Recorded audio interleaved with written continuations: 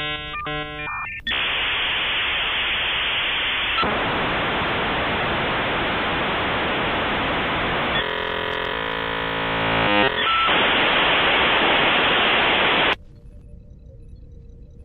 a primitive still. There she is. There she is. Kill! But I feel like celebrating! Red alert. All hands stand to battle stations.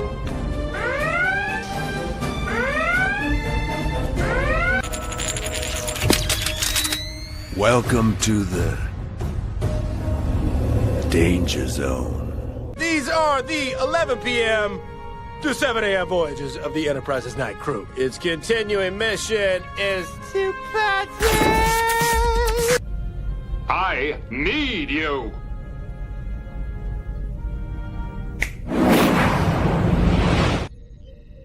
Welcome to Jill.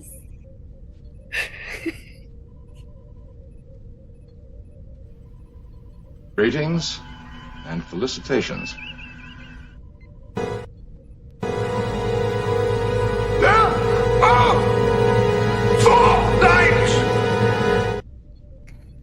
Hello and welcome to Midnight Continuum number 2. Tonight we're going to watch a very unforgettable Star Trek The Next Generation episode called Chain of Command.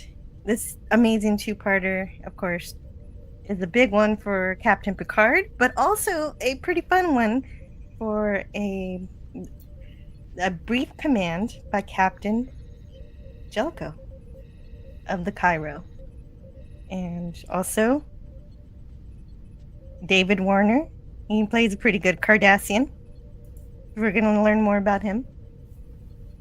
Old Man Bird asks how many lights, and I wasn't thinking. I was too busy doing slides and everything else. I missed the meaning of his question.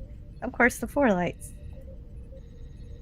And we also have JJJ Jr. here. Hello, JJ Jr. also has an avatar of Clippy. Clippy. I've been curious about changing my avatar to Clippy because it's been a call to action recently. I think it was Louis Rossmann to object to modern software practices if you wanted to say that you were sick and tired of all the things that big corporations were doing with your software and lack of ownership of anything, and everything's a subscription service now, and more objections, then you should change your avatar to Clippy. And there I would go check out Louis Rossmann's channel for the full explanation, but good for you, JJJ Jr., on standing with Clippy. Well, there are several ways that I avoid subscription services. One, don't sign up for them. Use free options. There's always a free option, and or there's a lifetime options. There are some companies that provide a lifetime option. I'd rather pay maybe it's a crazy amount, $300, but if that's forever, I'll do that instead. Well, and not to get completely derailed with it, it is totally also derailed. But it's Saturday. Totally derailed to it.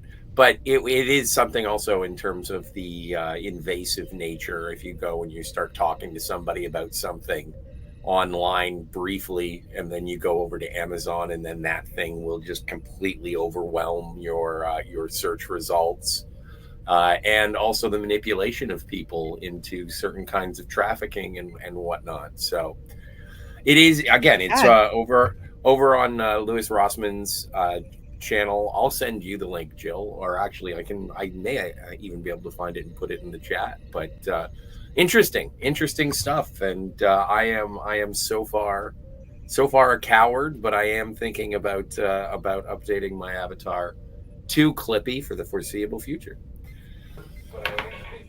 Here we have a to Clippy out of Echo. Clippy. There's Clippy. West Cagle is Clippy. All right, so I'm going to be muting West Cagle until he figures out his echo problem. West Cagle, you are free to unmute yourself once you have figured out your echo problem. It may be that you're playing YouTube on your side or something. Herc130 is here. Hey, Herc. Well, raise my rent. You are the Waco kid. Oh, there you go. You got it. Welcome, West I Bagel. didn't plug my mic in. That was the problem. Oh, sweet. Well, see, you figured it out. Good news. And glad you're here. Oh yeah, this is a fantastic episode. I just like Clippy. I just had no idea there was a whole campaign about it. I didn't either until I was just about to come on. I had my Warp avatar, but I heard you talking about Clippy. I said, well, I got to be topical. I guess I'll look into it later. But for now, we've got Chain of Command to talk about. The first part first aired on December 14th, 1992. The story is by Frank Abate Marco, with the teleplay by Ronald D. Moore. And it was directed by Robert Schreier. And this was only supposed to be a one-time episode, and Picard was going to be rescued at the end, but Michael Piller said, hey, why don't we make it two episodes? And the reason for this was financial. It costs less money to do a two-parter, oddly enough. I don't understand the reasoning for that. I guess you can split up your whole allocated budget between two episodes, then you get one story for the price of two. I guess that's fine. And hello to Ben from Cinema Gulp. Actually, Ben may not be listening. He may have just reposted the stream for us. But I still want to thank him. Yeah. Thank you, Ben, for reposting. And David Warner from Quest of the Delta Knights. Well, it'll be a little while before we get to him because he doesn't show up at all. Because he was hired at the last minute. They're like, wait a minute, we got to completely change this story. And they did. And Michael Piller said, I think what we could do is make this a two-parter, have Picard captured, and then make it an episode about his relationship with his torturer that takes place in one room. It's a fascinating two-person play, and we'll get another episode out of it that way, and we'll save a lot of money that will bring us even with the budget. So I guess they were having some money problems late in the run of The Next Generation because, of course, as you know, this is season 6. So let's find out why this TNG episode makes a better torture episode than the one from TOS called The Empath. No, I don't know if we're specifically going to do that, but I just wanted to make fun of the mute lady for a second.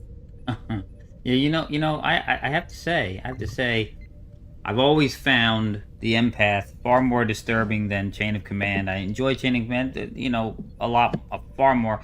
And it's probably because, I don't know, there's a woman involved in Empath. I don't know why. I mean, maybe it's chauvinistic of me, but it's not pleasant when you're talking about torture and there's a female character involved. Yeah, I didn't like it either. And those aliens were assholes. Let's see. Here we go. The USS Enterprise D. And, oh wait, where's the Excelsior class ship? The Cairo is supposed to be here too. Let's see if that's in the next shot. I think it's in the next shot. There you it is. go. That's how you There can it tell that things are about to go down, is whenever the Enterprise meets up with an Excelsior class ship. It's like, oh, this isn't good. Well, Same thing happens in getting the best of both worlds. yeah. I don't necessarily think we have to do a lot of script reading, but I do like to have the captain's log read. So could you read it for me, Scotty? The Sure. first one? Okay, Captain's Log, Stardate 46357.4. We have rendezvoused with the starship Cairo near the Cardassian border for an urgent meeting with Vice Admiral Nechayev. Yes, Vice Admiral Nechayev. She's here. First appearance, I And- think. Yes.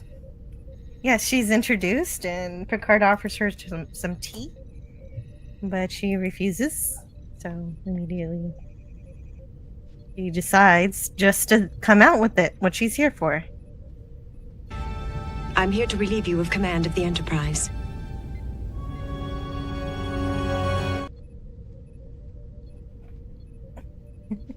And that I don't know is that the shortest teaser we have? I don't know if there's any shorter teaser, but that just happens.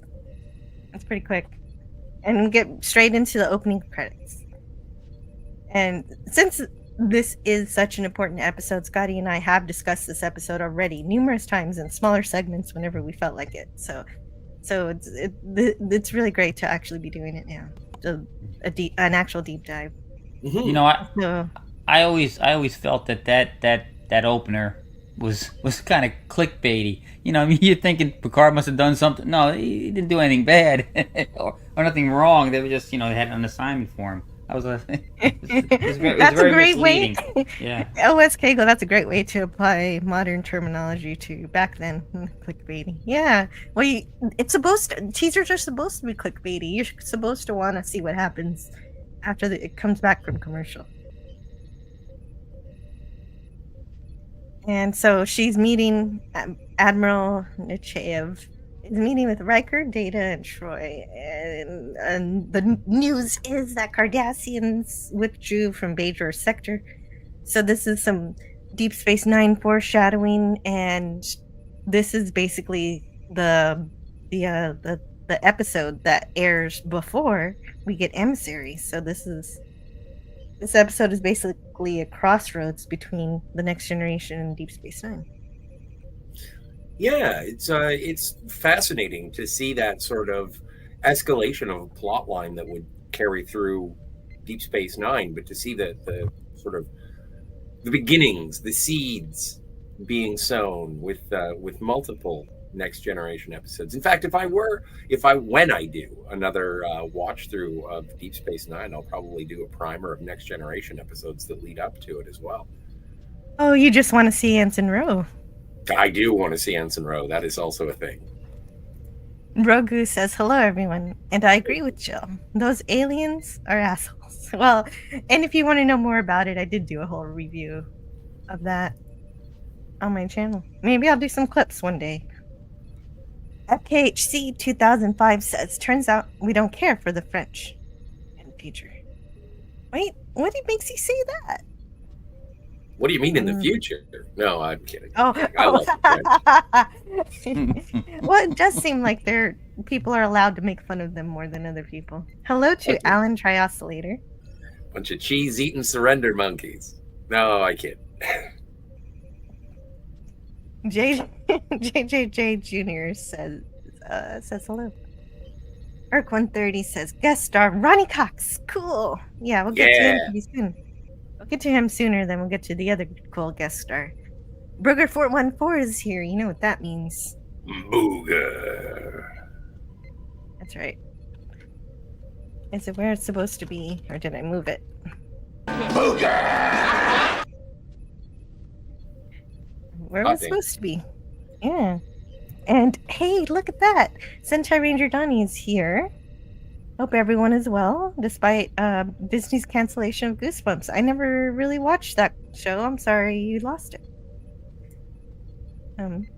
So I used to read the books when I was a kid. It was a lot of fun. I used to draw the covers. Orphan Zane, hello. And Riker Brogu says, Riker is asking her, would you like to join me in the holodeck? Don't do it, lady. Yeah. Well, I don't know. She's a little. I don't think she'd be. She wouldn't do it. Anyway, she's her superior. Oh my gosh, you've got a lot. Here's your latest Deviant art upload. Hey guys, right. Sentai Ranger Donnie is a musician and an artist, and here's some of his stuff. And so it appears like Cardassia is ready to invade in Federation space. Oh wait, the Admiral says, I said incursion, not invasion. Or like he's like, are they ready for war? No, I just said incursion. It seems like potatoes and potatoes to me, but they want to take a system that they think is theirs, but the Federation hopes to be able to negotiate and change their mind. And so when Riker asks about Picard, Nechayev tells him that he's going to be replaced by Captain Edward Jellico, who is the commanding officer of the USS Cairo. And the Federation's going to negotiate with the Cardassians by sending the Enterprise, but the Enterprise will have that different captain and chief medical officer and security chief. So that's because Worf and Dr. Crusher have also been reassigned away from the Enterprise. Well, and I find it fascinating that, like, a lot of this episode is people being taken away. Like, you lose Beverly, Worf, and Jean-Luc, obviously, and everybody else is just sort of treated as officers aboard a ship, and there is no cohesion. Like, there's no real... Like, Riker really doesn't even have a job, like, that he did before. Like, his style of executive officer is completely different than what Jellico wants. And so, whereas before it was like a nurturing situation, this is just like, no, execute the position as written. Like, this is almost like work to rule because of the emergency situation. Yeah, exactly. Yep. That's true completely. That is the way Jellico works, and we'll get into that as soon as he shows up. But first, why? Why? Because first Riker says that wasn't necessary, basically saying I could have been captain here, but he can't, according to the Admiral, because he doesn't have the experience. Yeah, and I want someone on the bridge who has a great deal of experience with the Cardassians. No offense, Commander, but that's not you. Yeah, I was just gonna say, it's the way she says it to him. It's almost a smackdown. Well, and in the same way that, oh no, the Enterprise is pulling up beside an Excelsior class ship. It's like, uh-oh, Admiral Nechayev's here. This isn't going to be a fun mission. She is severe. Yes. Well, you asked me for pictures of Beverly and her Black Ops outfit, but it's like kind of hard to do that, so I just got a video. Fair enough.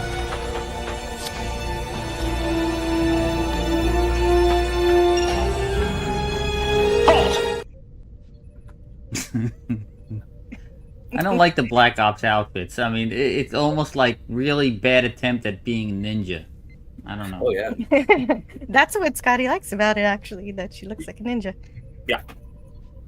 Yeah, but it's a bad job, though. I mean, I don't know. I mean, I guess there's only so much you could do with a onesie Black Ops outfit, but I don't know. It was disappointing. Oh, okay. They're training for a mission, a secret mission. Even they can't know about it. It's a secret. The people working on it can't know. It's hard to train for a mission when you don't have any clue what it is. So yes, it would be helpful to know something about our mission. Yes. And so this is just a holodeck program since it's just training. It's not real.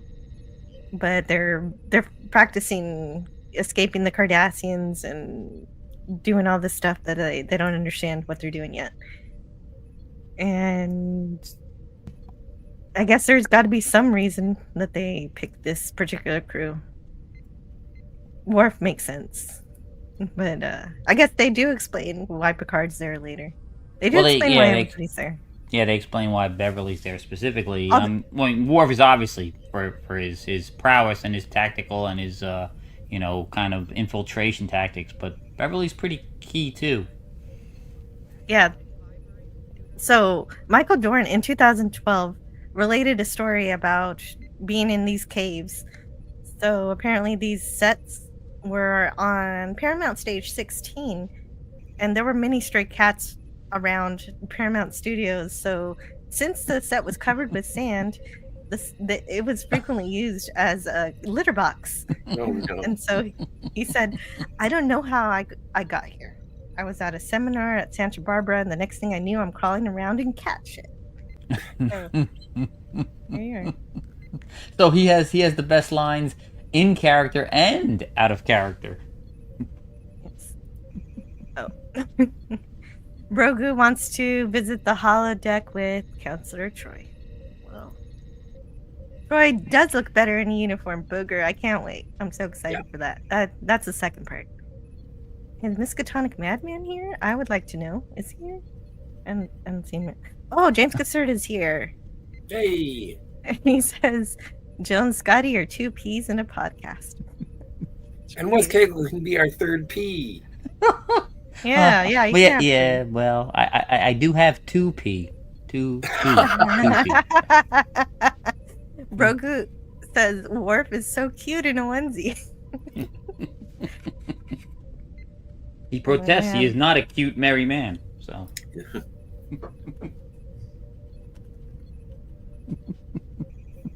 It's marbled, about 20 meters tall, and you're looking up at the sky.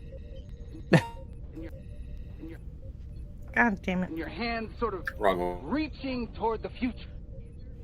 I gotta take a leak.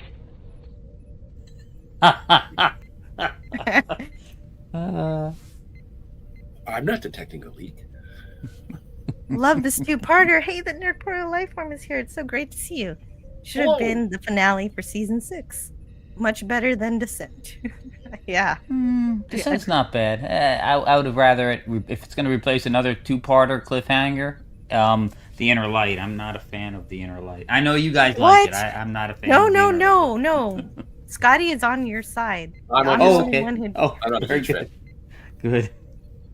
I like Descent too, but I don't know. I think this one's better, but this, yeah. I can agree with this. FKHC says little scampers. Yep. Meow. Between Gul Madred and Captain Jellico, you had excellent performances, especially in part 2. Absolutely. DJ Play says, wee! Have to just listen, but I'm glad to be here. Thanks for hosting, Jill. You rock.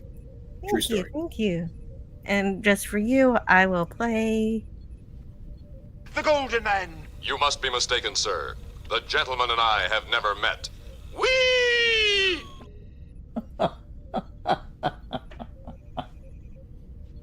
There you go. I'm not detecting a leak. Okay. Yes. Don't spend this all in one place, Jill, says FKHC 2005 in a very generous $1.99 super chat. Thank you so much. I'm going to play you a video. Look, I have one job on this lousy ship. It's stupid, but I'm gonna do it, okay?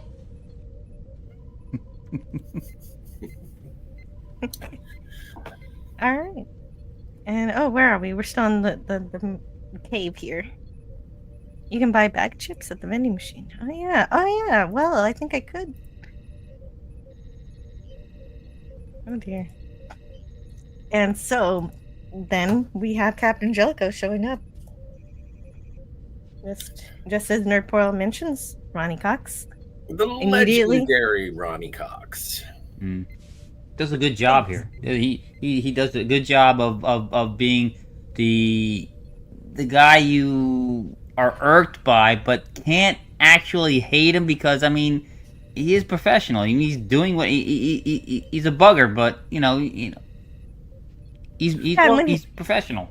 So yeah, he is. And when he's not on duty, he's kind of nice. And then, but when it's time to be on business, he completely shifts into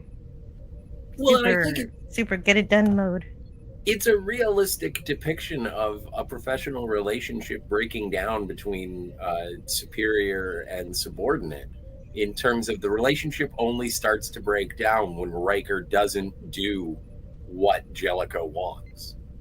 Yeah, but at first he's totally okay with I guess it's even at first it's overwhelming for Riker. I just met this guy and he wants to completely change everything to suit his desires. He wants to suit the mission. Yes, to suit the mission, but also to suit things the way that he wants things to be. And that's true as whether or not they do contribute to the mission. Things like changing the duty roster, I could see how that could be towards the mission. But he is making lots of radical changes very quickly. Well, but these are changes that had been. These are changes that were necessary, and also, if he could get it done on an Excelsior class ship, then why can't a Galaxy class ship do it? You got more resources, more manpower. Like, and yeah, you can redistribute. You can redistribute things from those pesky departments that don't do anything but stupid science stuff and go to war. Because war could be coming. That is what the preparation is. And this isn't, as he says later, this is not a research mission. We do not need, the Arboretum to be at peak efficiency. Yeah, but Riker's overwhelmed anyway. Yeah, because he's being a baby because he doesn't want to do his job. He's used to being he's not being a baby. I think he's being a baby. And you could see it in the first scene when it's like, you're not going to be captain because this isn't your area of expertise. And you can hear his eye roll from Deep Space Nine. Well, I got to thank FKHC 2005 again for 199 super chat. Here comes Ronnie Cox. Cue the banjo kid. Someone explain that to me. From Deliverance, I guess. I didn't know Ronnie Cox was in Deliverance. Oh yeah. I did not know this. I did not know. And many other things. Ronnie Cox from obviously from RoboCop, from Total Recall. Yeah, from Total Recall, I remember. Yes. I forgot to play this one. Oh. Sorry, I was concentrating on getting away from the last Cardassian, or maybe it was the falling rocks. And then we have, well, Jellico did his homework. He knows the ship already. Oh, he knows. We have you assigned to cabin 735, deck 7. Deck 7. I'll see you at 1300 hours. Yeah, he doesn't just know the ship. He knows the entire crew, their backstories, their history, and their Starfleet records. All of them. He's impressive. He is impressive, if nothing else. Brogu says it's at this moment that he's telling Riker the holodeck is off limits to everyone until further notice. Riker is pissed. True story. No more minuet. Hello, Kimberly Ann Hurt. Yeah. Hey, Kim. Yes, Jellico would be better off with an entire starship crewed by nothing but datas, because they will blindly follow him. Yes. Exactly, and that's shown specifically in this episode in terms of how, not just how he becomes first officer, but also from even before that when he's having Data follow him around everywhere, because Data is the perfect kind of officer that Jellico wants. You're right. He'd love to have nothing but androids. RRTNZ, hello. Performances in this episode are excellent all around. The late, great David Warner especially. Jellico's approach would have worked on a warship, but Enterprise isn't one. Ronnie Cox is a musician in real life. Yes. The way he's manning. Well, we don't know what he's like when it's not a war situation. Does he always immediately switch things around like this on his own ship, or just have it oscillate in between being, oh, it's wartime, now we know we got to do this, and oh no, now this is a scientific mission, we'll switch it to that. Maybe he has his crew able to switch between the two. I'd be interested to see a Jellico show. Yeah. No. Scotty made a point though. He changes everything to fit the mission. He knows they're going in harm's way. This is no longer an exploration vessel. This is a warship. This is definitely a warship at this moment. Yes, that is the conceit for what the Cardassians are threatening.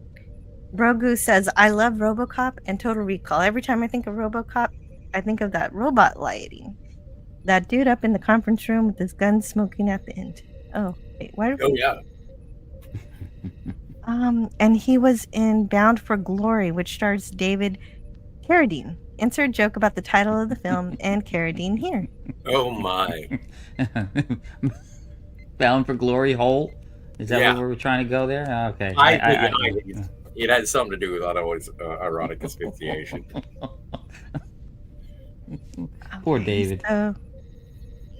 You will tell the department heads that as of now, the Enterprise is on a 4-shift rotation. I don't want to talk about it. Get it done. Oh, I'm kind of ahead of the game here.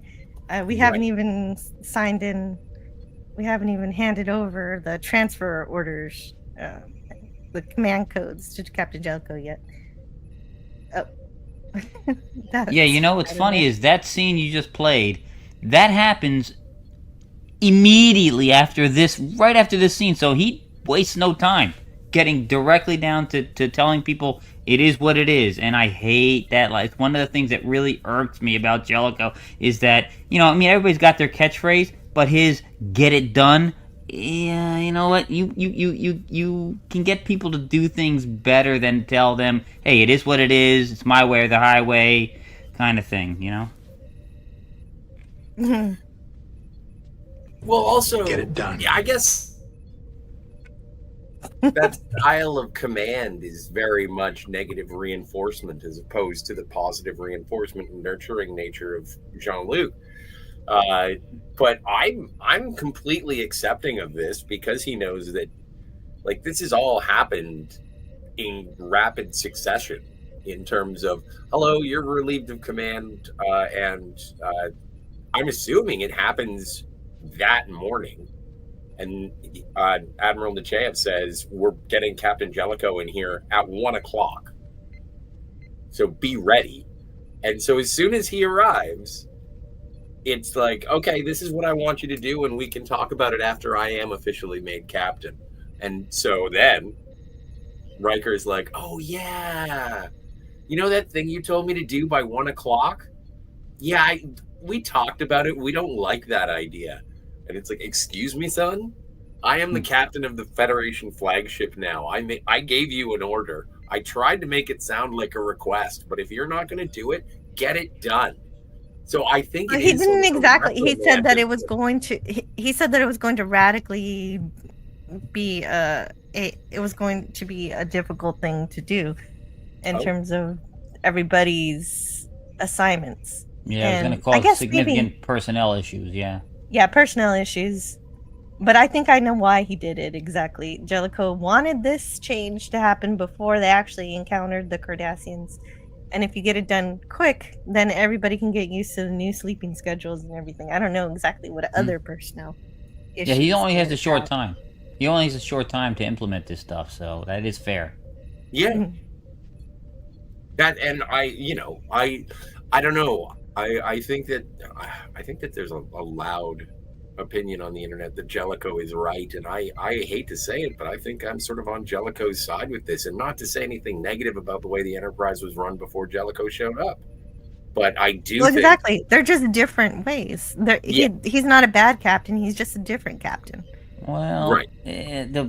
I'm not against him. I think he's right. He did what he had to do, but Riker's also right. This man, and it bears out with some of the things he says. He is an arrogant SOB. When he well, I don't want to get ahead of the game. They both think that they're arrogant. Yes, and I know what scene you're talking about. I love that scene where they actually tell each other what they think about each other. Yeah. And it's not pretty. It's a good scene because they're being honest. And well, I mean, when he makes these changes, eventually he feels that these are far superior, and and we get to hear that later, like at the very end of part 2. I don't want to get ahead of the game, but he makes that known, in no uncertain terms.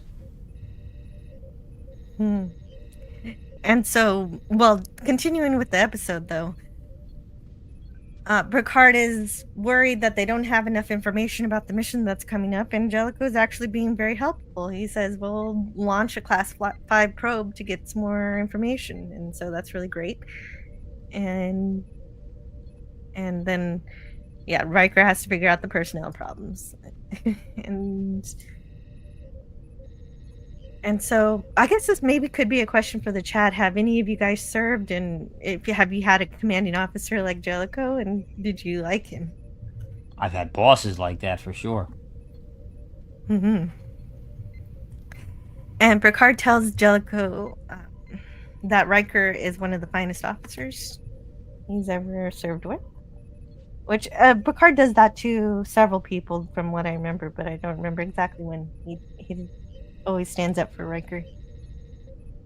Yeah, but you notice how Jellico brushes that off too when he says, He says he's one of the finest officers. Jellico, says to him, he's like, I know you think highly of him, but there's a reason why he's still a first officer. He just cuts Riker down at every chance he gets. He really doesn't like Riker. Yeah, he doesn't like him. Yeah, Right at no. the beginning.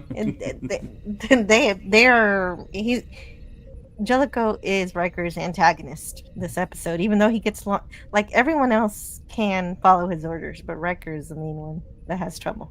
One of the finest officers that I have ever served with. Of course he is, Jean-Luc. Yeah. Okay. So, Wes Cagle, can you read this? Yeah, sure. Old Man Bird with a $9.99 super chat. Not that. Yes. He says, I meant the captain's log. Oh, the captain's log. Oh, my bad. But before you do that, I wasn't expecting a super chat at the exact same time. I was going to ask you to read a captain's log. Old Man Bird for $9.99. Thank you so much for the support for the channel. I blame the douchebags that promoted him. I would have said, Jellico, report to my office immediately. You are now on toilet cleaning duty. Oh, yeah, okay. I guess we know what Old Man Bird thinks of Jellico. Yes. Well, let's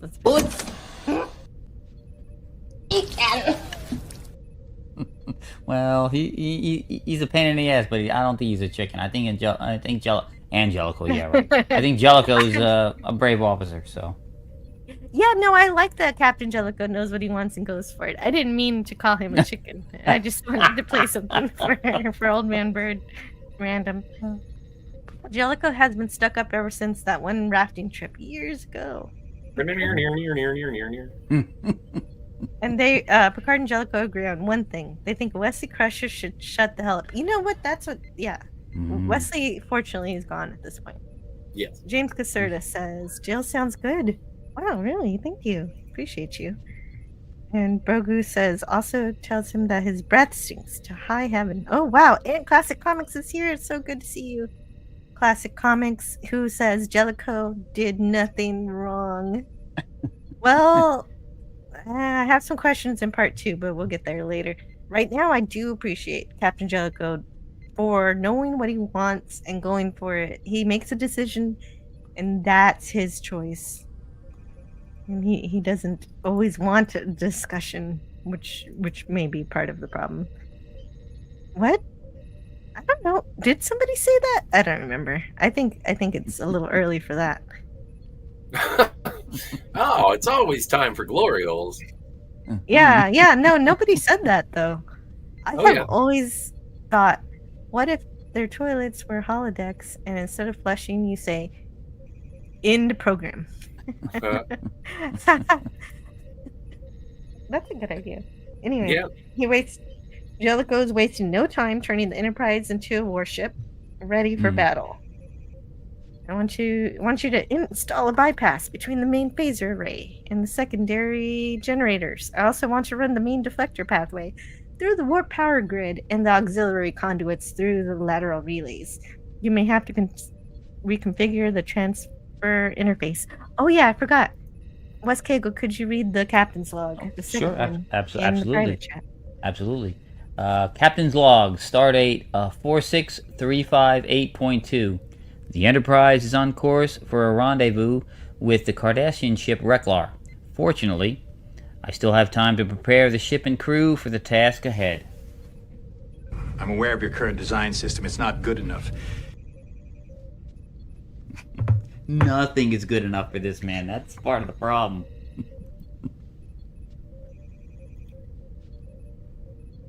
It's just, I think it's interesting. I think it's interesting. I do think it's interesting, and I do understand, because you're used to seeing our heroes work as a, well-oiled machine, getting things done in a cooperative and positive setting. And so when someone shows up and says, yeah, but it could be better, and everyone's like, but we're doing everything to specs. Like, I think Geordi even says, it's all within specifications, and Jellico's like, I don't care. I do not care about the specifications, Commander. I want this done. It's like, and to a lesser extent, it's like, oh, it's like the Deadly Years, where it's like, why is it that, or maybe no, it's an obsession. An obsession when Kirk is like, why is everyone second guessing my every order? Why? And it's, well, because Captain Kirk was acting irrationally. But in this one, hello, I'm the captain of the Enterprise. Here's an order. But why? Because I'm the captain and I want it done. But we're already doing it this way. I don't think you understand what captain means. I ask for, or I tell you to do things, and then you do them, please. Everyone is used to being able to provide input to the command and have somebody listening to them, and not just, oh, this was already decided. I already decided this is the way. Get it done. Yeah, oh God, he really annoys me every time he says that line. Well, you know why? I mean, it is make it so, except Jellico's make it so. Yeah, it's the arrogant make it so. So, but you know, I do have to say though, he keeps saying, you know, this could be better. This could be better.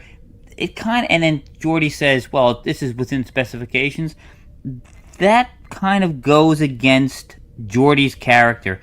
If you watch all the episodes, he is constantly tinkering and futzing with every little piece of engineering to get the slightest bit of edge. So everything would be far above specifications at this point in the show. You know what? That is a good point. Well, and not only that. Well, I guess if he's as you've mentioned, he's trying to prime the ship up so that it is ready for battle. He wants a warship, and so even Geordi's priorities are with the scientific endeavors. True. But, like, I think about relics, and when Picard asked him to do something, and then Scotty was like, well, you didn't tell him how long it would really take, did you? Like, well, of course I did. So, and later on in this episode, Geordi's like, I don't mind the work. I don't mind what he's asking. I just want more time to do it. And the thing that really sort of irks me with that is, obviously everything is on a very tight deadline. The time is not on their side. And so when he keeps asking for stuff to be done, like, I want this done in 6 hours, there are plenty of times when when Kirk would say, I want this done, and they're like, okay, it'll be 36 hours, and it's like, you got 24. Go to town. Yeah, you know, I got a counter to that, but I'll wait until the scene to say what it is. You know, I do have to say, when he, and this is what grates me about Jellico, is that he's a good officer, he's a good captain, he knows what he needs to get done, but he does not know how to get people to do what you need them to do properly. That scene, if he's talking to Geordi, what he should have said, and this is what a good captain would say, somebody like Picard or even Kirk would say, listen, I understand this is going to push the personnel to the breaking point. You don't have the time. I know you don't, and I know it's very much a limited amount of time to do this. I know this crew. I know your record. I know what this ship can do. You guys can do this. I'm counting on you. You need to motivate. You need to know how to motivate people and talk to them in a way to get them to want to do the impossible for you. And he doesn't know how to do this. Agreed. Yeah. He could even learn if you, something. yeah, if you want to compare it to like All Good Things, when Picard's jumping all around time, and then he goes back to like the first year, like before the Farpoint mission, and he's doing what Jellico is doing. He's just going around. He doesn't know anybody, but then he does give, a classic Picard speech, the final Picard speech of The Next Generation, and he does have that motivational gift of command. And so, yeah, you're right. You're absolutely right, Wes Kegel, is that he should be able to. You got to give a little carrot before you start using the stick. Using the stick, right? And that speech that Picard gives that you mentioned, you notice all of the crew has been doubting him up to this point. He makes that speech. Every single person, you can see it in their face, is now resigned to do their darndest for this man who they hardly know. Yeah. Well, and I think there was supposed to be, I think there was a deleted scene or something was written and not shot, but it was that there was sort of a connection between Jellico and LaForge in that they both served with Geordi's former CO. Oh. And so, but yeah, they're That's a deleted scene, Scotty. Yeah, that's cool. I didn't know that. And there is an affinity between Geordi and Jellico to a certain extent. There's professional courtesy. Mm. Yeah, they do. Yeah, and they have more than one similarity, which we'll get into in the second half of the episode. So, well, I guess if everybody's seen this a million times, they both know they're both pilots. You see the line you have on the screen here? Yes. Well, that's why I haven't moved the slide. Yeah. Because I can't move on. Is that really important at this moment? Yes. Apparently, this is super important for him to be comfortable in the ready room, to feel like the Enterprise is his. I like him, except for asking to get rid of the fish. It seems like a low priority aesthetic feature, but I can understand. He likes to make everything his way. And this is an extension of that. This is his way. He wants to be comfortable in his own office and feel like the ship belongs to him. Yeah, with this very line, he almost becomes as much of a control freak as the Cardassian Inquisitor. And apparently there's also an out-of-universe reason for this. According to Ronnie Cox, he says that they removed Livingston because Patrick Stewart hated Livingston in the ready room because he thought it was bad to have a captive animal in a series that cared about the life of other species. So this was a sort of bone they threw to Patrick, he says. Well, and I thought that there was something that had been. I think it's out of universe. I think it's like head canon or beta canon or something that Livingston is actually a holographic representation of a fish. Yeah, no, that can't be true because there's a line from Q that says, "I bet you're worried about your little fish." Oh, that's true. That's true. So I don't know. I think it's probably some kind of novel or something. But well, do we ever see them feed the fish? Because if we don't ever see them feed the fish, it doesn't have to be alive. I mean, it's in a completely encased aquarium. I don't think there's any access to it. Well, what I like to believe is that there's like a little tunnel that goes into, the science room, which has a bigger tank. But Livingston just likes being with Picard. No, I have no idea. I'm making stuff up. Pretty now. Good. I did not know the fish had a name. Oh yeah. So we've made it to engineering, where Jellico is telling LaForge, like we've already said. So I'm repeating repeating things that have already been said. But the warp coil performance needs to be better, and power transfer levels. And apparently, all they have to do is shut down all the science stuff, the exobiology, astrophysics, geological research, which is okay because they're not on a science mission, as we've already mentioned. And of course, we get our tagline: "Get it done." And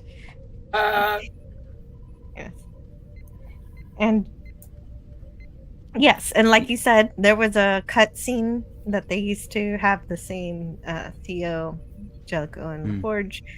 So maybe that was supposed to be him trying to build rapport with Geordi.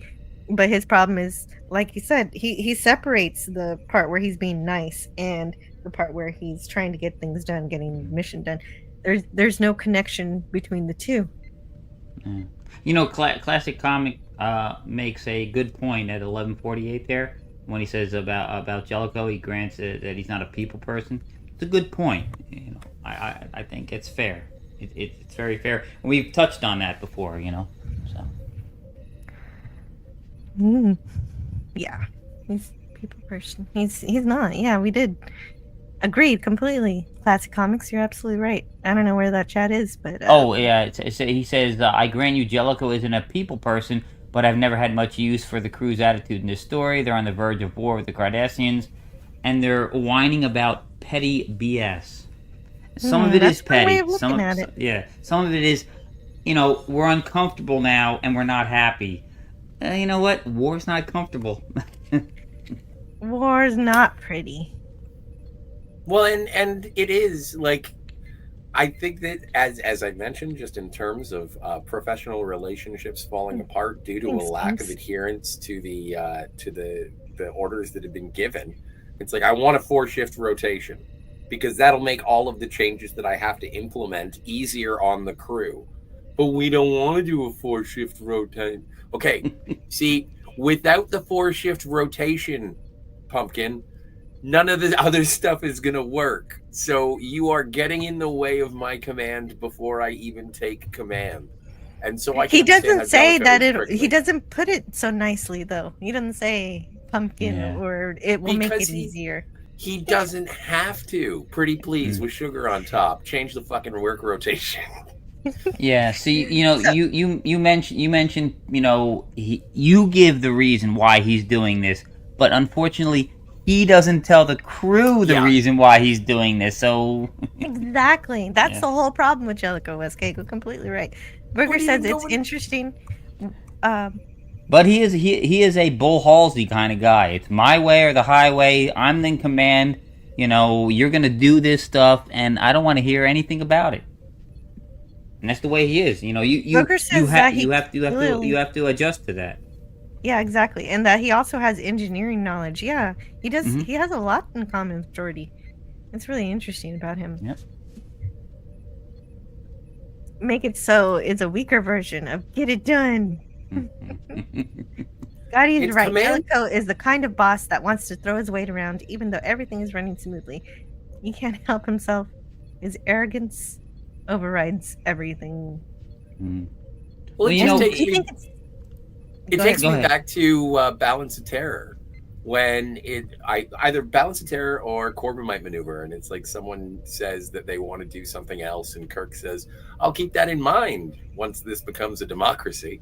Exactly. Yeah. And that's a great line.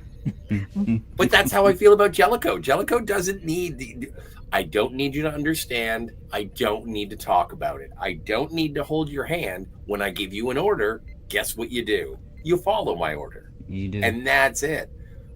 Captain Kirk didn't have quite so many meetings as Picard did, but I think that he still did listen to his crew when it was something that made sense. Yeah, sure. True. But, I'm reminded of a line from the 1976 Midway movie when Nimitz is talking to Halsey when he's in the hospital bed. He says, Chet, you told me early on, when you're in command. And that's what Jellico, that's his philosophy. Yeah. RRTNZ says Jellico is a capable boss, but to go into such a dangerous situation, he needed the crew's unwavering support. And for that, he had to be a leader, not just a boss. In that sense, Picard was better. Yeah, and you can see it in the behavior of the crew, as somebody else said, whiny, but it's just the way they look at him. Even when they're following his orders, they look obstinate. Yeah. And okay, we read that one. Grow up, you babies. Says Classic Comics. Enterprise D is an exploration research vessel, says RNT, said. It was the wrong ship to be sent on this mission. Would you assign your tech guys to do dangerous recon? But it's the flagship. It's the flagship. So yes. I'm not sure. Yeah. Sashi's hey, here. Sashi. Hello, Sashi. Enjoy the employ. I always found it very odd. It's the flagship, right? It's the flagship of the Federation. Yes. When you have a flagship, there's always a captain on board. They usually are the captain. But every flagship of every navy has always been headed. It's been the ship of an admiral. Why Why is this different here? I've never understood this. I don't know. I think it's like the establishment of the Enterprise as being the flagship of the Federation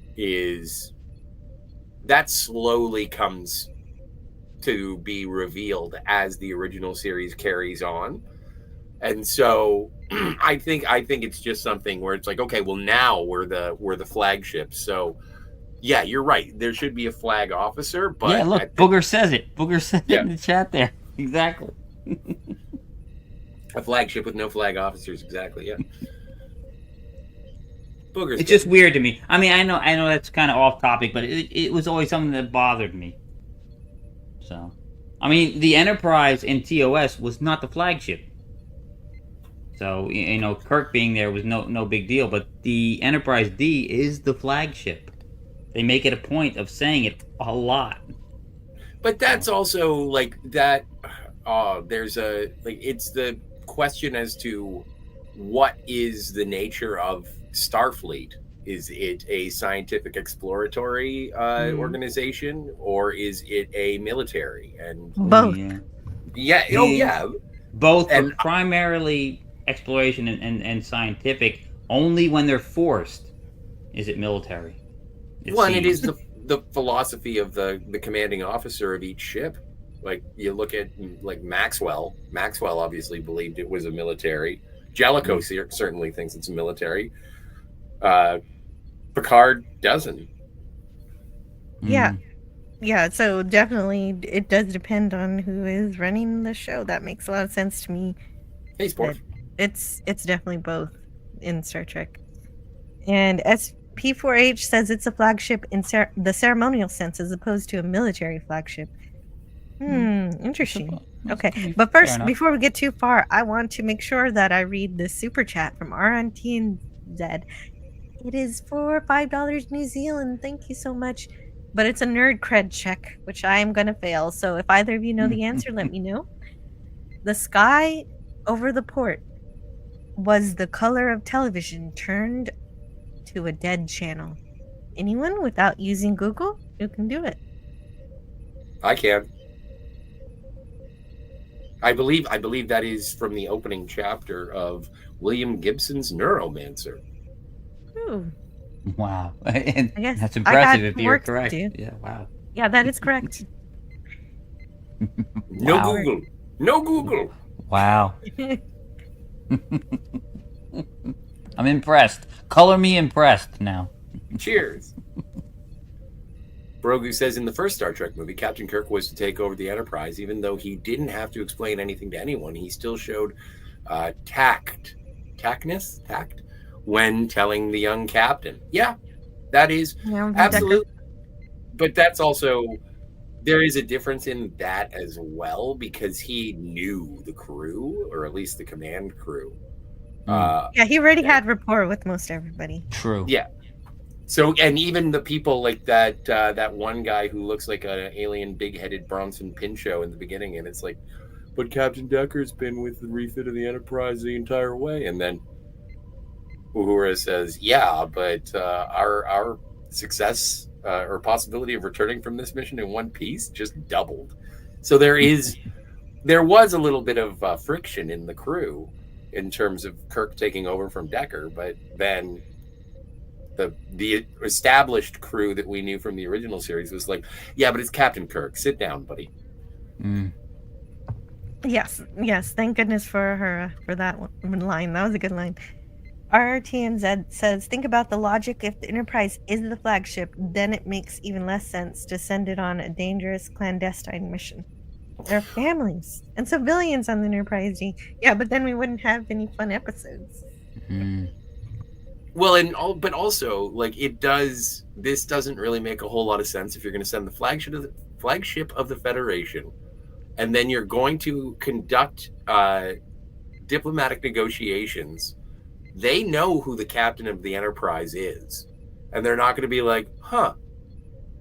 Like, I know Gul Madred does say, where is Captain Picard? But it's like, we're going to change where the Enterprise is. We're going to change the commanding officer. Oh, yeah, and we heard there might be an incursion into Cardassian territory. it all just comes together. It's like you might as well just be playing poker with your cards facing up on the table so everyone can see what you're doing. Yeah, the Cardassians knew what was going on right away. Oh, yeah. So yep. They didn't. Oh, and the exchange between the two of them in the the conference room is a masterpiece in politicking. I mean, the two of them say things to each other without saying things. The other one knows, I know what you're saying, and I can't respond to it, but oh god, it's great, the exchange between the two of them.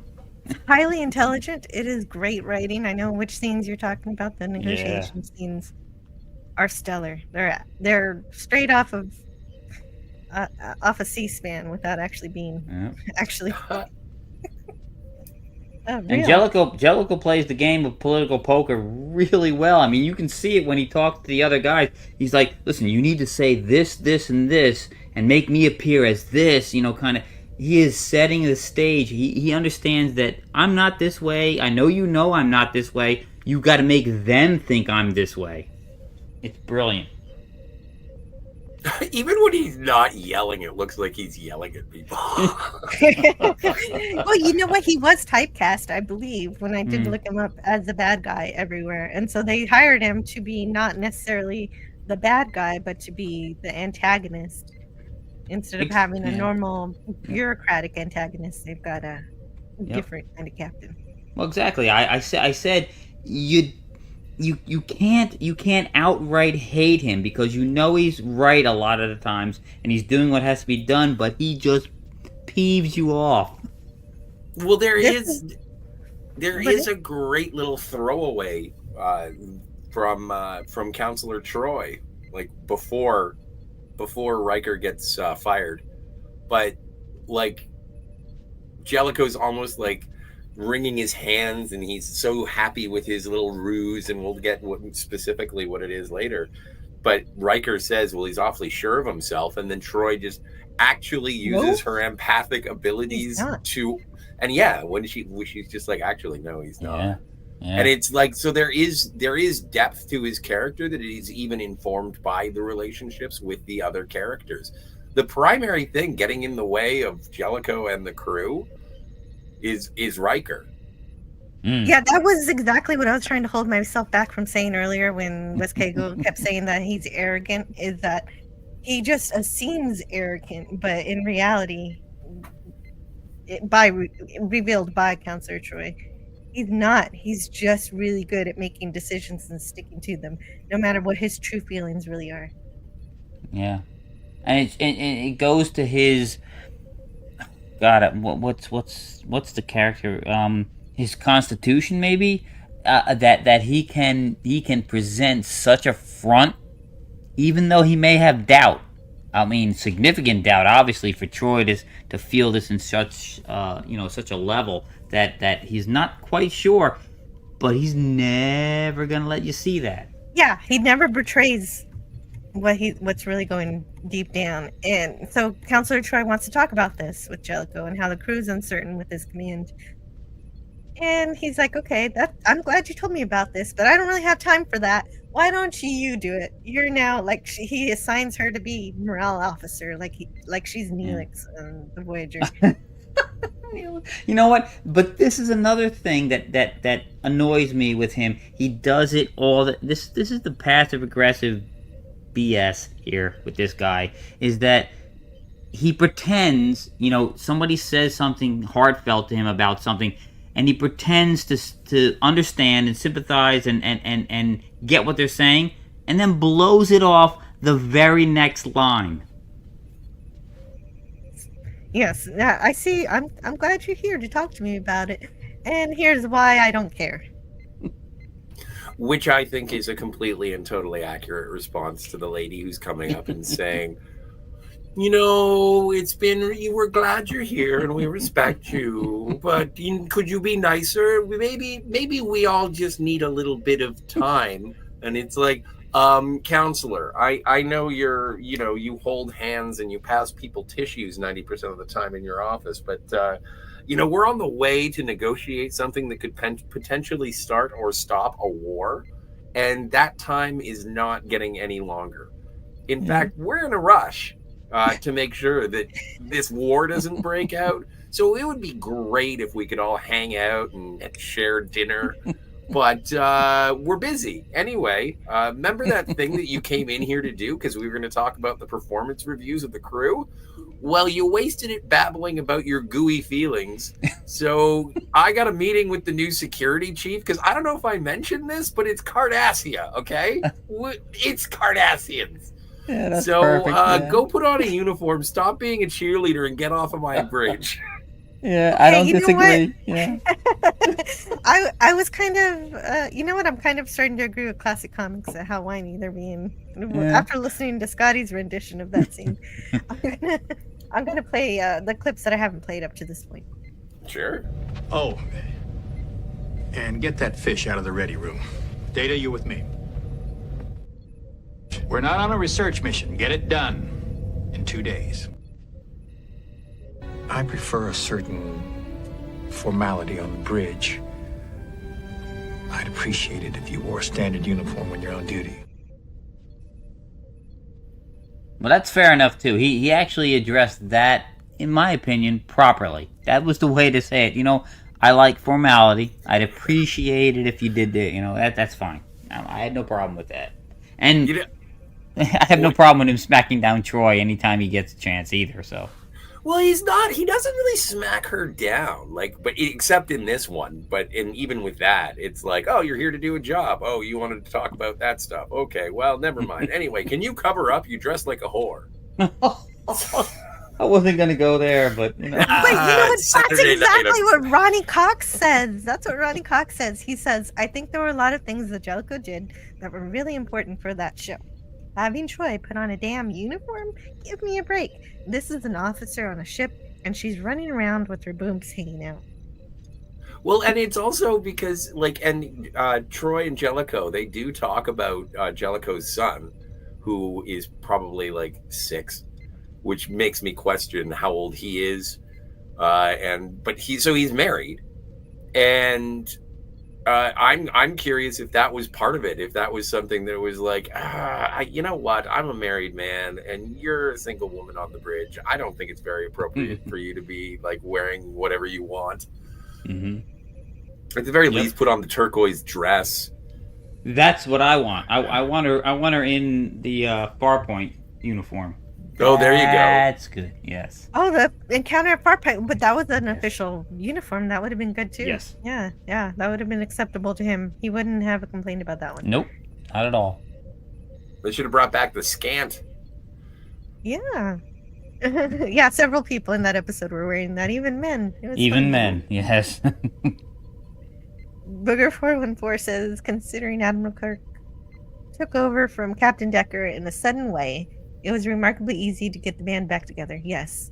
Mm-hmm. Yes. Captain Decker, he may not have been happy with it, but he did it. He didn't start crying or anything. Nope. He just carried on. Mm-hmm. But that's also the nature of the storytelling when it comes to anything like, oh, Captain Kirk is here. That's exactly what we wanted. We, the audience, wanted Captain Kirk. Oh, Spock's back. That's what we wanted. The audience. Spock is back. That's good. And with this, it's like, who is this guy? We don't like him. The audience, this is bad. Yeah, and it's engineered. He's engineered for you not to like him because he's obviously he plays bad guy on TV, and everybody seems to be irked by what he's doing. Classic Comics says Jellico has been chosen for this job because he's familiar with the Cardassians and how they operate, which was mentioned at the beginning of the episode. But if you're just joining us, then you can figure that out from that comment. Remember the speech Kirk gives the trainee crew in Wrath of Khan when he assumes command from Spock? That's how it's done. Exactly. It's what I was saying. You need to get people to want to do the virtually impossible for you, to go above and beyond, to literally lay their lives down for you. And I know that usually comes with time because, you've served with somebody for so long, you have a connection, and you want to, do the impossible for this person because you revere them. But you can get that very quickly by how you talk to the people, how you treat them. Mm-hmm. Yeah, that's right. And sometimes that does take time, but that's what Jellico kept saying, is that I don't have time for that. But the comic says, no yoga pants on the bridge, please. And Daniel's here. Hello, Daniel's Hot Topics, who says there are 5 lights. Oh dear. Daniel is on. I knew Daniel would be on the Cardassian side here. I had a feeling. Oh, God. Brogu says he's like The Rock in wrestling. He asks a little boy what his name was. The little boy said, my name is, and The Rock yelled, it doesn't matter what your name is. That's Jellico. True. God. And yeah, I think Jellico is cool too. Mostly. But I think we've already explained things that aren't so great. It's a little bit of talking to your crew, explaining what you're doing and why you're doing it. I don't think it would be harmful. Yeah. But anyway. I understand you want to establish that I don't need for you to understand. I just need you to carry out what I'm saying, because in the heat of battle, that, seconds matter, and you can't be questioning what I. But when it's not seconds that matter, you can elaborate a little bit. At some point. Exactly. Yeah, definitely. If you're in the heat of battle, then yeah, don't question. But if you've got a couple of days, yep, you have some room to breathe. You actually need to establish. I know. Again, he is limited in time because he's thrown into this. He has a very short amount of time. But if you can get at least a modicum of rapport between you and the crew, they will then, at that point when it matters, obey at the drop of a hat, because they want to. You've got to get that at some point, though. You can't. It's not given; it's earned. So. Agreed completely. But yeah, I guess it's fair to say he didn't have enough time for all that, though. But Booger says Jellico is full of vinegar, but still catches all the flies.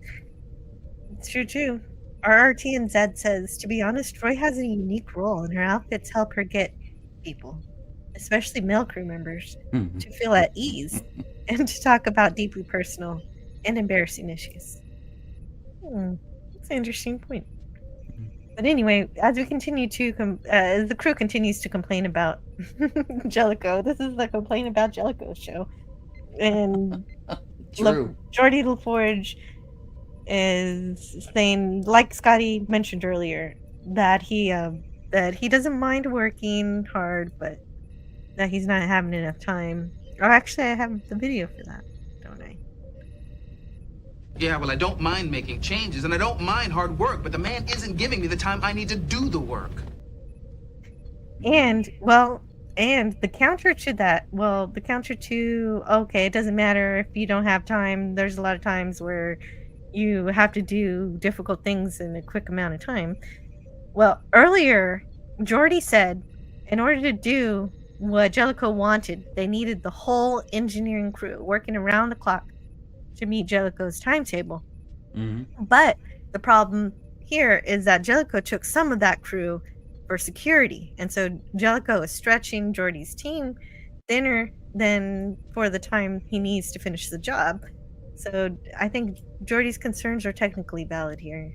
Yeah, that's fair. And it's not that scene in engineering where he's talking to Geordi and about doing all these things, these radical changes. It's not Geordi that acquiesced to, we can do this. It's Data that keeps telling Geordi, well, it's theoretically possible. We can do this with what we have. That's why you need a ship full of Datas for Jellico and not a ship full of Geordis. Yeah. Yes. And that's true. Yeah. No, Jellico needs a ship of Geordis, not Geordis. Ship of Datas. Yes. But unfortunately, there's only one Data. There is only one Data. Well, except for there's Lore, but he's not exactly a Starship officer material. No, I think he would be. I think it would be counterproductive for Jellico. Picard gave them too much time, says James Caserta. Apparently. And so then there we go. That's that scene. So Riker says he'll talk to Jellico for Geordi. Yeah, that doesn't go well. No, well, because Picard finishes training and he's all tired, and Riker was going to ask Picard to talk to Jellico talk Jellico down a little from being too overbearing. But since Picard was exhausted from training, Riker realized how stupid he was being and left. I don't know exactly why. He's like, never mind. No, but I'm glad. That's a good scene, actually. That's a good scene. It shows you just how I've said this over and over. I'm a sucker for self-sacrifice. This is sort of a self-sacrifice scene. He's like, listen, I can't burden him with this right now. I understand. Yeah. This. Yeah. Yes. Exactly. Because there's so much on. Yeah. Great empathy from Riker. But also, Riker needs...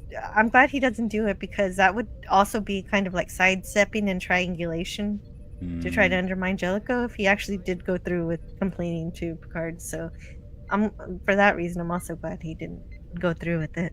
Aw, Brogu says I'm amazing. I think you're amazing too, Brogu. I'm True so happy story. you're here all the time that you can give me. It's amazing. RRTNZ says, I think we need to take a moment to recognize what a great job Jill is doing at moderating this discussion. I'm sure Clobby, rest in peace, whose birthday would have been coming on Monday, would have approved. Clobby. Yes.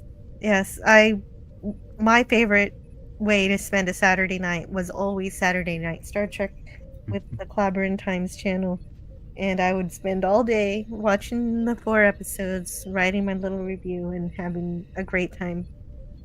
And Clobby was so good and so funny, and him and Raquel and Mark, they all made a great team.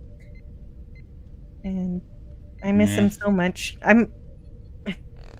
Yes, and it is his birthday coming up on the 11th, and there was a request from one of his friends that everybody who loved Clobby should say something on social media, on, like, I guess Twitter or Facebook or wherever you post stuff about what he means to you. And I think that's a great idea, and I'm going to be doing that too, as Kegel posts his channel where we all had a place to go, a place to get away. His channel was it was like a convention just on the internet, and it was amazing. He made every single person who showed up in the chat, made them feel special. So he did in some way or another. And me, definitely. They made me communications officer, and I'm never giving that up. That's forever. Nice. He will be remembered. Mm-hmm. Yes. Yes, thank you so much for that super chat, RNT and Z.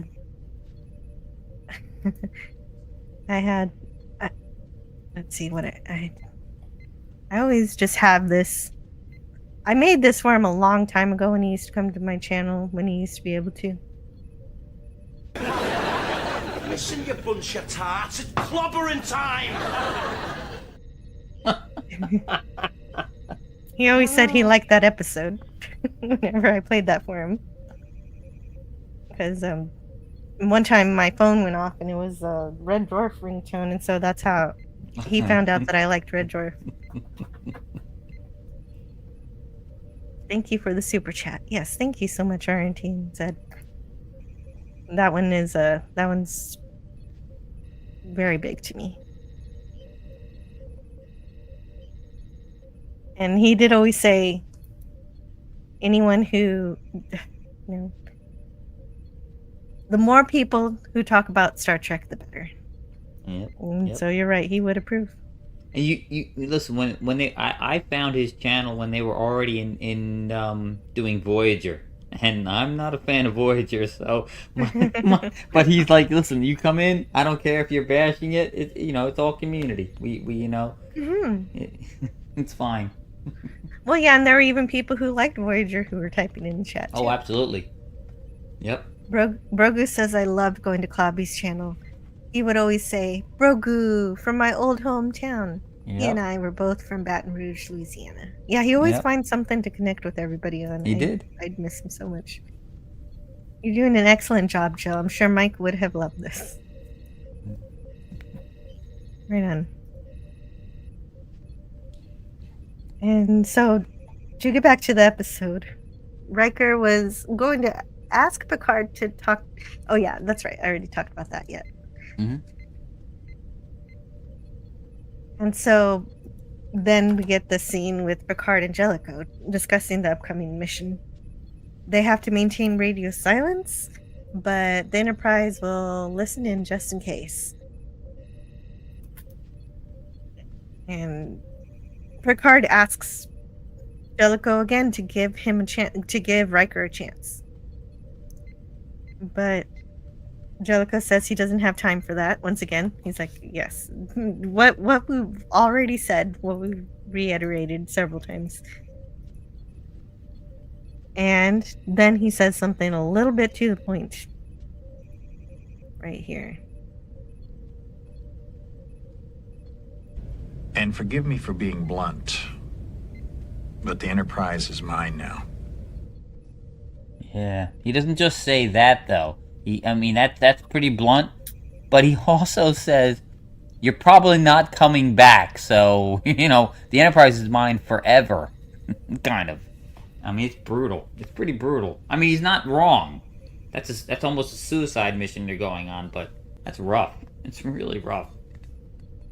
Well, and we do get to find out later on, and it's like when Picard, and actually very shortly, when he just says, we're supposed to do this at any cost, implying that it's like the orders that Picard had been given were, if mission is primary and crew expendable. Yep. And crew's expendable. How come they don't send a bunch of young kids to do it? I don't know. Well, you need the experience to have some kind of success. Yeah. Yeah, it was a carefully orchestrated trap. Yep. The theta emissions were the lure. Yeah, right, exactly. Because Picard is only one of 3 officers who knows about theta band emissions, and the other 2 are inactive now. So. So Jellico is practical, and he's preparing the Enterprise for battle for when the Cardassians decide to attack, because he doesn't think the negotiations will really go well. Obviously, he's going to try, but they might, but he just can't predicate his decisions based on the small chance that he will be successful negotiating. Well, and also, I think that there is a certain level of Jellico's reaction to Picard here. Because obviously they're peers. They are of the same rank, so they can be a little bit more open and interactive in their conversations. But I think that after having spent, let's say, a day or 2 days, however long Picard's been training, and Jellico's been dealing with Picard's crew, and it's like, I don't know what kind of half-cocked, weird little play school you're working with here, sir. But Jesus Christ, these people are soft. Anyway, I'm going to do what I'm going to do now.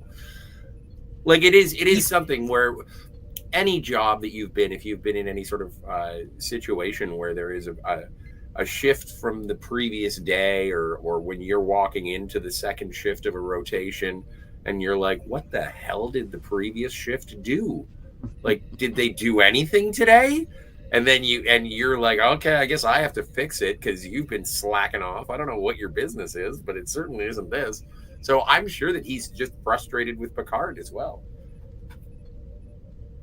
Fair. Yeah, definitely. Well, and he has to give him back his book. He's like, here, take your Shakespeare. Yeah, well, that's another this is my ship thing. That's like getting rid of the fish. Take this book too. Take all your stuff. This is my ship. So. Yes. And then we have the shuttlecraft Feynman leaving the Enterprise. And yeah, it is the shuttlecraft named after Richard Feynman. And I really love Richard Feynman. For those of us who don't know, Jill, who is Richard Feynman? He's a world-renowned physicist and Nobel Prize winner who he did work on quantum physics, and he won for something related to that. And I really love him very much, and I enjoy the way that he thinks about science.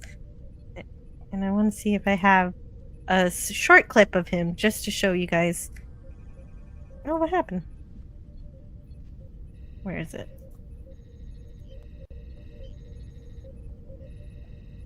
He's pretty cool. But wait a minute. Oh, I didn't re-upload it. I gotta upload it. Here we go. What is the matter? Either that or I just can't find it. But I want to introduce you guys to Richard Feynman if you don't know who he is. It's less than 2 minutes. Okay. Very cool. Also, I like the shuttlecraft design before we started going to the runabout type of thing. Runabout type, or even Voyager, like not the Delta Flyer, but even the ones that had sort of the extended nacelles. Yeah. No, that's very good. That's very good. I can sum what his kind of attitude goes back to a joke I love to tell all the time. It's the optimist sees the glass as half full, and the pessimist sees it as half empty, and the engineer sees it as twice as big as it needs to be.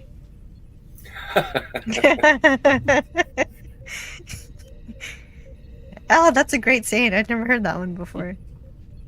Yep. Yeah, they see everything clinically. Scientists. They see the beauty, but they also look deeper. They see the the fundamental clinicalness of everything. So. Yeah, fair enough. And okay, so just to get back to the episode, the Cardassians. So we finally find out why we're on the secret missions. The Cardassians are supposedly developing a metagenic weapon, and Worf is our audience surrogate, saying, "I'm not familiar with metagenics," and so Picard and Crusher have to tell him that, even though he's a tactical officer and he's not familiar with a dangerous type of weapon. I don't know if that's believable exactly, but Crusher explains they're genetically engineered viruses designed to destroy entire ecosystems. When metagenic toxins are released into a planet's atmosphere, they immediately begin to mutate. They seek out to destroy all forms of DNA they encounter, and in a few days, everything is dead. And this kind of thing was banned because it also poses a risk to the person who attacks and to everybody, and it's terrible. It's awful. But the rumor that Starfleet intelligence got is that Cardassian developed a new way that would protect them from the accidental exposure to the toxins they were using to destroy a world that they wanted to invade. So the idea is that they're doing this, and so that so this Black Ops team of Picard, Worf, and Beverly have to go and seek and destroy this thing. That's all it is. Seek and destroy mission. Yep. This conversation shows you how ruthless the Cardassians can be. It sets the tone because they mentioned that even the Romulans adhere to this treaty of not using this weapon. Mm-hmm. Except that, well, as we find out, they're not using it either. Well, yeah. But just the idea that maybe they would, maybe this is their big dream, that they wish they could use this weapon. Mm. And so they need to find a discrete transport. Yes, but I do have a question about this metagenic weapon. If it does go and destroy an ecosphere, like, doesn't that mean flora and fauna? So basically a metagenic weapon, and I guess it's genetically engineered, so it would be specifically targeted at a particular kind of DNA, although the way that Crusher describes it is that it gets into an atmosphere and begins to mutate and seeks out any DNA. If you wipe out like all of the trees, for instance, on a planet, doesn't that mean you're like choking the rest of the planet of any oxygen? Yeah, if that's how it works. You turn it into the moon. Yeah, exactly. So I guess you would be able to conquer the world and plunder any of the leftover machinery and cities and technology and everything like that. But like the world itself would be useless then at that point. So yeah, it seems like a hollow victory. What's worth conquering if you need the great thing about conquering a planet is the resources, and you just destroyed all the living resources. Yeah, you don't want to destroy, just the sentient life, and I don't think they have a way of differentiating between sentient life and non-sentient life. So yeah, if it's just something that destroys all the DNA, that's a bad idea. I agree. Mm-hmm.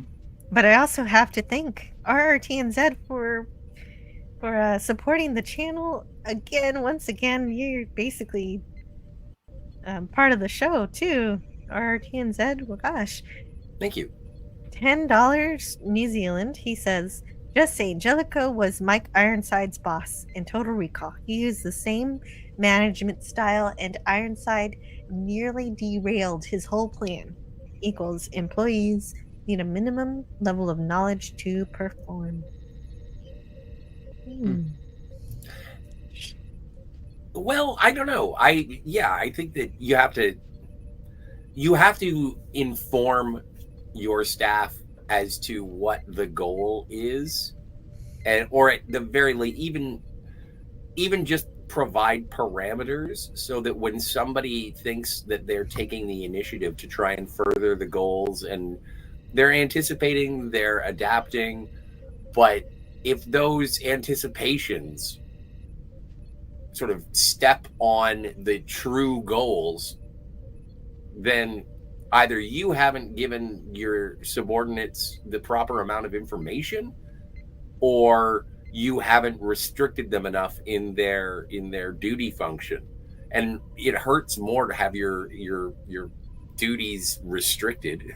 Sorry, I didn't mean to say it like that, but yeah, I think there is definitely, here's what I want you to color, stay within the lines kind of thing. And if somebody gets creative and thinks that they're helping, it's like what James Caserta said. It's like, think. I don't give you what is it? I don't give you enough information to think. And it's like, okay, so just follow the orders. Again, yeah, listen to the captain. Yes, that is the desire. Brogu says, every time you guys say Cardassians, I'm thinking of Kim Kardashian. My goodness, they are influencers. And yes, this joke has been played out in the cosplay world. If you go to a Star Trek convention that's big enough, there's a possibility you might see this. Oh my. Or I've seen the memes that say keeping up with the Cardassians. Cardassians. Yes.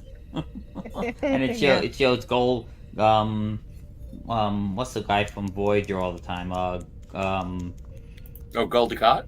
Gul Dukat, yes. That Voyager, that's Deep Space Nine. Oh, I'm sorry, Deep Space. Yes, yeah. My bad. Yeah. And that one, I'm sure that one's here too. But anyway, yes, that's right.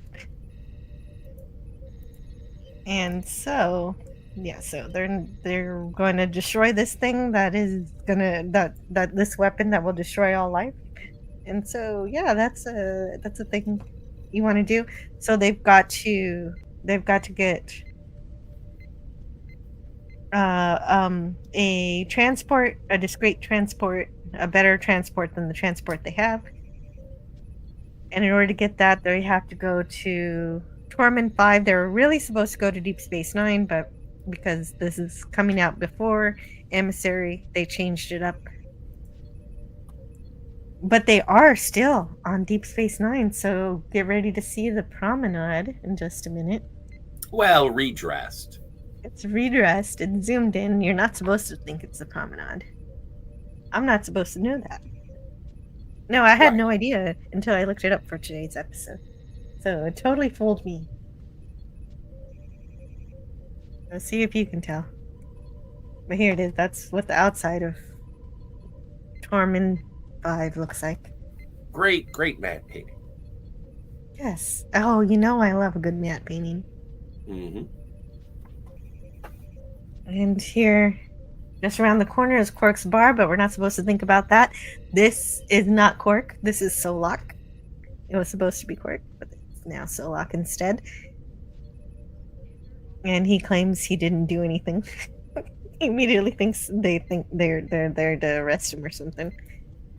But this is the scene where Beverly gets to be a hero here. Just offer a little umox and you get a ship. I have questions about this.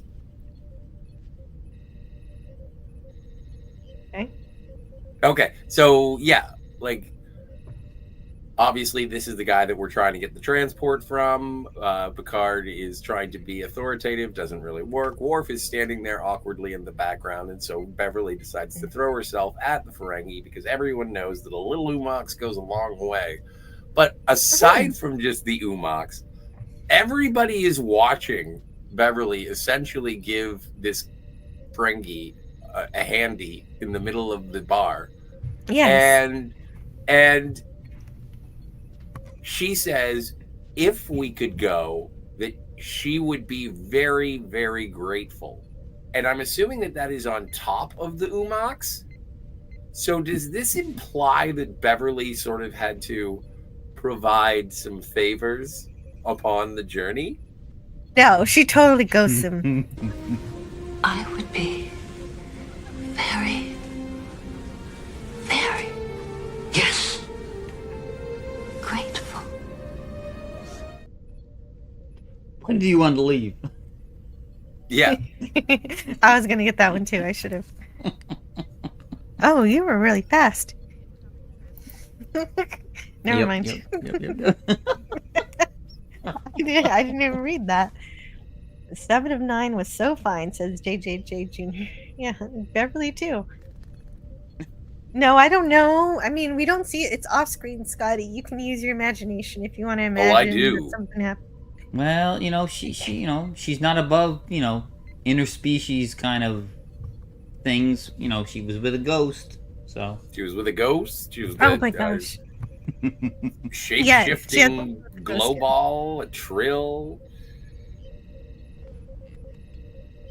Yeah. Beverly she dumps the trill though. Beverly's great though. I don't care. I love Beverly, so. Yeah, I love Beverly as well. Actually, Gates McFadden was just on because they did the Star Trek Las Vegas this weekend. Or I'm assuming they're doing it now. Currently, yeah. Really? Did they really? Yeah. Yeah. It goes all the way from whenever they start it up until Sunday. And Classic. She was Classic talking comics. about the release of a Sub Rosa Beverly Crusher action figure. Very cool. I heard about that. I think I was sort of about to show that on one of my last short leaves or membership streams. I forget which. So Scotty, Beverly or Ensign Rowe? Ooh, that is an excellent question. I think I'm gonna go Rowe. I think I'm gonna go Rowe. I love Beverly, but like there's something when I think Beverly is incredibly sexy, except for when she's trying to be sexy. Fair enough. I find her to be too matronly, whereas I think Roe is just oozing sensuality, and I know that she's a little angry, and I don't know. There's something more about Roe, but when I start, like Beverly Crusher was one of my first television crushes, but when she starts to turn on her sex appeal, I'm just like, ew, mom, stop. You want the spicy Hasperat. I want the spicy Hasperat, yeah. Okay, so there's this point in my notes where I have a quote from Renee Echeverria regarding the TNG DS9 crossover. He says, we were going to go to DS9, and that's how we were going to get to the planet in the show. The Enterprise was going to come to DS9 and get a ship. The scene with the Ferengi was written for Quark, and I don't think Ron Moore changed a word except for the guy's name. We were going to borrow one of their runabouts, which Jellico was going to ask for, but it just didn't work out. Rick Berman wanted to wait a little longer before doing a crossover. Actually, it was less expensive because if you go to DS9, you have to use at least one of their regulars, and that was from the Unauthorized Complete Trek Voyages, page 267. Ro is dirtier, but Beverly has more experience. Yes. But like Yes. I don't know. Well, and she is, yeah, like I don't know. I don't want to. In the same way that Crusher is a little matronly for me when she starts trying to be sexy. Like when I do think about it's like the abuse that Ro would have had to suffer. It's like you're. I don't want to spark your trauma. And it's like it's same thing with Tasha. Like if yes. It's like, oh, Tasha, Don't remind her of the rape gangs. Yeah. Exactly. Yes, like that's the thing. It's like, I'd love to get down and dirty with Tasha Yar. Then she's gonna sit there and when I was a young girl, I was running through held down, and there was a gang. It wasn't one rapist, it was a gang of them. Oh, okay. Well, I killed the mood. Okay, I killed the mood, yes. Rogu's got to go. Rogu's got to go. You killed the mood for him. Oh no. Yes. Yeah, gotta go. Enjoy the rest of the stream and also the rest of your weekend, everyone. This is the way. Good night. Oh, good night, Rogu. Thanks for hanging out with us. I hope you can check the replay later. On second thought, let us not go to DS9. It is a silly place. It is. Okay, speaking of silly, there's a cute, silly interaction between Worf and Beverly during this episode where they're both saying, "Oh, are you afraid of this?" and "Oh, are you afraid of that?" And so Worf flinches at the sight of these creatures, which Picard says are like bats. Bats? You're not afraid of bats, are you, Worf? Of course not. Yeah, that was a dig back because he asked her if she was afraid of heights. No, that comes later. That's next. Is it? Oh, it's the reverse. Okay. My bad. Yeah. That's okay. That's okay. You're not afraid of heights, are you, Doctor? Of course not. And we know she is because there was an episode where her and Picard were doing something, and he could feel. I think it was the episode where they were connected. He could feel her fear of certain things, and I think heights was one of them. Well, there you go. And so then we get a first officer's log. And so it's my turn. So first officer's log, supplemental. We have rendezvoused with the Cardassian ship Reklar to begin diplomatic talks designed to ease tension along the border. And so they start off in the ready room. And so we get to see that Jellico has decorated the ready room with his kids' drawings. Can we talk about the ships for a second? Yeah. I love the Cardassian designs of the ships. I think they are really, really nice. I think they're really good. I like them a lot. I do too. I find them, and I don't think it was intentional. I think that they do look fantastic considering the uniform and the makeup, like how everything surrounding the Cardassians, and they do this with all of them, like the Klingons and the Romulans. They all are reflective of the aesthetic of each species. But I do, and it's like I think that it's great. The Galore class cruisers almost remind me of like more alien-looking reverse Star Destroyers.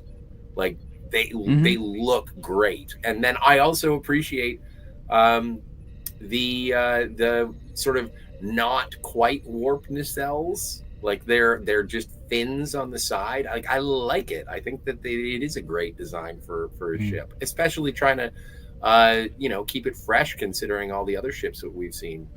Yeah, very very true. I think from TOS all the way through Enterprise, I think the ship designs were fantastic. I think when we get into the I don't like to bring up the word new Trek because it people hate it, but they lose something with their ship designs. The ship designs in this era were really really good for all the species. I think they were great. Yeah, I agree. Like, I think that there is even a specific design philosophy surrounding each of the alien vessels, and certainly when it comes to any Federation vessels, you're typically going to be getting a saucer section, a star drive, and 2 nacelles. Yep. But I do, and then later on, you get to see different classes of Cardassian cruisers, or you get to see different classes of Romulan ships. And there's a color scheme, there's a design philosophy that isn't just rooted in, production design, but it almost feels that it is a cultural representation. Right. Even the Breen and the Jem'Hadar ships are really good designs. I mean, they're really good. Well, and especially because with the Jem'Hadar, I think that they're great because of the fighters, and even when they get into the battleships. But with the Breen, what I love about the Breen ships is that we don't know anything about the fucking Breen. Yeah, they're pretty mysterious. And so when you see their ships, it's like, huh, okay, I guess that's a Breen ship. It looks like a spaceship, but it also looks like it's asymmetrical and a little bit mangled. I'm curious to see what a Breen looks like, and I think they did. I think in Discovery they showed what a Breen looks like underneath, but I haven't seen it. The asymmetricalness of the Breen ships is what's great about them. I mean, if you see the interactions that they have with every other species, even the Founders in Deep Space Nine, they are a completely wild card. So their ships reflect that. Oh, Booger says, I didn't care for the TNG Romulan ships. I don't know. I liked them because, well, and also there is that entire transition because the Romulan Warbird, like originally it was the Romulan Bird of Prey, and then they did the Klingon Bird of Prey because of the script change in Star Trek 3. And then when you get to the end, like Neutral Zone, season finale of season 1, I like them because they are sort of that. Again, it's representative of the culture. There is a head at the front of it. It is like a death's head that is a nice way to supplant the bird of prey that they had sort of set up in the in Balance of Terror. But different strokes to move the world.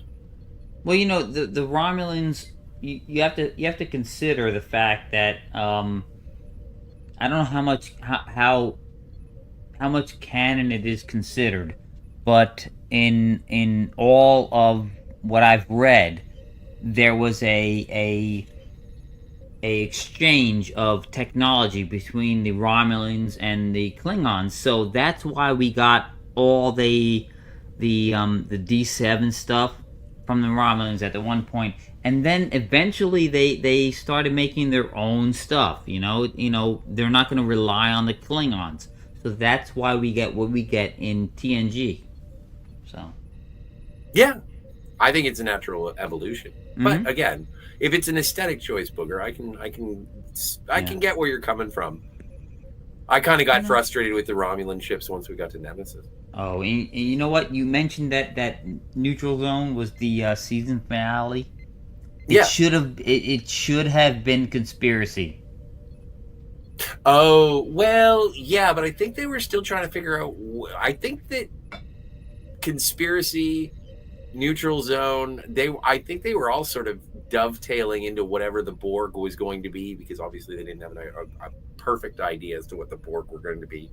But I think that was, I would have been fine with that. But I like Neutral Zone. I liked it as well. I just wish you know what? There was that little thing at the end where they're like, hey, that signal was going out into the universe. They never expanded upon where that signal went, what those creatures were in Conspiracy. Yeah. But, it was I think they were creepy stop motion animated aliens who just wanted your body. Like Ensign Rowe. Yeah. No, I like that episode. I like both those episodes. I love the Neutral Zone for the prediction it has about television. That that television is going the way the Dodo did by mid 21st century, and we are well on track to that being completely true. Well, also, what else happened in the mid 21st century? And of course, pretty soon we get warp drive. Yeah, as soon as we get warp drive, we're like, oh, okay, we can go anywhere we want now. But also, World War III. Oh, that's right, World War III, and then warp drive. Yeah. Forgot about the eugenics wars. Thanks. Yep. Future's End makes me forget about the eugenics wars because it's supposed to be like happening and it's not. Anyway, Classic Comics says, what I love about the Breen is that they show even the final episode of DS9 that they weren't done ripping off Babylon. A mysterious race of aliens who were in suits that hide their true appearance? Well, I saw the first season of Babylon 5 and I don't see so much of what the ripoff is yet. I've got to watch more of it. Yes, they're on a station and they do diplomatic stuff, but I'll have to watch more. I know Babylon. I know the reasoning is that Straczynski brought his Bible to the studio, and they probably did get the idea from that Bible. Definitely, they did get the idea from that. But I think they still made it Star Trek. Classic Comics brings up a point there. I'll have to assess that on my own. Classic Comics mentions that the Borg were originally going to be a race of insects. Oh.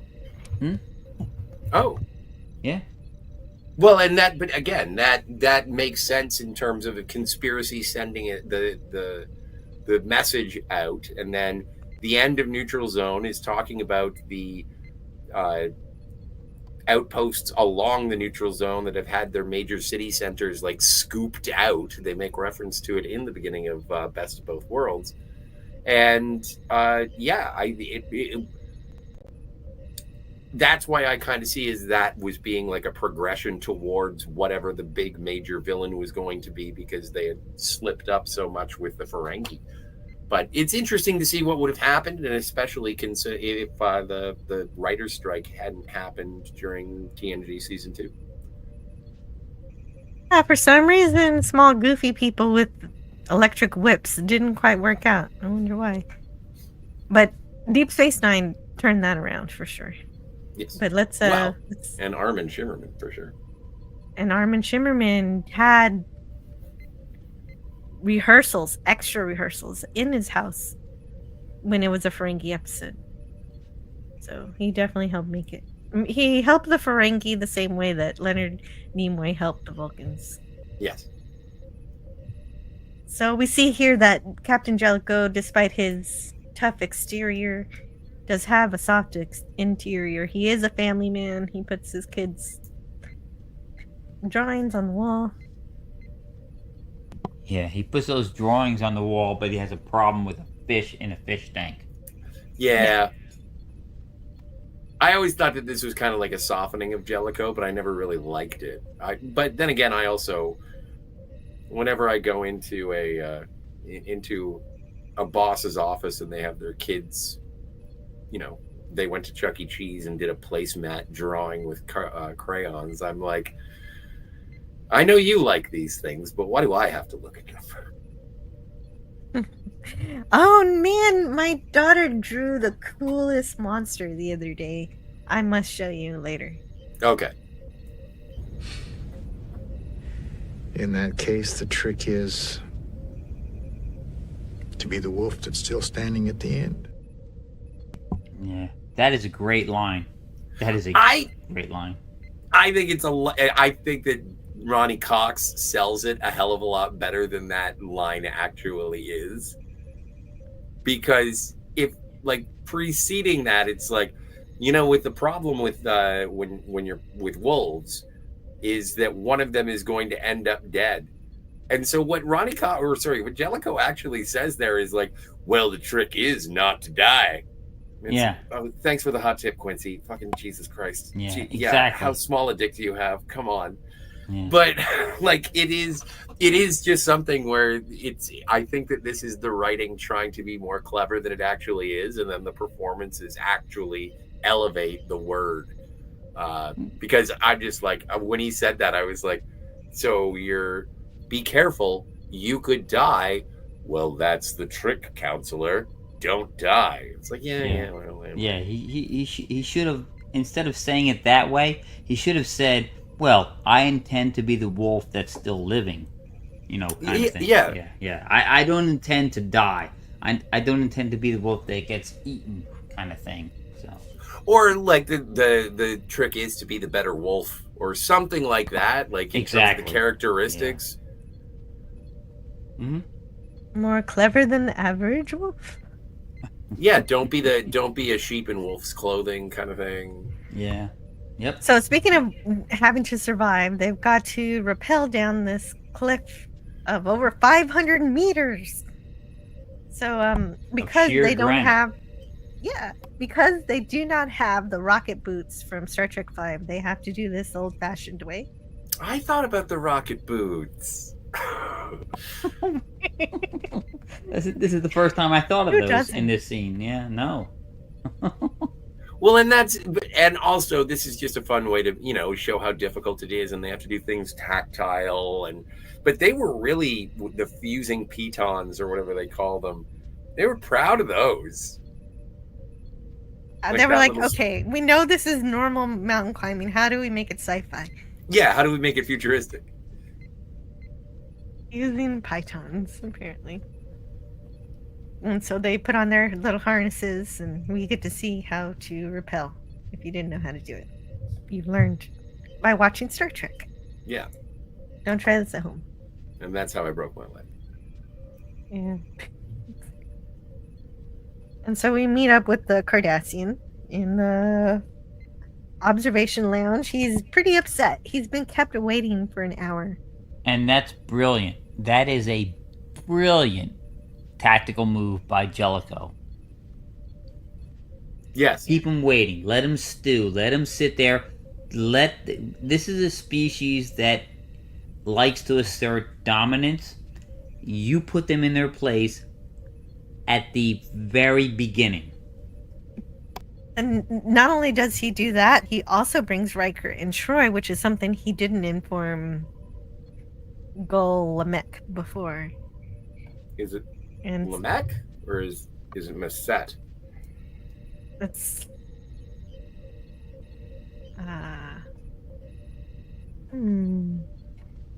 all the Cardassians look the same to me anyway. So. Yeah. I thought I was sure about myself, but now I'm questioning.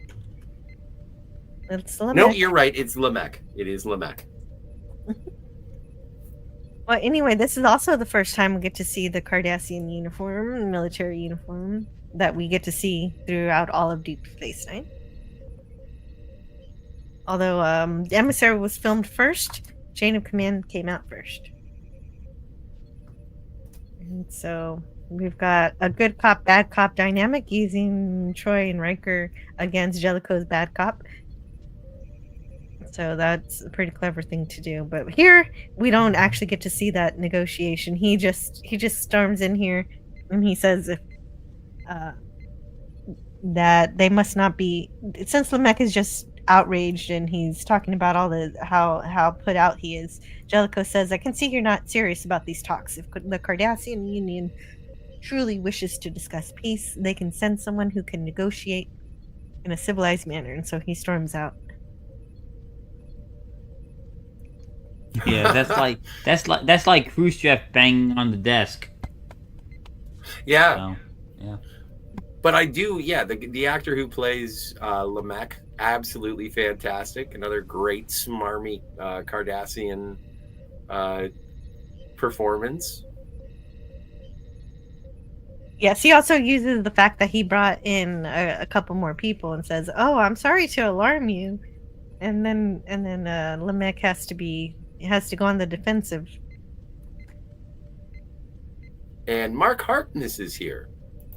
Well, hello, Mark Harkness. It's so good to see you. Gullivec of the Fourth Order. Gullivec is probably like top 5 favorite Cardassians. Gullivec of the Obsidian Order. No, it's the Fourth Order. Yeah, I know. Yeah. No, but the Obsidian Order. You're right. Oh. My favorite Cardassian is from the Obsidian Order. Yeah. Garrick, yes. For some reason I thought you were going to say his dad. No. Garrick is the best. He is the I love best. Garrick. Yes. So Jellico says to let them stew for a minute and tell him you've convinced me to meet with him one more time. Tell him I'm a loose cannon and that he needs to be more reasonable because I'm such an unreasonable man. Lamech will want to bring his own aides on board, pretend to be worried that I'll object, and then give grudging permission for 2 aides and no more. This kind of reminds me of when I'm buying a car and they're like, here, you got to get this other package, this other thing on top of the car. And then I'm like, I don't really want that. And then he's like, oh, well, let me negotiate with my boss to see if I can get that price down for you. And it feels like that. This is what Jellico is doing. Well, I think it was Senshai Donnie Ranger said that this is the episode that really pivots Star Trek towards a darker sort of course. Like, and this is also where, like, because I've been sitting over here, snuggling with Jellico, being like, come on, he's asking for things. I like how Picard does not negotiate from a position of deceit. And it is the adversary who is deceptive, and that is what you are attempting to negotiate through. And then obviously you have the might of the Enterprise to back up your words. But it's not a good faith negotiation if even the strategies and tactics, but then again, also I go back to that episode of from season 2. I forget the name of it, but the one where Wesley goes to take the test for Starfleet Academy and doesn't get in, and he starts fighting that guy with the webbed thumb. And it's like, this is just coming of age. And it's just like, this is the way that you negotiate with these people because they respect the dominance and whatnot. And so, I don't know, maybe I'm being a little too Pollyanna myself, but I just find it a little troubling. But I guess this is covert military action. And maybe, you know what, Jill, this is going to be your favorite statement of the entire evening. Maybe Jellico is part of Section 31. We don't know. Oh, God. Well, I find it very off-putting, too, that he is dishonest here. But I guess it is the ends justify the means in this certain case where this is concerned. But no. There's no Section 31 yet. Our Stephen Bear has not invented it yet. Politics. I know he backwards retcons it all the way back to the beginning, but screw that. No. But to be fair, politics lends itself to, not being upfront.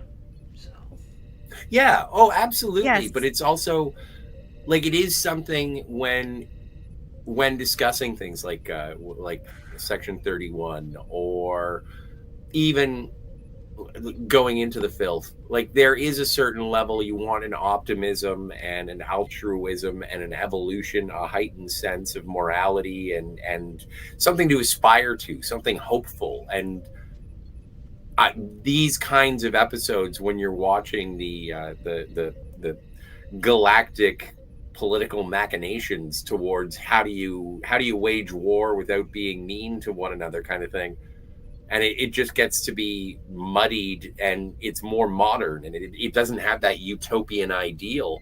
But then again, this is that morphing of what Star Trek is from its inception to today. There's always been bumps along the road. Like, hell, Gene Roddenberry hated the script for Star Trek: The Wrath of Khan. Like, there's as Star Trek has evolved and it's incorporated more sort of conflict mechanics, it does get a little bit morally gray. And so this is definitely like a turning point when the moral grayness of what Starfleet does, and then you explore it more in Next Generation as well, like with the Pegasus. Like there are things that pop up, and it's like this isn't the sunny, optimistic future that I was hoping for. And then we go whole hog once we get to Deep Space Nine.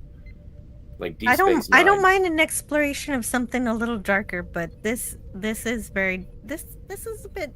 Yeah, when you get too political and making things a little bit too realistic to our realism, that takes away from the escapism of Star Trek, of how we would say.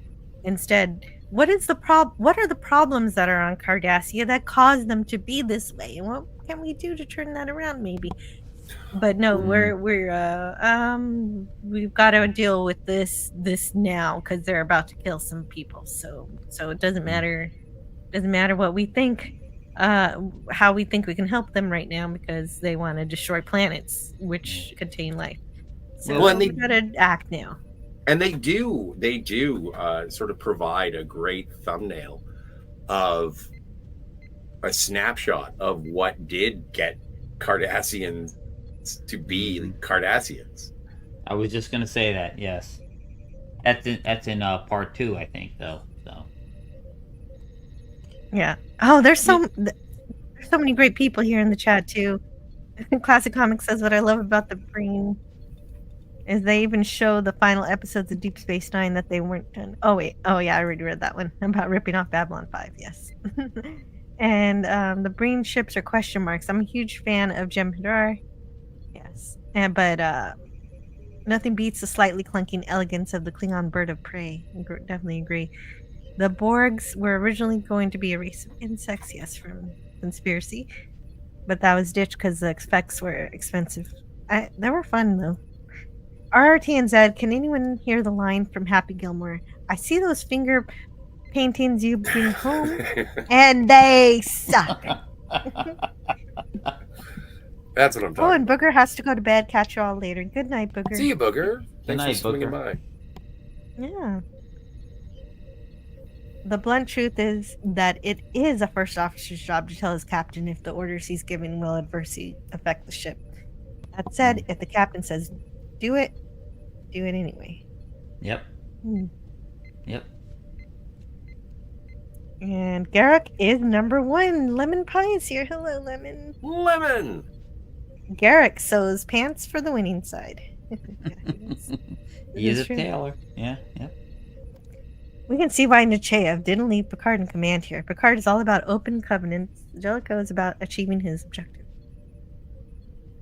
The ends never justify the means, Jill. Yeah, well, I was just giving Jellico a pass. But yeah, it's just kind of... making him more of a politician than a captain.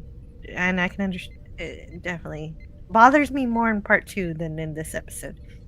I wasn't as bothered with the deceit here because the Cardassians are being deceitful too.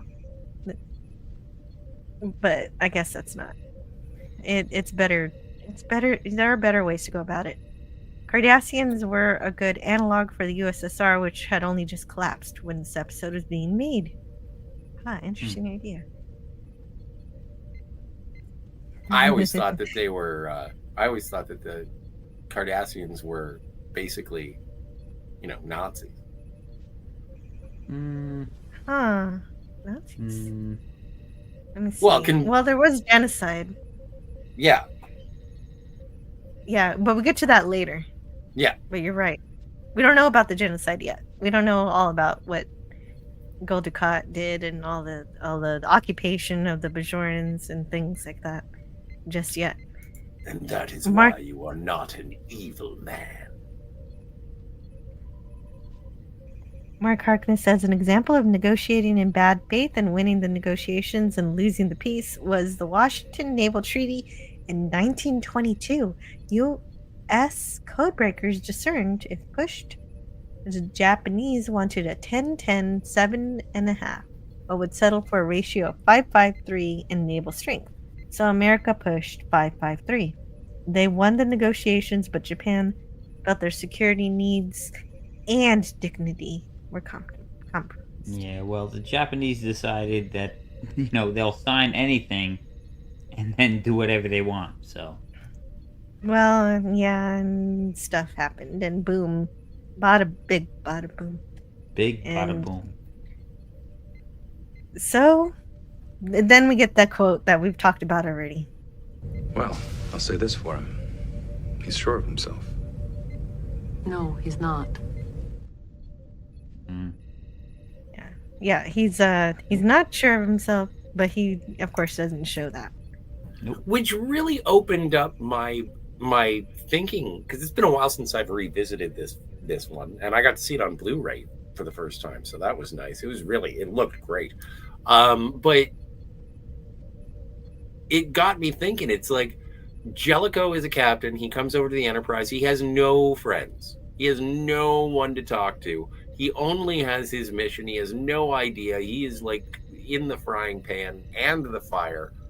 And he is doing all this bluster and organization with no support. Like, he is a man alone. And that's why I feel like when it comes to the name of the episode and how everything transpires, it's not just our heroes that are losing their captain, their doctor, their security chief, but also Jellico has lost any friends. He's just a guy on a ship and everyone hates him. Well, yeah, except for Data. Well, yeah, but Data doesn't hate anything at this point. I know. We gotta wait until Descent. Yeah. Exactly. Oh, Descent. Oh my goodness. Well, no. The what is that episode where he's captured all the toys or something? Oh yeah, that's it. Most toys. Oh, the most toys. He really hated that guy. Yes, he was very annoyed because he was taken away from the only thing that had brought him security his whole life. Yes, RNT and said. Cardassians were very similar in their justice system to the USSR. Someone else said that too. Who said that? RNT and Z also said that. So we found the thing. We're back in the caves. They found where they think the lab and the weapon is located. And so Worf blasts a pathway through where they need, based on Picard's calculations and Worf's calculations of the strength of phaser needed for the material they need to get through. So they're working together and solving problems.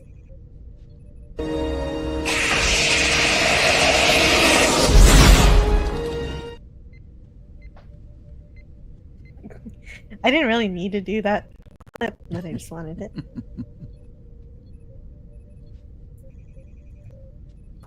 And so they're meters away from the installation that they're looking for.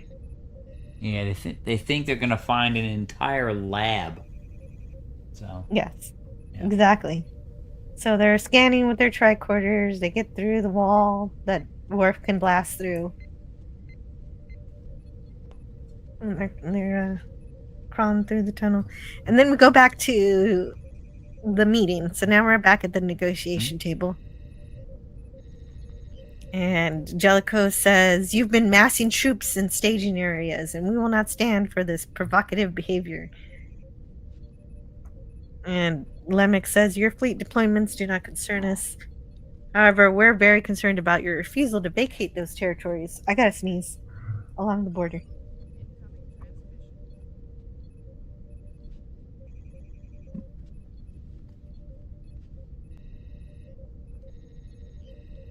Sorry about the pause there. I had to sneeze. No problem. No problem. Yeah, and we have. What would happen to me if I had to conduct these tense negotiations? I would be right in the middle of a sentence, and then I'd have to say, "Wait a second, I need to sneeze." Well, we have 3 Cardassians. So Jellico has kind of given in to what he says is their strength, where they're strong in numbers, but weak and coy when they're on their own. So maybe not the smartest thing, but maybe not. But maybe since they are more comfortable in a pack, maybe he was actually trying to make them more comfortable. True. And at the same time,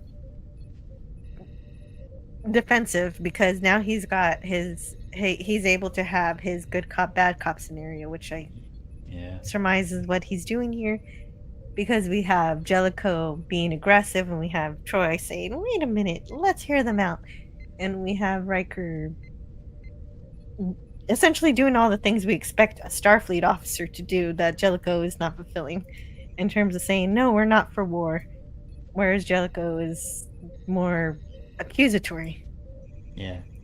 No, Jellico at this moment is pulling a complete MacArthur, and then he needs Riker to be Eisenhower. So very well said. I love that. That is pretty smart. World War II analogy.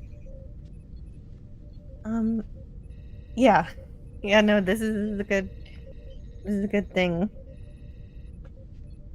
But Lemek already knows that there's something going on. He already knows that the Federation has sent a small team to spy on them. And he says, if that's happening, we're going to have to respond to that. Where is Captain Picard? And Jellico says, "Reassigned." And so Lemek gives a very... I think his acting was complimented earlier. Who plays Lemek? Let me see. I can get another copy of this up here. Then I can look for Lemek. He is played by... I got it all at the bottom here. John Durbin. Yeah, John Durbin is really great at being sinister in this episode. Yeah. And he says this. And political. Very political. So to speed up the process, you are preparing for war. We are preparing to defend ourselves. The Federation will not start a war. So that's an example of a bit of the conversation during that negotiation, which I thought was pretty good. And then he says this at the end when where's Picard? Oh, he's been assigned. It would be a shame if something were to happen to such a noted officer. That is sinister. He doesn't even say such a gallant, such a prominent. No, he says noted officer.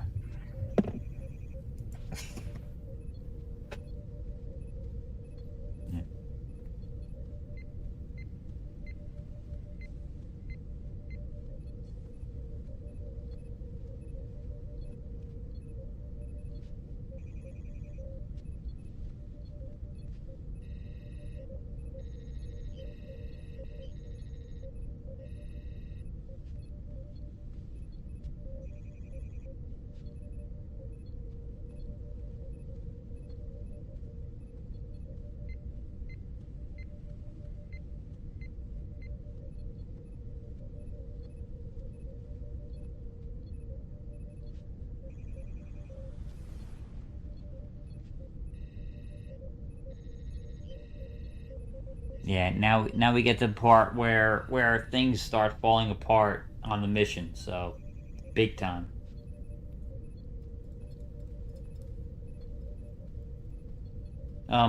Jill, is your mic Oh, muted? hello? Yes. Yeah. They're back on Feltress 3 and the team crawls through the lava tube. They're continuing to do that. But Dr. Crusher is covered in rubble. Actually, I was talking and you were saying the exact right thing at the exact right time. So I thought I was still alive. But Worf is able to dig her out and she's okay. So I guess that's fine. She did not get crushed as it appeared. And then they find this door that they're able to set some kind of sensors around. Oh yeah, they think they have finally found what they're looking for. Yep. Yes, they think they're where they're going to find this metagenic weapons lab. And so they're setting up the tools they need to get in. But of course, security has been deduced so that they can do this very easily because they're allowed to be here on purpose. Yep.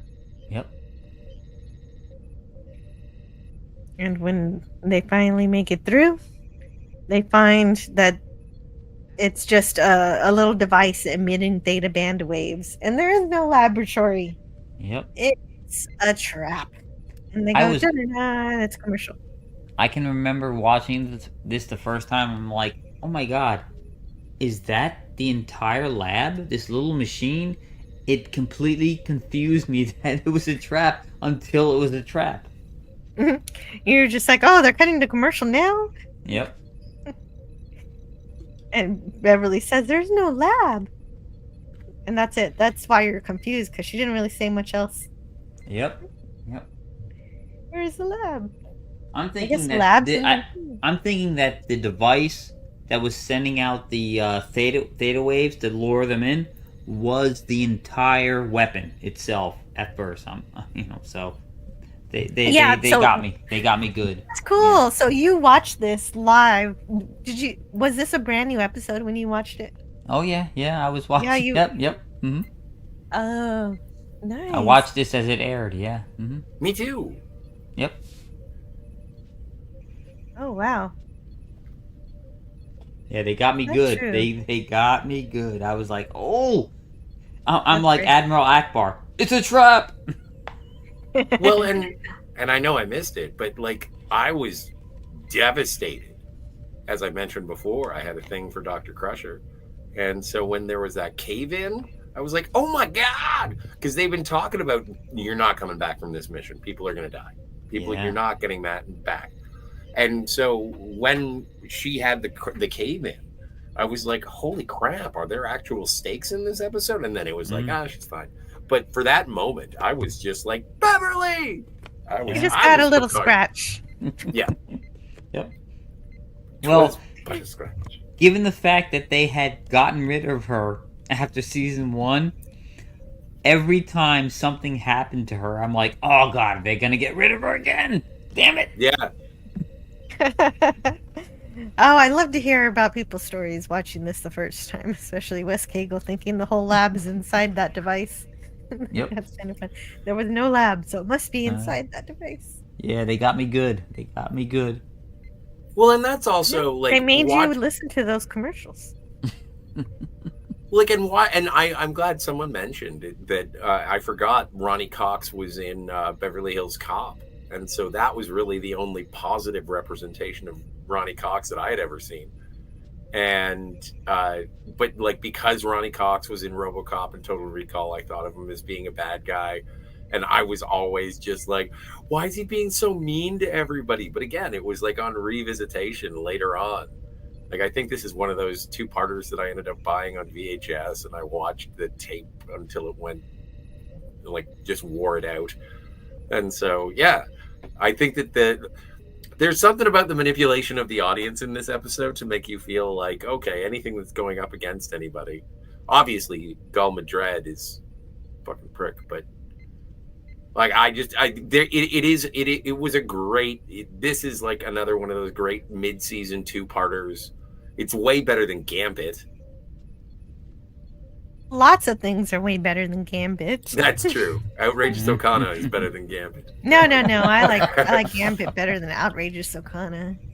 Although I do think that he should have been Riker. Oh, Okana's cool. Okana. Oh, he is the man I wish I could be. Keep those parakeets flying.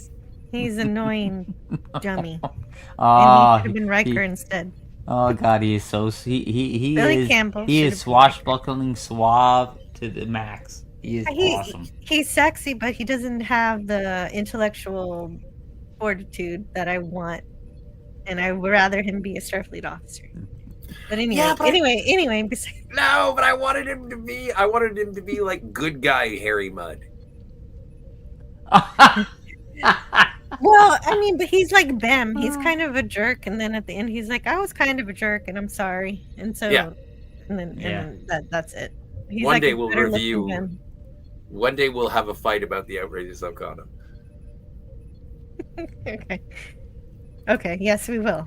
But right now, we've got to have a fight with the Cardassians because it was a trap.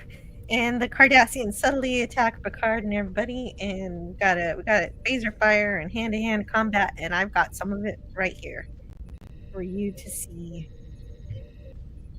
It's a trap. Come on.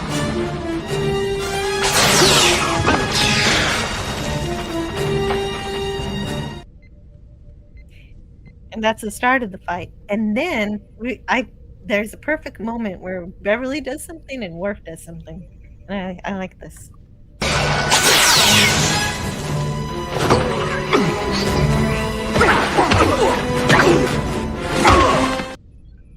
A Cardassian thinking that they were going to get the better of a Klingon, especially Worf, in hand-to-hand combat? No.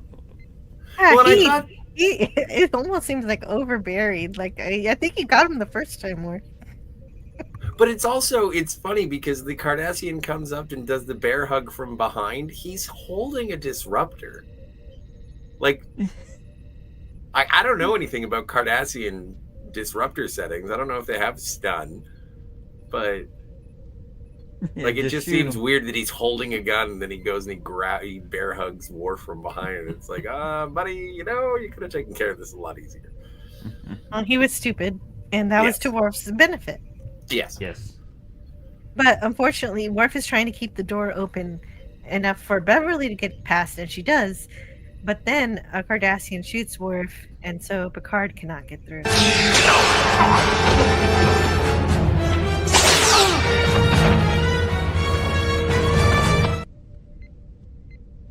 Yeah, if I'm not mistaken, I could be wrong. When it comes to whether to flee or rescue Picard, go back for him, Beverly's the one that says, we gotta go.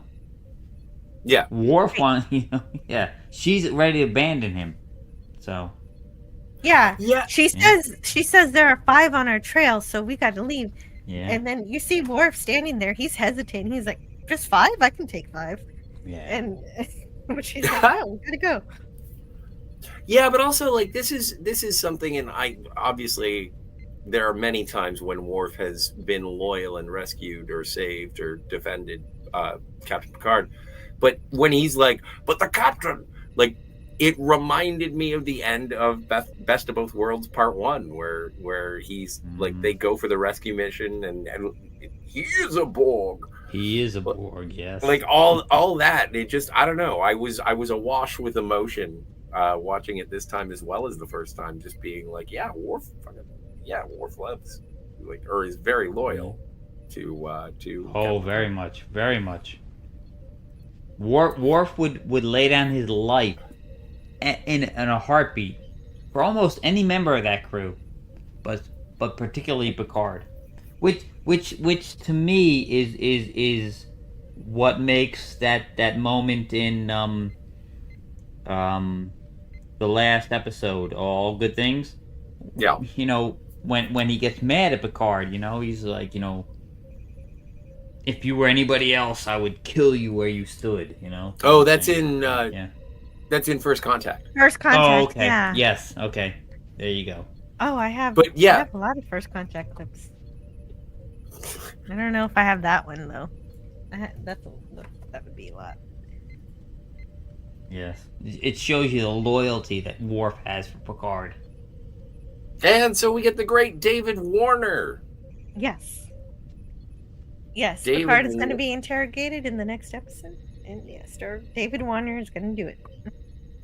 Which is the third and final appearance of David Warner in Star Trek. Obviously, previously played St. John Talbot in Star Trek V, The Final Frontier, and then he played Chancellor Gorkon in Star Trek VI, The Undiscovered Country, and so amazing. Did we get a chance to acknowledge Christine's super sticker?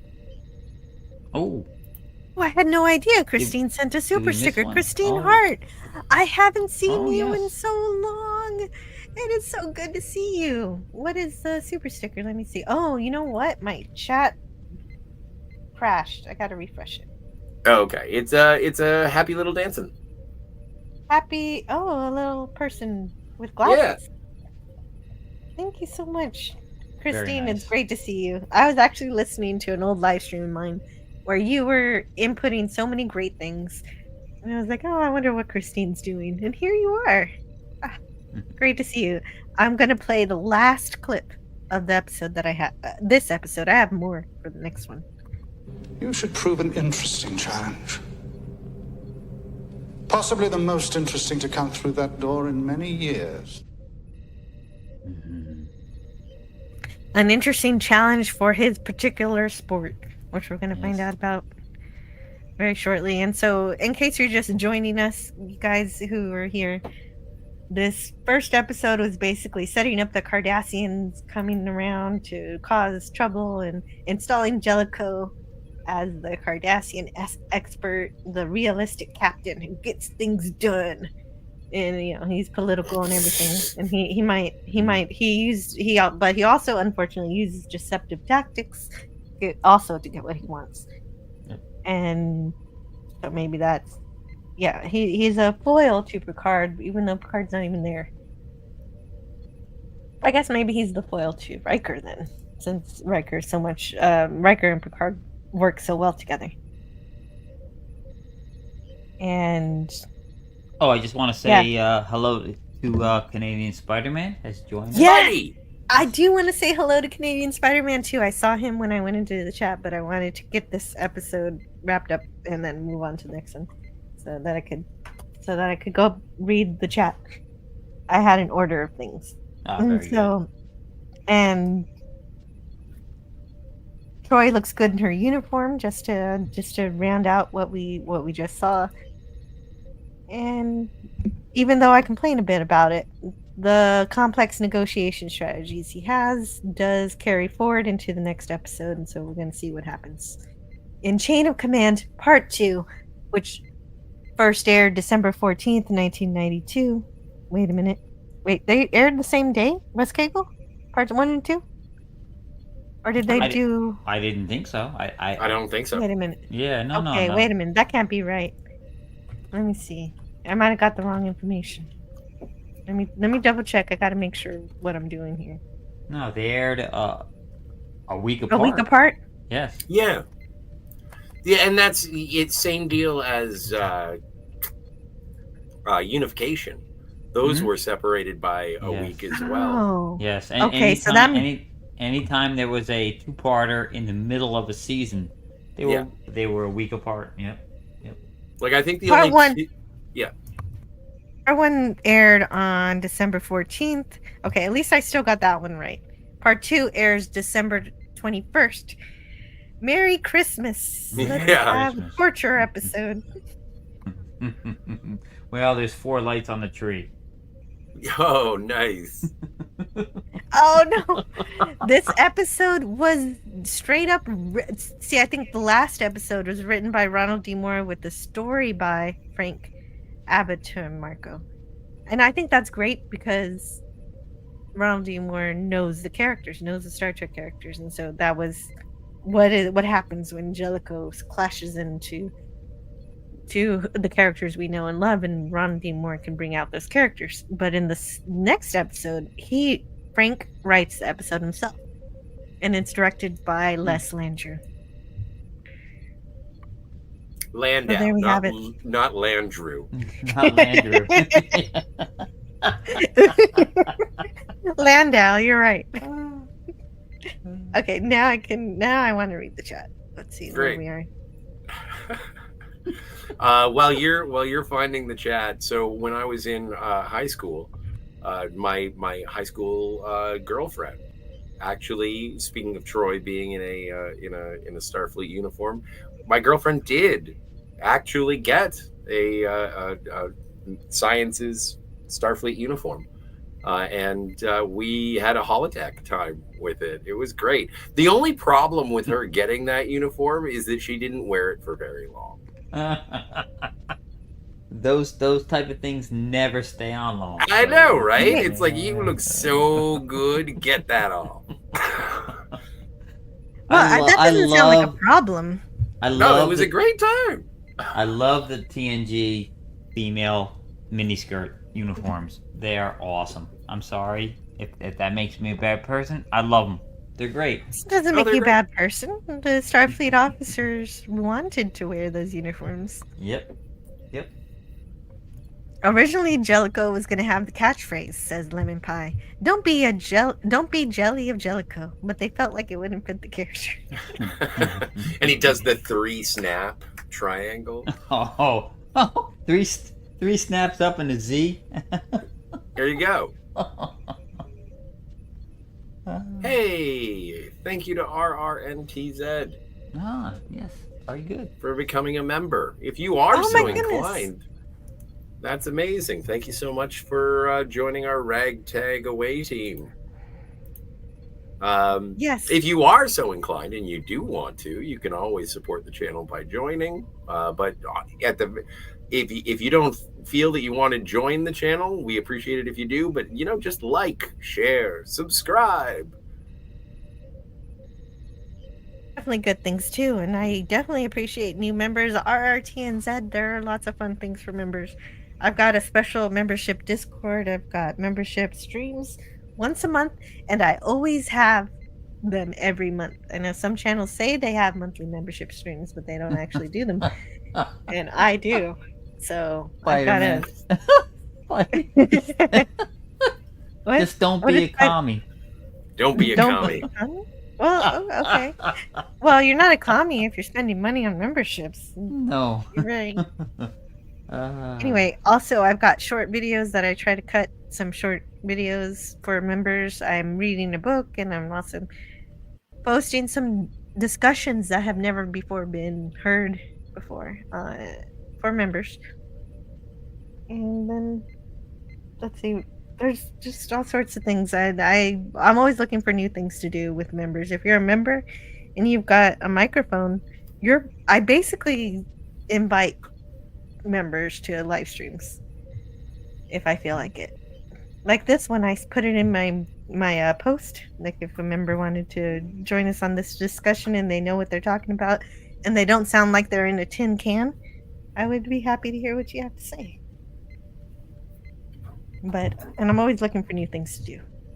And Canadian Spider-Man says, don't apologize. Ladies look nice. True story. That's right. Yes. That's right. That's right. Wes Cagle, don't worry. We like to be appreciated. JJJJR, my favorite TNG episode was the one where it explained all the races in the galaxy are related to each other. Yeah. Oh my god. That one's kind of funny. Yeah. Like, why does everybody look human? And that's the episode that talks about that. And the ancestor race, they look like the fluids, the founders. Yeah. Right? Oh yeah. Just like Well, and the main one is the female founder. It's the same actress. It is. It is. Yes. I want to say Salome Jens, but Is the actress's name? Yes. Yeah, I don't know. I don't think I've ever seen her without the prosthetics. RTNZ says Gambit is a fun episode featuring Robin Curtis, and Richard Lynch. And I don't hate it or anything. I'm not mad at it. Interesting. It's an interesting Vulcan kind of adventure. Mm-hmm. It is good to see Robin Curtis. Richard Lynch, I know, is a legend, but he's an actor who never really connected with me.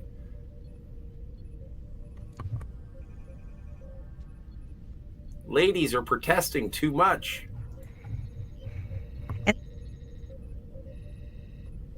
And Daniel's Hot Topics is here. Hey, what's going on, yo? Lemon says, instead of battling Cardassians, shouldn't Crusher be back on the ship battling diabetes and other such ills? I like that you said that as Wilford Brimley. That's the only way I know how to pronounce it, man. Exactly how Lemon Pie spelled it. Yep. Yes. The best. Honestly, the logic of having this team infiltrate a hidden location is pretty faulty. Yeah, they have some kind of excuse, but it's pretty flimsy. Oh, only guard knows about the theta band radiations. Anyway, we'll get into that in the second episode. Canadian Spider-Man says, speaking of stupid, hello everyone. It was stupid to be so late getting home, but that's okay. That's true. Actually, Spidey, we're talking about the second half of this episode, and you know it. You've seen Chain of Command, so we're just continuing the fun here. If you were any other man, yeah. So he was enjoying the food. Yes. If you were any other man, I would kill you where you stand. Yeah, and Sins of the Father does amazing things for Picard and Worf's relationship. It's carried on in successive episodes and storyline. Yep. That's a shot each right there. The shot each, yes. Christine Hurt says, hi everyone, thank you. Life got busy for me. Thanks for the warm welcome back. Oh, you're more than welcome. Thank you. Of course. Yeah, I do remember you. All in all, the episode was a great chance to see Patrick stretch his legs a bit and get off the ship for a while. Yeah, and that's everything Patrick Stewart ever wanted. Well, and I heard this was an episode that he actually was physically trained for, not just in the episode for the mission, but like he was hitting the gym trying to look good because he knew he was going to have essentially a nude scene. One that he orchestrated. Yeah, like it was his idea. God, yeah, there's that one scene where he's full on, and it's just shadows covering the naughty bits. So for anybody who hasn't seen the episode, there is no full frontal Patrick Stewart nudity. No, full backside though. Yes. You do, yeah. You get a partial moon. Mm-hmm. Again, yeah. You're saved. Yes. You're saved by the console. The console covers up everything. Yeah. Yes, it's a big console though. Yeah. Christine Hurt says, I've been going through some tough stuff, kept me from having time for joy. Oh, I hope things are getting better for you, Christine. Glad you're here now. But welcome back to the joy. Christine Hurt says, yeah, we get a wee peek at his bum. Yes, we do. Canadian Spider-Man is busy and hot and sailing. Oh, good. I'm glad you're getting back to sailing. Nice. This is the best Trek discussion stream I've tuned into for ages. Oh, that means so much to me. RRTNZ. Yeah. Thanks. Appreciate it. And this was the first stream I've been on this week where someone could correctly identify the opening of Neuromancer. So that's significant. Gibson was the Jules Verne of the internet. So thank you, Scotty R37, for passing his test. Geek cred test? Yeah, no, my pleasure. I love Cyberpunk, so that is amazing. Aww. Yeah. And thank you for the kind words, Christine Hurt. That means a lot to me. And Daniel says, Daniel wants to talk about new Trek here. He's mentioning Strange New Worlds, Season 5, filming in September. It's not 10 episodes. I thought it was like 6. Wasn't it like 6? Well, it's 6. It's going to be over, Daniel. It's 6 episodes too many. So. Yeah. But Daniel says 10, so he might be right. He pays more attention than I do. That. There are 4 butt cheeks. That's too many butt cheeks. No, but it's 2 people, I would assume. Oh, that's right. That's right. There are 4 butt cheeks. Okay. Well, I wasn't thinking about that when I watched this episode at all. So last time on Star Trek: The Next Generation, we don't have to do the recap. So yeah, just restart the stream, listen to it again, and then you'll get to the second part. Picard has been given some kind of truth serum that the Cardassians use to get all the information they want. And since he's telling the truth about everything else, we assume he's being truthful, that he does not know anything about the defense plans for Minos Corva, which he was asked about. I did have a thought about this, because if he was going on this sort of mission, this covert mission, usually there are methods to make it so that if you are captured, how you can get around, like how you can resist such stuff. Do you think that there was any conditioning, like as a Starfleet captain, where it's like, okay, if you ever get captured, here's how we would suggest. Now, again, Picard is an incredibly willful individual. He contained the emotions of Sarek of Vulcan. He is a man. He couldn't resist the Borg, but I'm wondering if Captain Picard is being looking at Gul Madred being like, bitch, you ain't no Borg collective. Oh, that's right. Yeah. Yeah, he did have that much resistance to get through that. So wouldn't he have some kind of power over this truth serum? So maybe he does know something about Minos Corva, is what I'm asking. Well, if they wanted to be more realistic, he would have said what he knew. Unfortunately for the Cardassians, Starfleet would have changed everything the minute he was, sent on the mission. And I think they do allude to that as well. Yep. Exactly. That's right. West Giggle, they totally mentioned that later on. They said, don't you know that everything would be changed? Yep. So I want to say hello to Tommy and the Guinea Pig Collective. So great to see you. This reminds me that I need to find my old Star Trek Mego figures. Oh, I would love to see them. And it's good to see you in the meantime while you're looking for your Star Trek stuff. David says, would be funny if he kept revealing completely irrelevant but highly personal details about his colleagues. Instead of the defense plan, we would have gotten to the agonizer much more quickly. My mother hanged herself when I was but a child. I am about... No, I guess he hasn't had Jack Crusher yet. No. No, none of that has happened. Sentai Ranger Dawn ever. Yeah. You get me. Sentai Ranger Dawn since Strange New World ending with season 5 for what it's worth makes a lot of sense to me. And yeah. Resistance is futile though. Yeah. Yes. True. I think part of the strategy was that Picard truly did not have the plans for Minos Corva. Therefore, Starfleet knew he wouldn't be able to give anything away. But then we later see him singing too. Yes, that's what I think too. And that's what I mean in terms of the psychological sort of preparedness, is that because even Madred says, is that how you stop from cracking, imagining family and home and hearth? Mm-hmm. And then when he does get the basically the agonizer, is actually, you know what? That's interesting. Gul Madred invented the agonizer in the Prime universe. The agonizer was in TOS though. No, I know, but what I'm saying, is that the Agonizer In the mirror universe. Oh, was, okay. Yeah, in the mirror universe was created, or actually, I forget. They say who invented the Agonizer. Well, no, this Cardassian device is far more sinister and agonizing than the Agonizer. Agreed, because it's inside your body. Yeah, it's not something you just wear.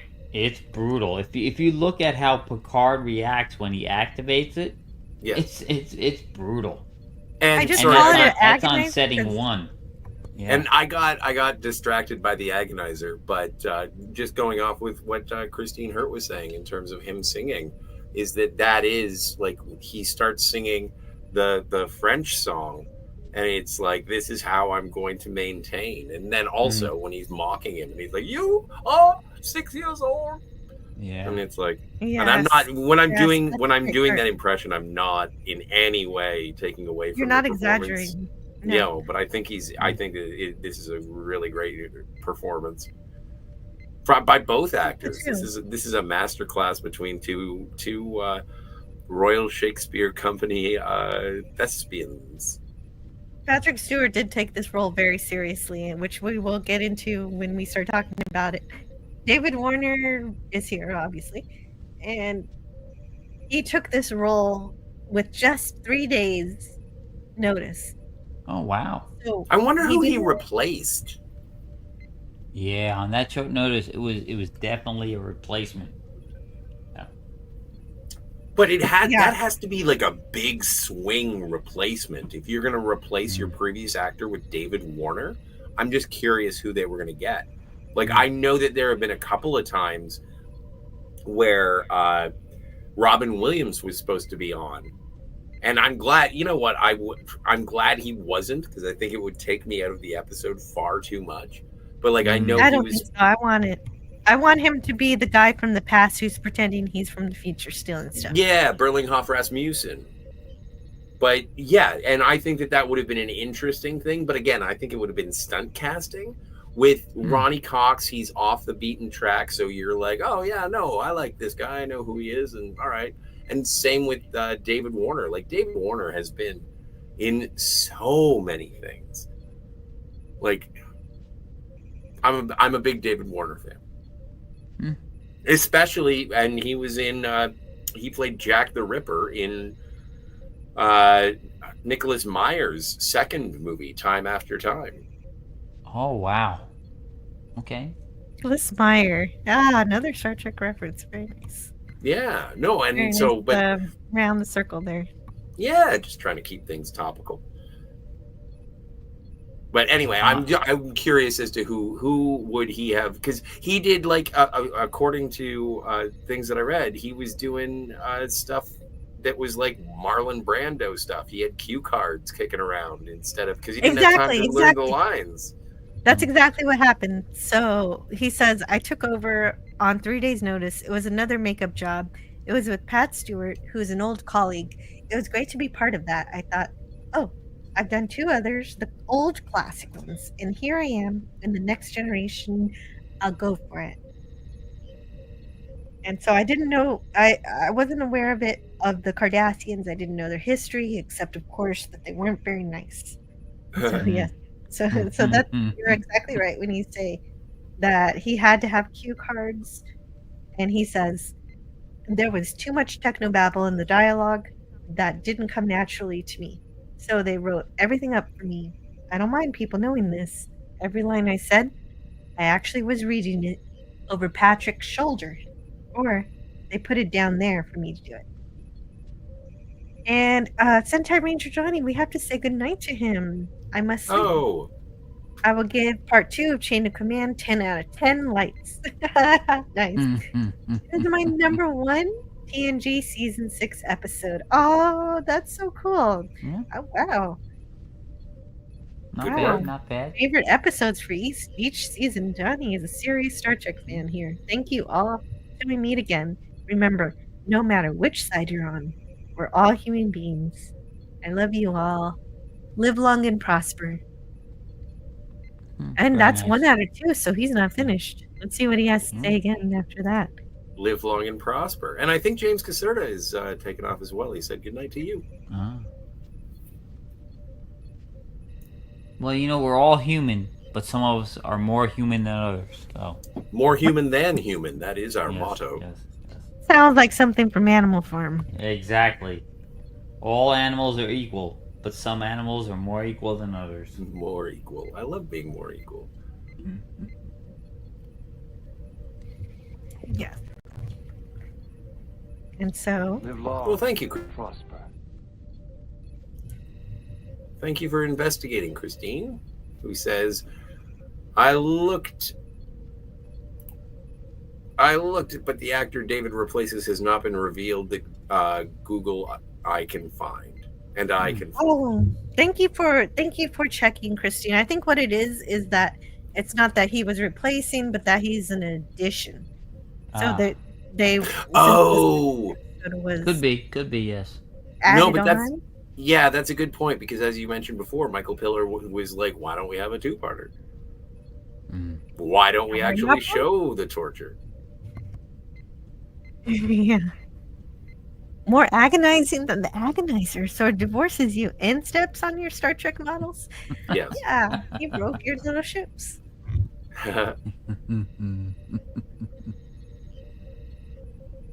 But I like the methodology of this sort of chemically induced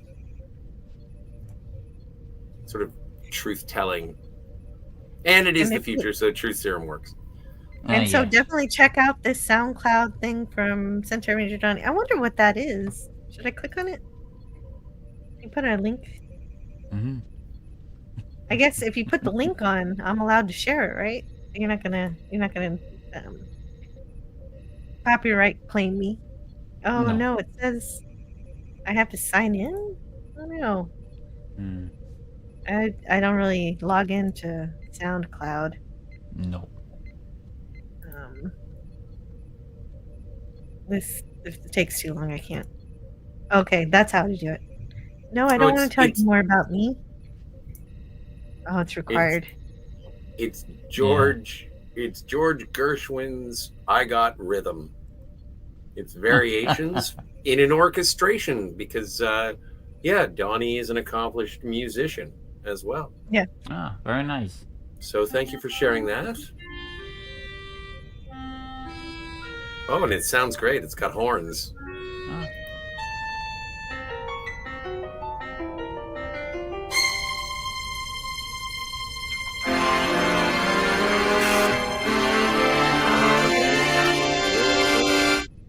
And if you want to hear more of that, check out that link. That does sound really good, actually. Nice. Yeah, exactly. With the headphones on. Oh my stars! I've got rhythm. Have you ever seen music? Yes. Have you ever seen the Muppet show when it's Fozzie and Rolf, and Fozzie is trying to sing "I Got Rhythm," but he can't get it. He doesn't get the beat, and so then when Rolf changes the lyrics, and it's like, so Fozzie reads it, and it's like, "I don't got rhythm. I don't got rhythm." It's funny. It's the Muppets. It's fantastic. Ralph is the best. I don't know. Yes, he is. Yes, he is. All right. So thank you, Donnie. Good night, Donnie. Thanks for spending time with us at your bedtime. And we are at the first captain's log here of the episode. Of course, this is Jellico as the captain. And it is Scotty's turn. He's got to be Jellico. I'm going to put this in. It's going to be Jellico. I haven't been Jellico. All right, let's see. Captain's log, stardate 46360.8. The negotiations with the Cardassians have made little progress. I believe a military confrontation may be unavoidable. Yep. Bunch of weird looking dudes. Yeah, they are. They are in their uniforms too. Jellico hasn't really made any progress, and he's sure they're going to lean into battle, so he's prepared for war. Of course, he's been preparing the Enterprise for war this whole time. That's what part 1 was about. And Gul Madred doesn't believe the Federation wants peace. because, of course, of the little spy operation, the Black Ops operation that Picard just implemented. Well, but this is Gul much. Madred lies. Oh yeah. Oh yeah. Oh, Oh, no, yeah. a lying Cardassian? Who knew? Oh yeah. He says they killed 55 Cardassians, Yep. including children. Yep. But this is like, and I understand everyone's like, get Daddy Picard back, bring our boy home, and like, but Jellico is doing such a good job of like, I haven't the slightest idea what the fuck you're talking about. Yeah, no. Jellico does the right thing here. It comes to the point where Riker says, permission to start a planning a rescue operation, and Jellico's like, he's gone. Yeah. He is a realist. He knows what has to be done in this situation. Yeah, but also, if you do want to juxtapose his pragmatism, if this was after the Battle of Wolf 359, then Jellico would be like, no, our priority is to destroy the Borg cube. We will not be able to rescue Captain Picard. He is one of them now. We've seen how this works. Actually, they hadn't. Picard was the first time we'd actually ever seen assimilation. But, like, there is no point in going after him. And then the Federation would fall. Earth would fall if you were listening to what Jellico is proposing. And it is Riker who is responsible for, like, maybe that's something that I've never really taken into account. And I love Will Riker. Like, he should be given a little bit more respect about the fact that he did help save the Federation that one time. Yeah, he should be. Well, yes, and Picard did say he's been decorated 5 times and he's done all these things. And me saying he's awesome, it's not just me. Other people think that too. Yeah. But if Jellico was the captain when Hugh showed up, the Borg would have been destroyed. He would have ice pick him. Ice pick to the eyeball. Yeah, totally. Yeah. But the problem with Riker, he needs to start thinking with the primary head. At least this episode doesn't have that trope that Brogu was making fun of earlier. Yes. Yeah. Riker is a great first officer. Maybe the second best. I think. Well, third best. Spock is number 1. Number 1 from the cage is the second one, and then Riker. You know what? If the Cardassians knew more about the Enterprise crew, they would have sent some female Cardassian negotiators. Like in The Chase. Yes. And that was a pretty Cardassian, yes. Mm-hmm. You know what, and that's part of the, and maybe I shouldn't be objectifying Gul Ducat's daughter, but I never found Zial all that cute. Well, no, maybe I wasn't supposed really to, but like Garrett thought she was cute, so and there was an age difference there. Yeah, Garrett's a little funny, so. He is, and the writers were like, "Oh no, we have to write him so he's not funny." Oh, but I love Garrett. He's just a little funny, though. So did Zial. I should have let Garrick be himself. Yes. He's just like Captain Jack. So Riker is going to take a shuttlecraft to Ryshin to pick up Worf and Crusher, because Jellico needs to keep doing the negotiations. That's basically all we're missing here. Yeah, and that also, this doesn't make any sense. Is that we were supposed, the Enterprise was supposed to go rendezvous to pick them up. Well, you didn't think that they were going to succeed in their mission.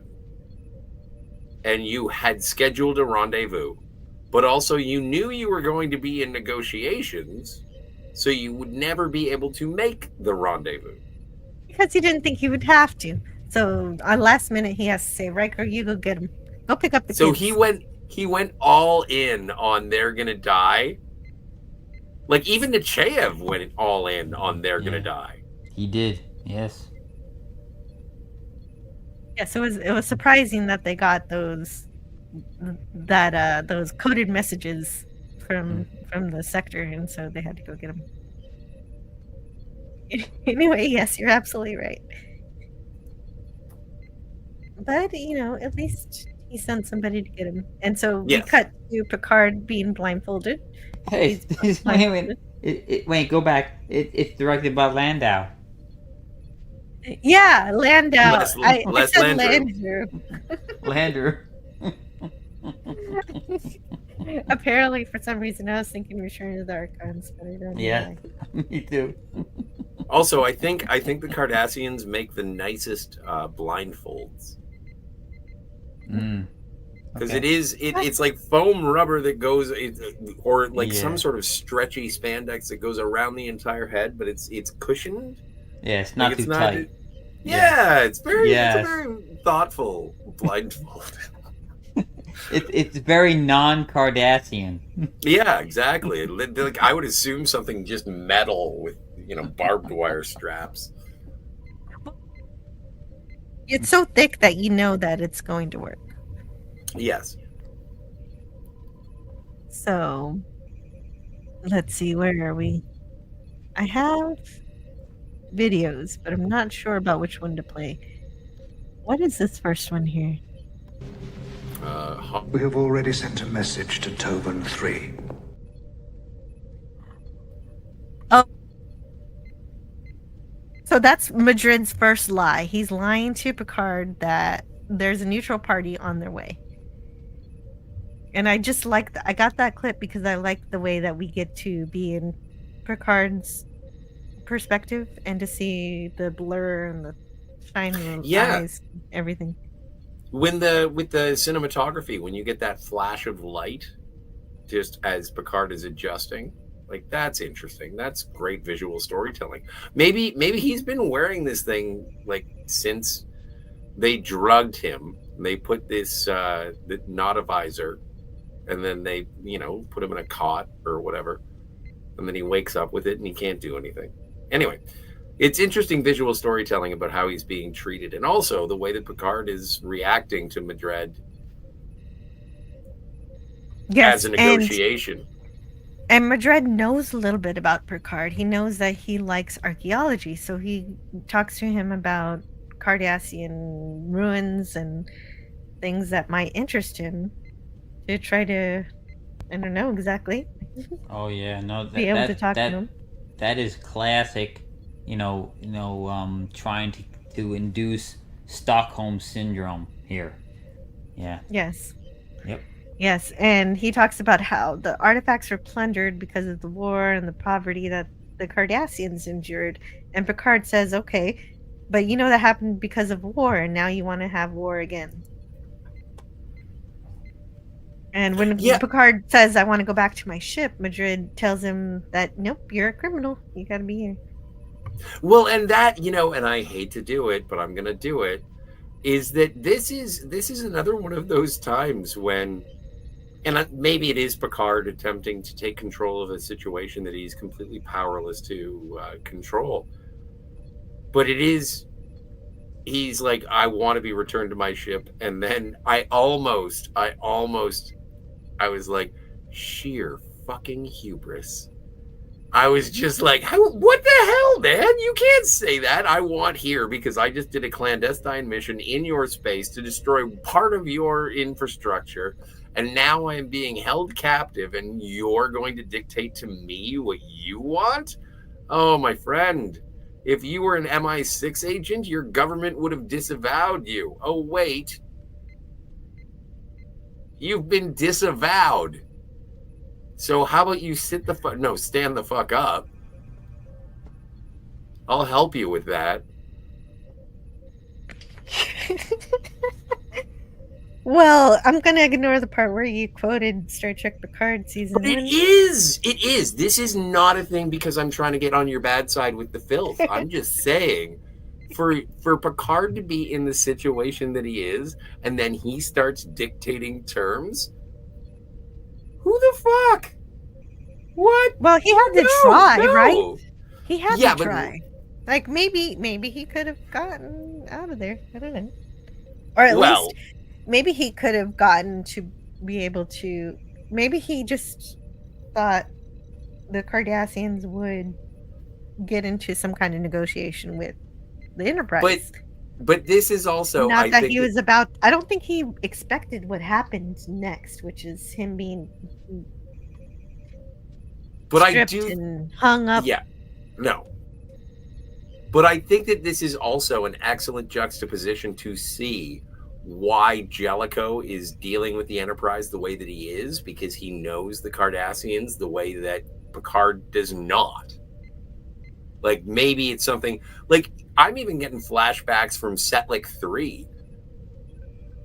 Like, I want an O'Brien in this, but obviously he was busy making Deep Space Nine. But like Right. this is like Picard says, okay, based on the treaties that we have, based on the whatever Galactic Geneva Convention, I want an independent representative, and I want to be able to talk to my ship. And so, can we get this done in the proper method in which we negotiated a peace? And they're like, no. And then Jellico is like, oh, you want to negotiate peace? Well, I've seen how well you follow the rules of our negotiated peace treaties before. So we're going to need some mines. And Yes, so it is. well, that's the end of the episode, Scotty. But that last thing you said was exactly perfect in terms of respecting what's actually happening through Picard's head and thinking that these people are civilized and are, not about to torture him horribly. And he says the Galactic Geneva Convention is Seldonis 4. Seldonis 4 is that what you mentioned. That torture is forbidden. But it also it's like Picard has never heard about the horrors of Cardassian torture before. Like Ro even told him and said, yeah, I hate them, but it's also because they tortured my father to death while they made me watch. Well, yeah, that's true. Oh, you know what? That must be where it came from. That must be where this episode might have been inspired from that. I hope so, because there is a moment that is actually kind of chillingly disturbing for something. Now, does that come after this episode? It's before. Okay. Yeah, we meet Ensign Ro before this episode. Okay. No, but I mean the episode where she literally betrays Picard. Oh no, that's the second last episode. Okay. Yeah. That's later. Yeah. He understands where she's coming from, and she still betrays him. So. No, but she believes he believes in the possibility of negotiation and the possibility of diplomacy. He believes in that Roddenberryan higher elevated until it really catches up with him in first contact. But he is a negotiator. He's a diplomat at heart. He wants to find common ground. And people like Jellico and Ro, they know that sometimes there are just monsters in the universe. Yep. But I think but you just said that Picard figured it out, that sometimes there are just monsters and you have to take the Borg down. So he can figure that out too. You can still have your ideals and know when to fight. Well, and I suppose it is a credit. Like it is a virtue of Picard's that he does begin by attempting to appeal to the order of things. Exactly. He just assumed that the Cardassians would be reasonable, which was a faulty assumption. He, as you said, does not know very much about them aside from Ensign Ro's description of them. But what I need now is for Wes Cagle to read the first officer's log I put into the private chat, and I will be right back. I will be quick. Sure. Alrighty. What we have here, let's see. First officer's log supplemental. I have returned from the rendezvous point in the Lestarian system with Dr. Crusher and Lieutenant Worf. Captain Picard's fate is still unknown. Dun dun dun. Dun dun dun. Yeah, cliffhanger. Cliffhanger. See, David in the chat says, I thought the captain of the Odyssey would have been good if it hadn't been destroyed for shock value. That's a great episode. Captain Keogh of the Odyssey I love that actor as well. Mostly a voice actor, but he also played a Klingon in the episode where Kahless comes back. But yeah, I like Captain Keogh. Kahless, yeah, that's a good episode. RR and TNZ says, the minstrel boy to the war has gone in the ranks of death. You will find him. From the Wounded, thank you so much. I hope that everyone appreciated the fact that I sing. And if you didn't like it, we will edit it out later. Fair enough. That is fair enough. Christine says, also, I thought Picard was well aware of how Cardassians treated prisoners. Yeah, that's what I thought too. Regardless of the knowledge, though, one cannot help but react to being stripped like that. Yes. Mm-hmm. Being intellectually aware of a situation does not necessarily make you prepared for the situation itself. UK Danger Man. Hey, what's going on, UK Danger Man? Hi, Jill. Hi, everyone. Chain of Command is one of my favorite Star Trek two-parters. Jellico is one of the best guest captains. Hope you are all well. Thank you for stopping in, UK Danger Man. I hope the Jill bot let people know that you were here. Nice. But yeah, that's funny when people start talking about best captains of the Enterprise. It is a possibility that you could say Jellico just to rustle someone's jimmies. Who's your favorite captain of the Enterprise? Edward Jellico. Captain April. Yeah, exactly. Robert April. Yes. Oh, and in regards to the private chat, for sure, we just got to wait for. We have to wait for the communications officer to return. Absolutely. Yes. No problem.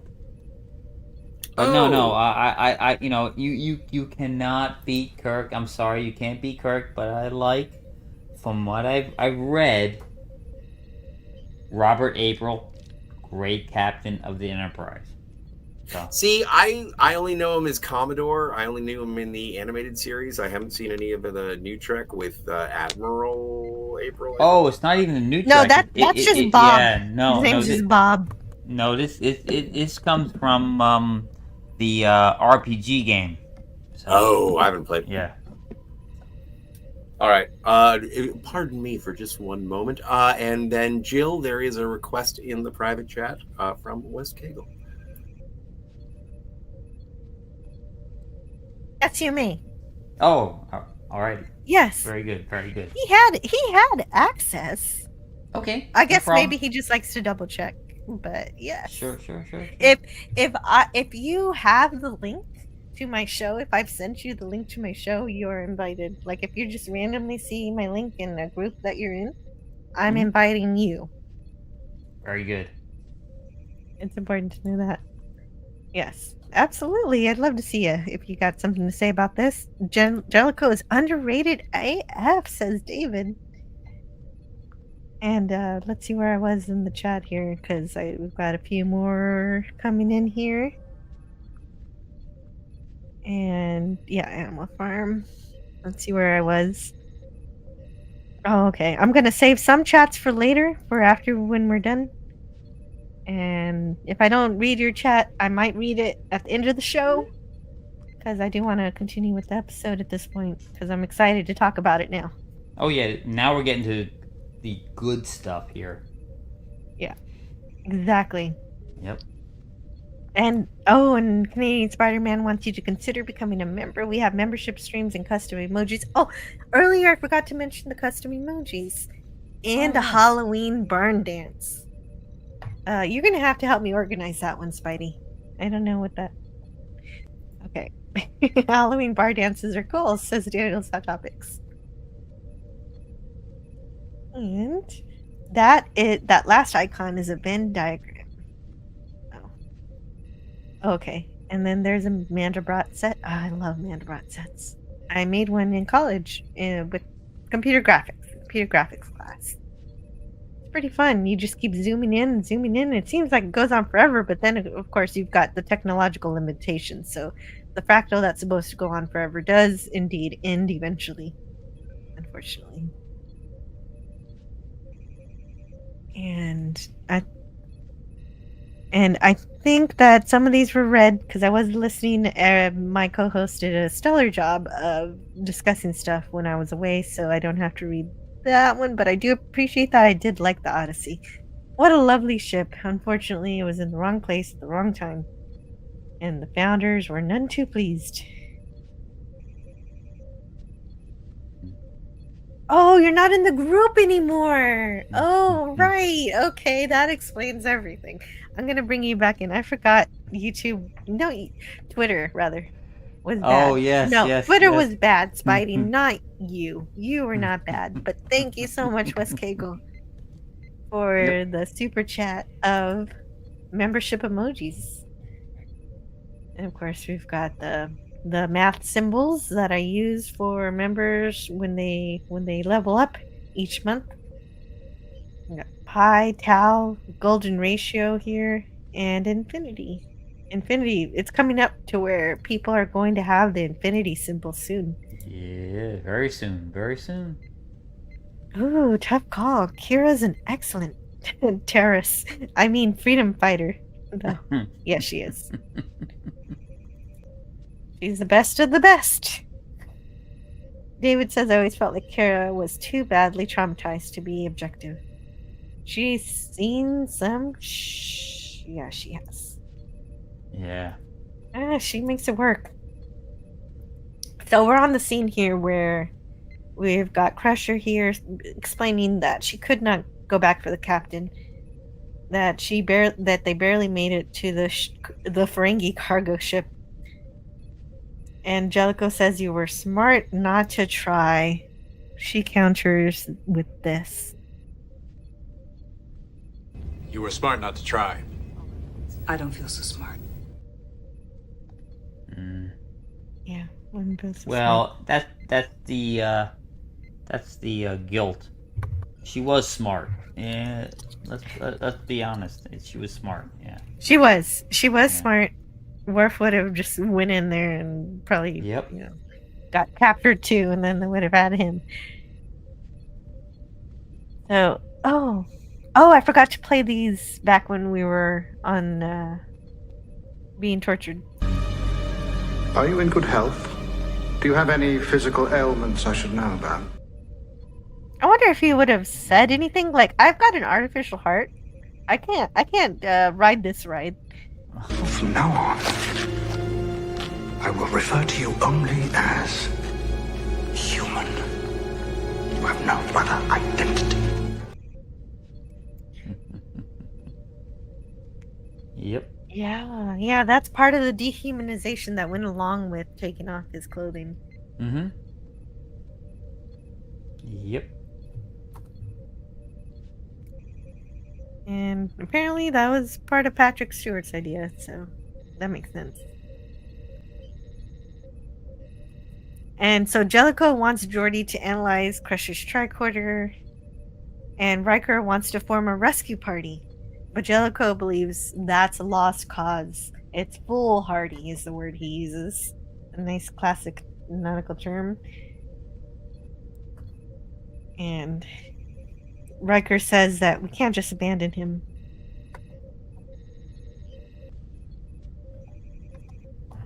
Oh, something's going on in the chat. Something good. Christine Hart is a new member. That means so much to me. Thank you. Oh man. I hope you can join us at the next membership stream, or if you want, you can hang out with us whenever I share the StreamYards link for like a shore leave chat where we're just hanging out. Thank you so much for joining. And David says, "Good. I'm forcing my wife to watch all of TNG and DS9 with me. We're all done with Well, wait a minute. You're not forcing her if you actually got her to watch TNG. If she didn't want to watch it, she wouldn't have stuck around. So she must like it. And just starting the Dominion War. and part of DS9. So far, she really likes it. So that's it. I knew it. Good job. Good job introducing new people to Star Trek. Is a wonderful thing, and if it's your partner, it's even better. So, guys out there, if the girl you like doesn't quite like Star Trek yet, don't give up on her. You know, you never know. One day you'll be able to get her into it. And Wes Cagle says, thanks to Christine Hurt for being a member and supporting the channel. Although, you know, you may find the one and she doesn't like Star Trek, and that's okay too. I think the nudity is the RSC thing. I saw McKellen do King Lear live, and he took it all off. Surprisingly, a very endowed man. Impressive, really. Oh my god. Wow. Okay, that's a lot of information there. I'll check in on that later. Bookmarking my live stream. Gandalf has more than one impressive staff then. Yeah, exactly. Okay, well, that was live on stage. Okay, then I guess I can't really look it up. All right. Anyhow, where was I? Oh, we get another exchange between Jellico and Riker here. Yeah, good. Yes. Yep. Yes, this is a good exchange. We cannot just abandon him. He's gone. I'm sorry, Will, but you're going to have to accept that. Yeah. See, he's Jellico, dead, Jim. Yeah, well, Jellico should have said to him, listen, this is reality. This is not a TV series. He's gone. We do not go gallivanting off to try to rescue every single person.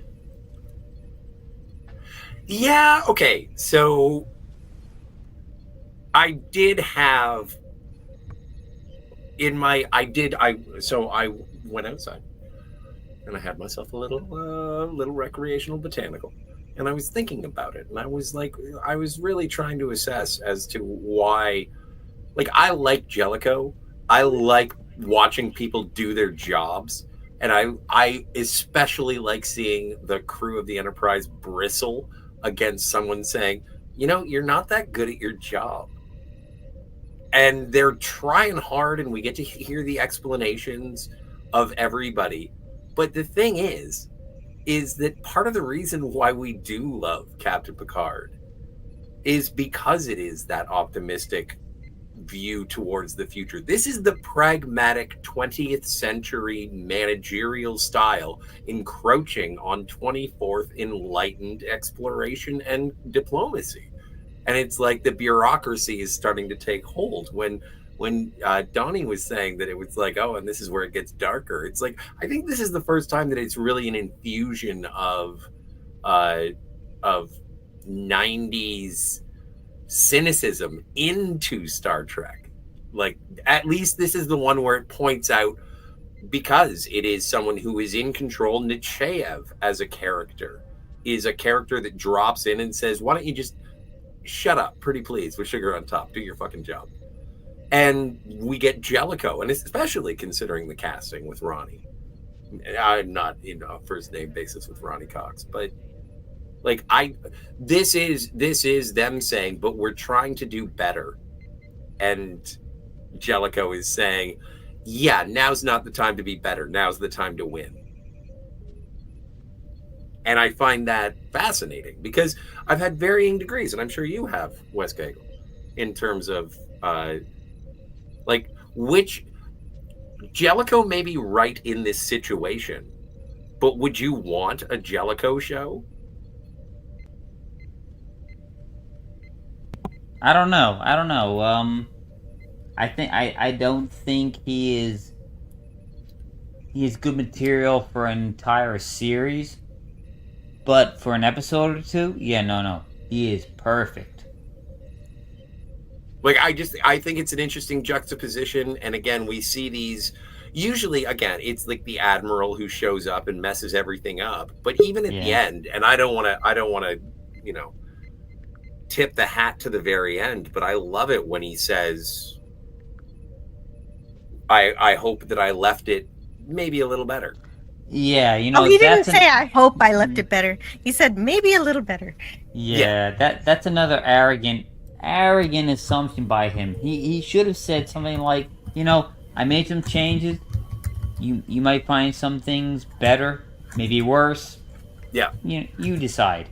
Yeah, You know, but he did increase the warp efficiency by 15%. Oh, right. So. He did make. Technically, he made things better. I would like to welcome a typing Canadian Spider-Man.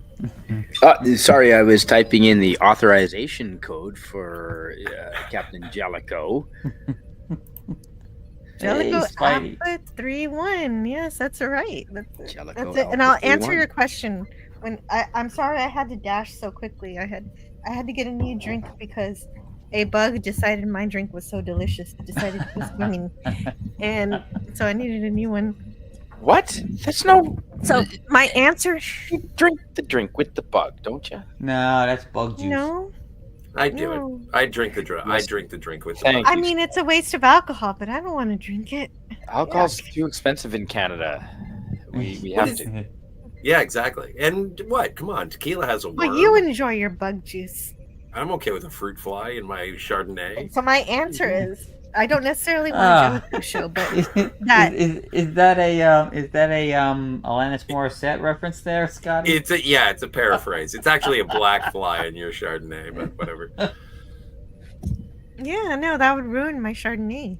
I don't know about you guys, but I don't drink That's bugs. a mental thing. It's a mental thing. Come on. Okay, what I wanted to say is Jellico should have showed up in Deep Space Nine. He started off Deep Space Nine here. And so he would have been really cool to see every once in a while. And as a war captain, he would have fit right in that series during the Dominion War. Oh, yeah, But yeah. I think that the reason that Ronnie Cox is here is because he was in Deliverance, as we've mentioned before. And Patrick Stewart was excited about the proposition of being able to work with him because Deliverance is directed by John Boorman. And one of Patrick Stewart's early acting roles where he was like featured a guest star on a film was Excalibur. So they would be able to sort of trade notes on John Boorman, which I think would be very advantageous. And again, the same thing happens with David Warner and Patrick Stewart, just both being Royal Shakespeare Academy players, and them being able to work off of one another. And some, like, I love the performance by Patrick Stewart, but I am curious as how much of it is him acting the role of the torture victim than it is him being Captain Picard acting as a torture victim. Well, that's a good point, because this episode was not written by Ronald D. Moore, so you can't trust it to be completely, fully true to the character. Although we did have story editors who would have said this isn't what Picard would do. So there are checks and balances to protect against hopefully that. the actor Good would Star know. Trek, anyway. Yeah, but you say that, and then you look at like the authority on what the character would do. No, but not in this case. Patrick Stewart wants what he wants, and he wants to Yeah. be more Patrick Stewart than Picard. Well, that's when you get out the wiffle bats, Jill. you Now, gotta this roll is the where I'm newspaper trusting and the say writers. Patrick. No, yeah, no, I agree with you, but there are times when actors get to sort of flex their acting muscles without being completely. I don't know, not. I don't think Picard is completely out of character, but I also maybe I'm underestimating the severity of Cardassian torture. Yeah, and torture is rough. Like, we can see it on Is it? TV, but most people do not experience this kind of thing. No. And then they No, step exactly. on your Star Trek models. Well, if you're lucky. But And then this he is. says- I love this deprivation. Good morning. I trust you slept well. Good morning. I trust you slept well. Yeah. No one thinks that he slept well. And so sleep deprivation. And I love the thing where Patrick Stewart is sort of holding his arms up as if he's been strung up by them for 8 hours at least. Well, he's a method actor, so he did it? Well, I would assume. Okay. You think he spent all night hanging from the ceiling? Uh-huh. It'll all come out. It'll all come out later. Yeah. Oh, that's a great interview question. No, I think he just researched what it was like to be tortured and figured it out. So this is the first time he asks about the lights. So we've got the 4 lights. And also not just sleep deprivation, but also thirst. Thirst? Yeah. I would imagine so. So he's just he spends like a minute and a half just drinking water in front of him before he even says anything. Yeah, you notice when he's let down, his arms still stay in that position because he's been there all night. Yeah. Yeah, it's brutal. And also if you're looking, please look at the screen. If you're looking at the chat right now, it is blocking Patrick Stewart's behind his gluteus pectoris. Thank you for that. And there's only 4 lights. 1 cheek, 4 lights, and Gul Madred. 5.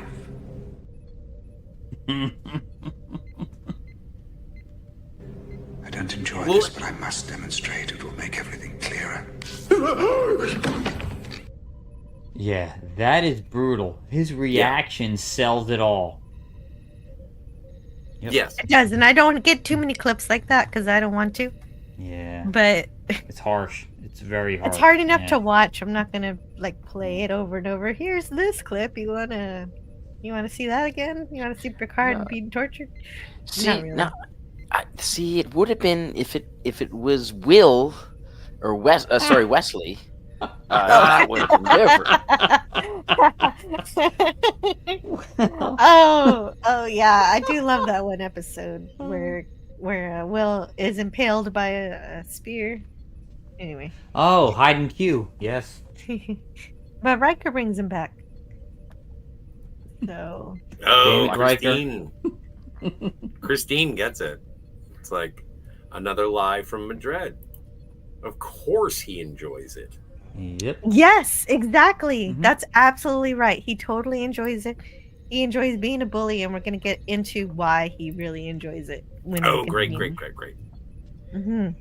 So this device, the reason why Picard was so hurt in so much pain is because the device was implanted inside of him that Madred can use to hurt him anywhere he wants at any level. And so the writer for this episode... Oh, sorry. Go ahead.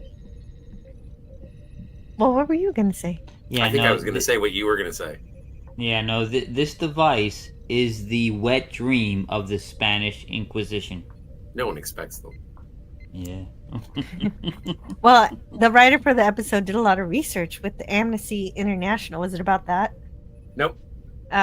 Because he did research on the psychology of torturers and methods and jurors to help him write this episode, and so did Patrick Stewart. So he liked the way it was written, and so he also got into this research. And Jerry Taylor recalled Patrick got very concerned because he assumed that meant we were going to back off from the strong nature of it. He said, "I don't want that to happen. I think this hits it head on. I want to do that. I don't want this to become another talky episode where we talk about it and don't really tell it the way it is." These concerns, so that's it. Yeah. Well, and he was happy with the script. And this episode is somewhat reminiscent of 1984, where O'Brien, different O'Brien, no relation, is asking Winston, it's like, how many fingers do you see? 4. Nope, there are 5 fingers. Yep. This is definitely like 1984, where you ask, "What is 2 + 2 equal?" Yeah. And it's supposed to be 4. The freedom is to say that it's 4, but here, as a form of trying to control your victim, you force them to say 5, because the idea is it doesn't matter what the truth is; it's what the party tells you that's true that you have to repeat. Yep. Well, they criticize Trek for plagiarizing 1984, but this type of coercion and torture far predates, the book 1984. Yeah, way before it. Gaslighting existed before. Oh yes, this is true. Well, and that's also, and at this point, and this is the torture episode. And so what you're watching is, and it is a brilliant character study of what is going on in the head of the executioner. And and in this case, it is the torturer. And it's like, how do you do this? Like, how do you do this? And the slow meting out of information that you get about Gul Madred, it's like, damn, yeah, you're just a mean, vindictive, angry person who is a part of a system because you can be powerful within the system that you hate. And even going back to what Christine says, it's like, oh no, it doesn't give him any pleasure. Maybe it doesn't. Maybe he just exacts the kind of authority that he can because it's the only way he can survive or feel even remotely good about himself in such an oppressive society. I think Christine was right. He's hurting other people because he was hurt, and we're going to talk about that. Well, yeah, okay, so we'll get there. But that's just. But yes, understanding the psychology of Madrid is an extremely important introduction to the Cardassians, and it's very sound, and it carries forth with what we see from the Cardassians later, especially the Obsidian Order. So while we're looking at this in pain, Jean-Luc Picard standing naked with an oversized computer. Jill, do you like hairy men? What? Do you like hairy men? Well, you know what? Patrick Stewart's got a mane going on the chest there. Humans are hairy, and it's a fact of life. Neil Diamond is a sexy man. Okay, sure. So's Bob Hoskins. Yes, he is. Well, and I'm not going to talk about what I find sexually appealing during this live stream. Well, I'm just wondering, do you like seeing Patrick Stewart's members hairy chat? chest? So please become a member, and you can talk about that during members chats. All right. Yes. Fair enough. Member live streams. Fair enough. Member live streams. I will talk about anything. I will. Well. All right. So I expect a report of your objectification of Jean-Luc Picard. Well, write it down and ask me. I will. Jill must objectify Jean-Luc Picard. It's funny, Wes, because the Japanese figure that Western people have more body hair because we descended from the trees later. We evolved last. Yeah, they find hairlessness much more appealing. Yes. Well, it's like in You Only Live Twice when Captain Picard. Sean Connery's getting all bathed by the Japanese ladies, and it's like, oh, they've never seen such hairy chests. Yep. Same thing when they're bathing Wolverine in the Wolverine. Oh, nice. Yeah, good call. Yes. Yep. Anyway, so that was the body hair. Yeah. And moving on now. Yes. Moving on. Right Let's get back to the negotiations. He's just waiting for some sign of weakness on our part before he starts making more demands. I can't believe you're willing to sacrifice Captain Picard's life as a negotiation tactic. Will. Oh, dear. You know what? When that scene came up, the first thing I thought was, if I was Jellico, I'm saying to Riker, you're damn right. I'm willing to sacrifice him for the good of the mission, for the good of, the entire Federation. It's one man. I'm sorry. I know he means a lot to you, Riker, but it's one man. Exactly. And what were you going to say, Spidey? Repeat it. Yeah, the good of the good of the many outweigh the good of the few or the one. Yeah, the needs of the many. Yes. Yep. Yes, and that is it. That's a fair point, also.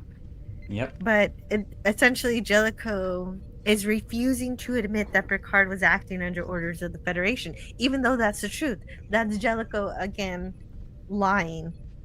Yeah. For the Federation. That's a very that's the Federation acting very, I want to say, Russian-like. I was going to say Romulan. I don't want. Yes. Well, yes. I don't want to offend my Russian friends. I love the Russians, but they tend to cover up everything. So. Yeah. So Picard will be tried and sentenced as a terrorist as a result of Jellico not saying that it's a Federation mission. Yeah. And so the Cardassians say that it is above his pay grade. He's not allowed to say that. Nechayev can say that. I don't even know if she can say it. But that's why Jellico says I'm gonna have to talk to my superiors, and that's when Lamech is like, of course. However, no wonder they get along. However, basically the Cardassian he gives them a deal that if the Federation leaves and allows them to take the sector, then they'll release Picard. Right. And Jellico says that he's going to recommend that Admiral Nechayev not do that and deploy more starships. Yeah. So Riker wants to admit that it was the Federation, so that Picard will be protected under the treaty, and that's when we get that scene that we just saw. I played it early. Well, and this is also the breakdown in communication between a captain and his executive officer, is because Riker already fucking hates being told what to do, like it's his job or something. And Jellico is like, why is it when I tell you to do stuff, you don't do your job? I don't care if you like what I'm asking you to do. You have a job. Can you do it, please? And so now they're getting into arguments, and it's like, okay, I'm not going to explain this to you because Jellico doesn't want to explain. He is the captain. I told you. And Riker is like, I need a little bit more information. I need to be able to understand where you're coming from so I know where I'm going. And that is where the breakdown happens. And so then they just start screaming at each other. And thank heavens there's a ship's counselor there to say, guys. No, but she gets completely ridden over. She tries to take control of the situation, she gets talked over. She doesn't get a chance. And basically Riker says, as first officer, it is my responsibility to point out any actions that may be mistakes by a commanding officer. Yeah, you don't tell. Do you think Jellico is the kind of guy who's going to accept that any of his orders have been mistakes? Like, choose your words. Yep. Well, you look at what Riker's saying right here. He says, I'm not suggesting you trade an entire system for one man's life, but it's exactly what he's trying to do. Then maybe it's time you found other responsibilities. You're relieved. Wow. Yeah. Rough. No, I'm with him. Yep. I'm with him. Yeah, but you know what, Troy? Stop getting in man's business. I feel like, well, get in the kitchen and make me a sandwich. Man talk. It does feel like Jellico is choosing politics over protecting other Starfleet officers when he can save Picard. It seems like he's choosing not to, but he has his own way of doing things and his own plan that ends up working, but he doesn't really explain any of what he's got in mind to Riker. Oh no, is Jellico Admiral Holdo from The Last Jedi? Can you just tell us your plan?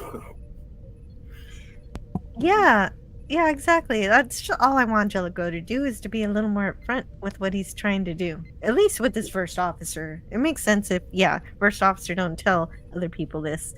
But at least confide in somebody. And if there's somebody to confide in, it should be your first XO. Well, but like the closest we get is Geordi. Like I think he is friends with Geordi-ish. Not friends with Geordi, but he is the most professionally acquainted with Geordi and Data. But Data, here's an interesting question. How do you think Jellico sees Data? Does Jellico see Data as being a sentient being, or does he see Data as being Alexa?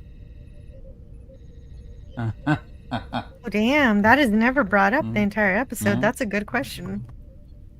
Like, but anytime he wants something, he's like, Data, what is this? And Data says, this is that, because Data's not going to lie to his commanding officer. And so he's like, great, do that. And then he goes off and he does another managerial thing. I guess, mission specific. He's a bit of a micromanager. But he does every time. He's like, I want to get there in 1 hour. How's that going to happen? Data tells him, I want this to happen with the warp engines. How does that happen? And Data's like, yeah, no, that makes sense. It works. Well, he trusts Data implicitly, but he may not see him as human. Well, yeah, I think, and the way that the character interaction between Data and Jellico, I think Jellico uses Data as a personification of the ship's computer.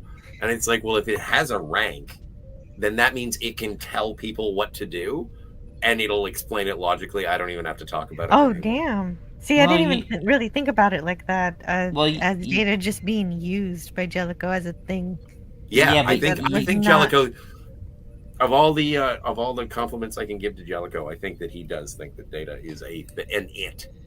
Well, you do see that when he does relieve, I'm getting ahead of the game. When he relieves Riker, who fills the spot? Data. Yep. The person who is most capable in Jellico's eyes to be able to fill the executive officer position. And not just the most capable, but the one that's going to follow his orders blindly. Yes. Yes. Who? I wouldn't say blindly. Well, I think that there may be an exception. If Data really thinks it's a bad call, he might stop it. But we really didn't see Data push back against Jellico at all these episodes. He does give like a little bit of an over the shoulder shrug to Geordi in part 1, where it's like, oh my god, this guy's a bit of a dick, and that's all you get. And that's the rest basically of it, he just looks. But like Data has an ethical subroutine, so if Jellico says, I want you to go and start punching people, he's going to be like, why? Yeah, just fibbing to save lives is something that he can accept, but if it ever got worse than that, then he'd probably have to say something. So I want to thank David for subscribing. I didn't realize he subscribed today. Thank you so much. I appreciate that. Another step closer to 1701. Woo! Nice. We'll get there eventually. RRTNZ says, ooh, tough call. Kira's an excellent... Okay. See, I read that one. I'm a little bit far back. Yeah. I shared on Facebook too. Love you, nice. Jill. Love you too. Thanks, Christine. See, this is the kind of thing, like... Okay, so when Sisko takes over Deep Space Nine and he's dealing with Kira, who is a hostile, overtly hostile first officer. Oh, yeah. And Sisko deals with it better. Sisko's like, so what do you want? How do you want this to work? Yes, but also when she's insubordinate, he also says, I'll have your head on a platter. So he of course. Yeah, no, he can know what? He can be Jellico and Picard all in one. You know what? I would fear going against Sisko any day over going against Jellico.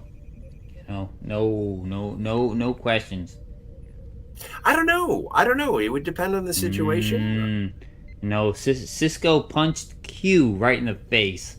Yeah, whatever. I think that my litmus test for it is the relationship between Cisco and O'Brien, or Cisco and Worf, and he laid the beat down on both of them, like in terms of chain of command, being like, I don't know what the fuck you thought you were doing, but never fucking do that again. True. Okay, I'll give you that. Yeah. Christine Hart says that the means of the torture is not just to force him to say he sees 5 lights, but to force him to actually see them. And that's true. Well, yes. And when we get into the psychological analysis of Gul Madred, I can't wait to talk about that. Yes. To have the power to force a person to see what you want them to see. Yep. Even if it's not real. She gets the episode, is all I wanted to say. Yeah. The way he chose Data to go around and assess everything, he was treating Data like a walking computer. Yeah, she agrees with you. Cannot lie, processes things super fast. Yeah, and he always gives the answer that he needs and does all the calculations for him. But Classic Comics says he sees Data as a person, but because that's what Starfleet says. Starfleet, sci-fi. That's what Starfleet says, rather than because he sees Data as an individual. That makes sense, Classic Comics. Oh, okay. So Jellico Data's says, a person. Okay. Them's the rules. Measure of a Man said that Data is a person, therefore I must follow that. Yeah, that makes sense. Yeah, I agree with that. Mm-hmm. Yeah, but Arantine says but only as far as it serves my purposes. Well, no. I think he respects the ruling, but he doesn't believe the ruling. Exactly. I think yes. Jellico sees Data as a tool, but he also sees the rest of the crew that way too. They are tools to meet his objective. Mm-hmm. Well, and and it's something that comes from the influence of Enterprise. Is that I think that part of the heightened sense of humanity and whatnot is the incorporation of Vulcan logic from Enterprise. And then to be able to look at something as being utilitarian that's a more logical trait. And so that's why, I don't know, this is just, I think that this is what happens when the reality of the situation is just something that it's like, okay, these are the rules. This is how it happens now. Like, and you're just like, well, I personally disagree with that, but order is maintained by being able to hold on to the rules. I have no bias, but in terms of an alien life form, which Data is, he does know a lot about the ship. He knows everybody here. He knows the book back and forth. Like, I think that he is the most useful tool in the same way that Commander Hobson was like, I don't think that an android would be a very good captain. I think that this is Jellico saying, well, maybe not a good captain, but he's going to make one hell of a first officer because he's going to do everything I want. As long as it is within Captain the structure. Data is amazing.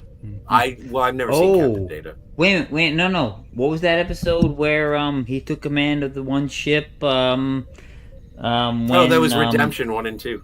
Okay, yes. Great captain. He was a good captain. Yeah. Yes. Oh yeah, he was, but also he was very aligned with Jellico in terms of Data's command style. Oh yeah. Fuck my first officer. Just do what I'm saying. Compare Data in that episode to Jellico in this one, and I think that you're gonna see two peas in a pod. Oh, it is exactly the same. He wants I don't know what the first officer on that ship was. Hobson. His name, but God, he treated that guy just like Jellico treated Riker. Yeah, man. Yep. Yes. You're right. You're right. Yes, this is true. Well, but we're assuming discrimination against androids here when we've established that Jellico treats everybody like a machine. Yeah, that's true. Yeah. And so we're on to the next scene where Data's wearing his command red. He's Oh also yeah, got that was a cool little thing where he switched uniforms. I like that. I like it. and he's got 3 pips here. He's got. Oh, is he It's full just commander? temporary. Huh. Yeah, it's just temporary, obviously, but yeah, he's changed his command structure. Yeah, that's cool. weird. I always thought it was weird in the series that Troy, advanced faster than Data. That is weird. But anyway, he's saying that the Cardassians set a trap to target Picard, and he's figured that out because they've made up a weapon in which Picard was the only remaining serving officer to be an expert on, because I guess he's the only expert on data band devices who's still serving somehow. What do you mean somehow? The metagenic weapon they were supposedly developing used a theta band subspace delivery system. And so that's what Dave says. And they rightly deduce that the Cardassians think that Picard knows about the defense plans. And so they figure out that the Cardassians are planning an attack. And Jellico wants Geordi to scan Gul Madred's ship to see if they can figure out where the Cardassians are going to attack. And that's the whole scene. Well, it makes, and I appreciate that. Although everyone at this point in the two-parter, everyone's just giving Jellico the side eye. They're like, fine, Yes. I'll do something else. Yes, they're still following his orders, but you can definitely see that they have not been engendered to appreciate or trust him in any way. Even though everything that has happened thus far is working. Yes. Christine Hurd says the Jellico get it done standard, as we see throughout, is a compensation for what Troy says is a lack of confidence. The situations were very similar in that they both had to do with the crew that had little confidence in their ability to command.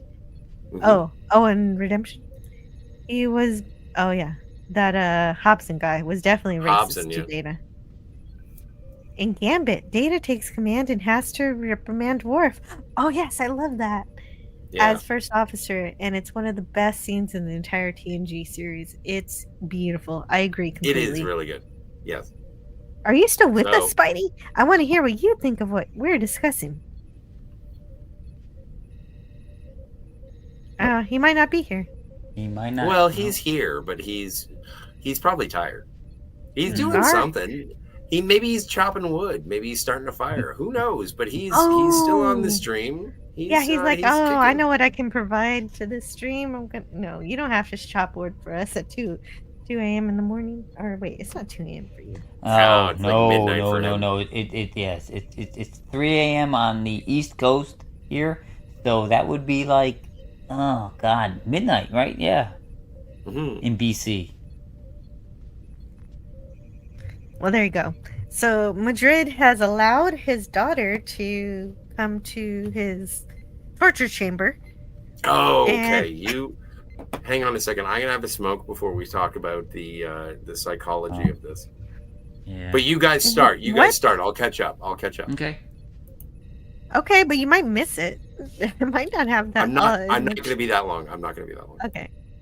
So her name is almost like my name. Her name is Jill Aura. I just don't have the aura part. And I have an extra L. And she's got a pet, and it's called a Wampet. And he's trying to show her how to take care of it. I guess she had a problem with it, and he fixed it. And Picard is just sitting in the chair, just all, he's not looking very good. No. You can see yourself. And she asks the question about him. She asks this: Oh, I do have this. Good morning. Oh, I never played this one earlier. Four lights. I don't understand how you can be so mistaken.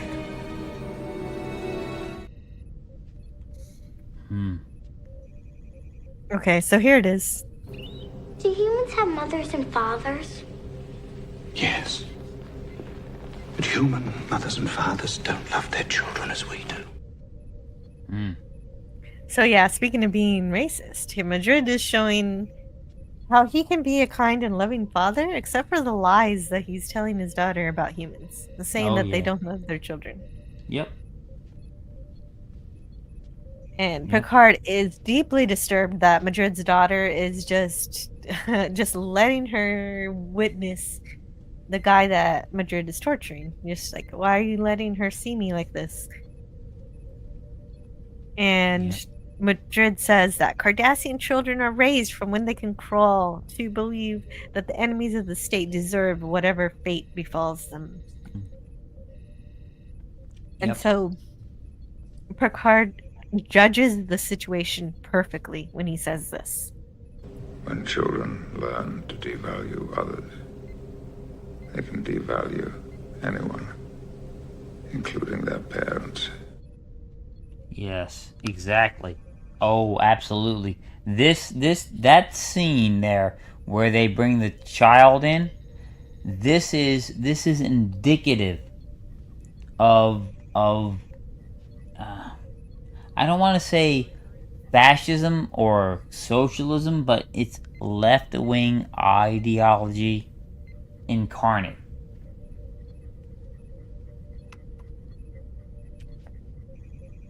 Why do you say that?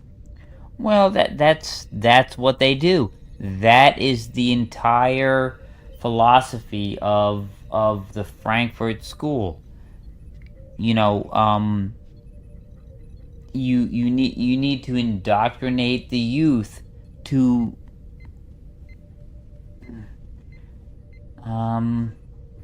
Oh, I see what you're saying. It was also something from 1984 where the children were told to call out their parents. Yes, and yes.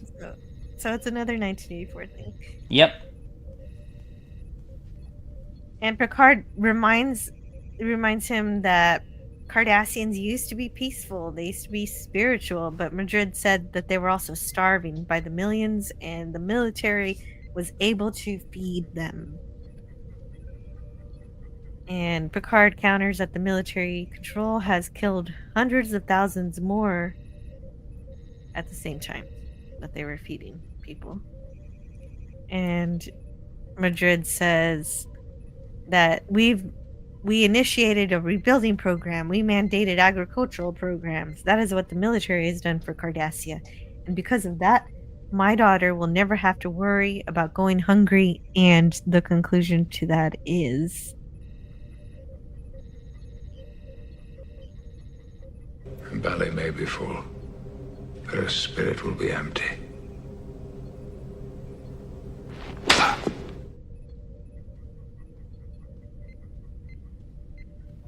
And so, yeah, the conclusion to that is that Picard won the debate there because he got Madrid to lose control and act on anger impulse. Sure. But more importantly, I think that is the last time that we see the Captain Picard that we know as being in command of a situation. Because after that, Madred is gloves off in his cruelty. Yeah, because he's upset about this. Picard needled him on purpose, and he got a response. And now Madrid is angry at him. Right. Well, you also missed this line here. When children learn to devalue others, they can devalue anyone, including their parents. And that's a bit of a warning. Well, but that is one of those cornerstone ideas of Star Trek, is when you start to devalue anyone, then you are essentially devaluing yourself. Yep. Like you should not look at people as being lesser, just different, unknown. Yep. That's the drumhead speech. I was actually going back to Corbomite. It's like there are not things that are like the Kirk speech when he's like there are not things that are unknown, they're just temporarily hidden from us. We have not yet discovered them, kind of thing. And that devaluing an other is something that I don't think that Star Trek does. And when it does, it sort of falls flat, and it questions as to why you would devalue anyone. And You're so... right. Yes, Respect for Life does go all the way back to the original series, for sure. And so Madrid, it goes back to the lights. And now Every Picard time you is say just... Madrid, I just keep thinking of a town in Spain. Me too. Oh, you the know capital? Yes. You know that the entire episode, they never say the name. I only know because that's his name. But they don't ever say it. Yeah. But instead of the E, it's an I. How many lights are there? What lights? That's the best line. What lights? Is there, and I don't know, this is like a memory that I had, but I don't think that it was confirmed. Maybe it was in the novelization, I don't know. But it's like Gul Madred just leaves the agonizer on like all night. Oh, he does. He does, I think. He threatens. Okay. He threatens to leave it on all night, but I don't think he actually does. Okay. Yeah, that's right. That would be rough. Yes. But again, So it's not gonna cause any physical malady. It's just going to be a constant wave of pain. Mm-hmm. Oh, and I think Spidey might be back. Are you here, Spidey? I was just checking because you unmuted. Because you were muted and then you unmuted. We want to know what you think about the episode. And so when you do come back, hopefully you say something. So we are on to Quantum Resonance Scan 47. 47! There we go. I don't know. Yeah. I just read the screen. I actually didn't read that the whole day until right now. So LaForge is looking at the hull damage on the ship, doing his discrete scan. And so he realizes the ship has been exposed to a molecular dispersion field, which could be caused by the McAllister C5 Nebula. And it is close to, guess what? Minos Corva. So they know exactly where to go, exactly where the Cardassians are, thanks to Jellico's questioning and the last scene where we talked to Data and Data said stuff and Jordy said stuff and Jellico said stuff. They all came together to figure this out, so now they know where the Cardassians are. Mm-hmm. There was a lot of logic going on. Very intelligent. I love it.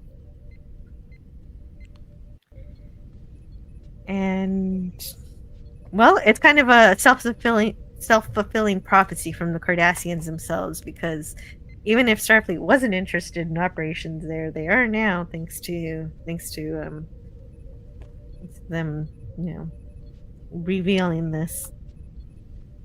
Well, it's their poorly concealed war preparations or incursion preparations. They forgot that Starfleet knows how to scan stuff.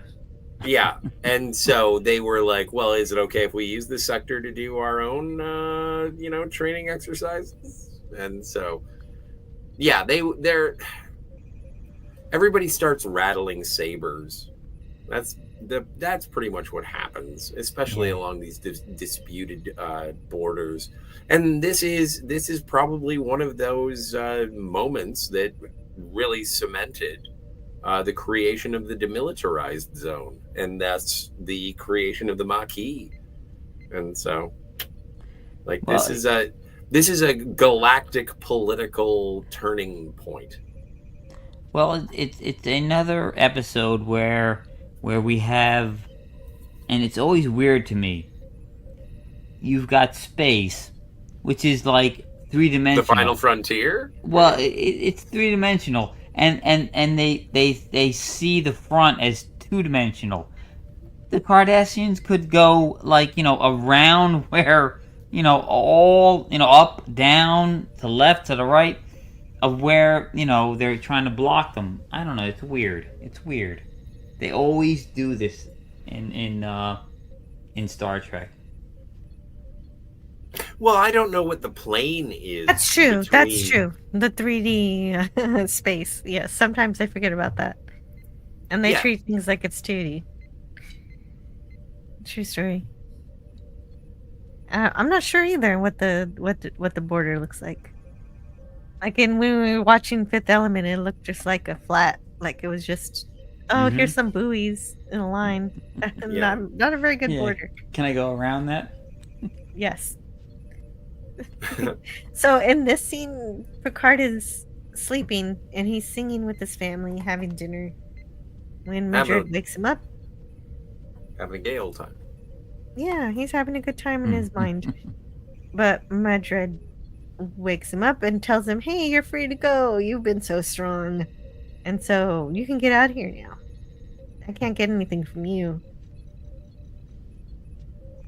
And Picard is trying to leave. He's got to hold on to stuff. He's walking out until Madred says that now I'm going to torture the female. And so, of course, Picard's not going to allow that to happen. So he chooses to stay to spare her that. And so that's another 1984 thing, except for in 1984, he actually says, "Yeah, go ahead, torture my girlfriend." Yeah, but also it's revealed in 1984 that the girlfriend did rat on him as well. Yeah, she did. True story. So, like another wonderful allusion to the relationship between Jean-Luc and Beverly. I always like it when it is sort of presented that they are smoldering. Yeah, but how does he know that? That's some good intelligence reports. Oh, anyway. No, I think it's just a basic. It was just luck. No, like, well, just chivalry. It's like if we can't get it from you, then we'll bust up the chick. I mean, it's like, well, don't bust up the chick. And yes, it's another. That's how the Cardassian. It's another lie from Madrid saying, "Hey, we've got prisoners here, and we had to kill Worf, but we've still got Beverly, and we'll get more information from her." Yeah, and so that's another way to demoralize Picard. Well, and it's a win-win because it's not like they were actually going to let him go. So they walk him around the circuit, and then they bring him back to the same room and say, "I cannot believe the captain of the flagship of the Federation would allow the destruction and torture of a woman to save his own skin. How do you feel, human? Proud of yourself?" Something like that. He'd fuck with him with it if he had taken the easy way out. Yes, that's a true story. I agree with that. So we're back in the observation lounge. Jellico is telling everybody that Starfleet said that he can go to the nebula. So LaForge says, "Hey, wait, what if they're only in the nebula for a scientific mission?" Just asking. And Jellico says, "I doubt that." And Crusher points out that this is a gamble of hundreds of lives. And Jellico says this. Where is it? This discussion is moot. The plan has been approved and we are going ahead. Yes, and then he orders Worf to prepare the antimatter mines. So we got the mines going. Those were alluded to earlier in this discussion. These are the mines that they're going to use on the Cardassian ships.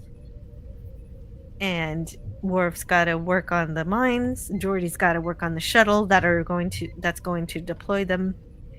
And so he begins to give Crusher her orders, and she finishes the thought for him. So I should prepare for all the people that are going to die. And she does some great acting there, looking like she wants to, I don't know, make him the first casualty. Yeah. Oh, that's even better than what I had. Apparently, it echoes a line spoken by Bones in Doomsday Machine. Oh, does it? I love Doomsday Machine. Yeah, apparently Commodore Decker says, go prepare the sick bag. And it's like, for all the casualties you're about to send. Apparently. But it's like everybody references Data saying, it's green. Hmm? Well, yeah, that makes sense. Well, that's good. You know what? That did feel kind of McCoy. Like, did you wanna hear that? Was that a request? No, not really. It's fine. Or unless you want to, I don't care. That's green. It is green.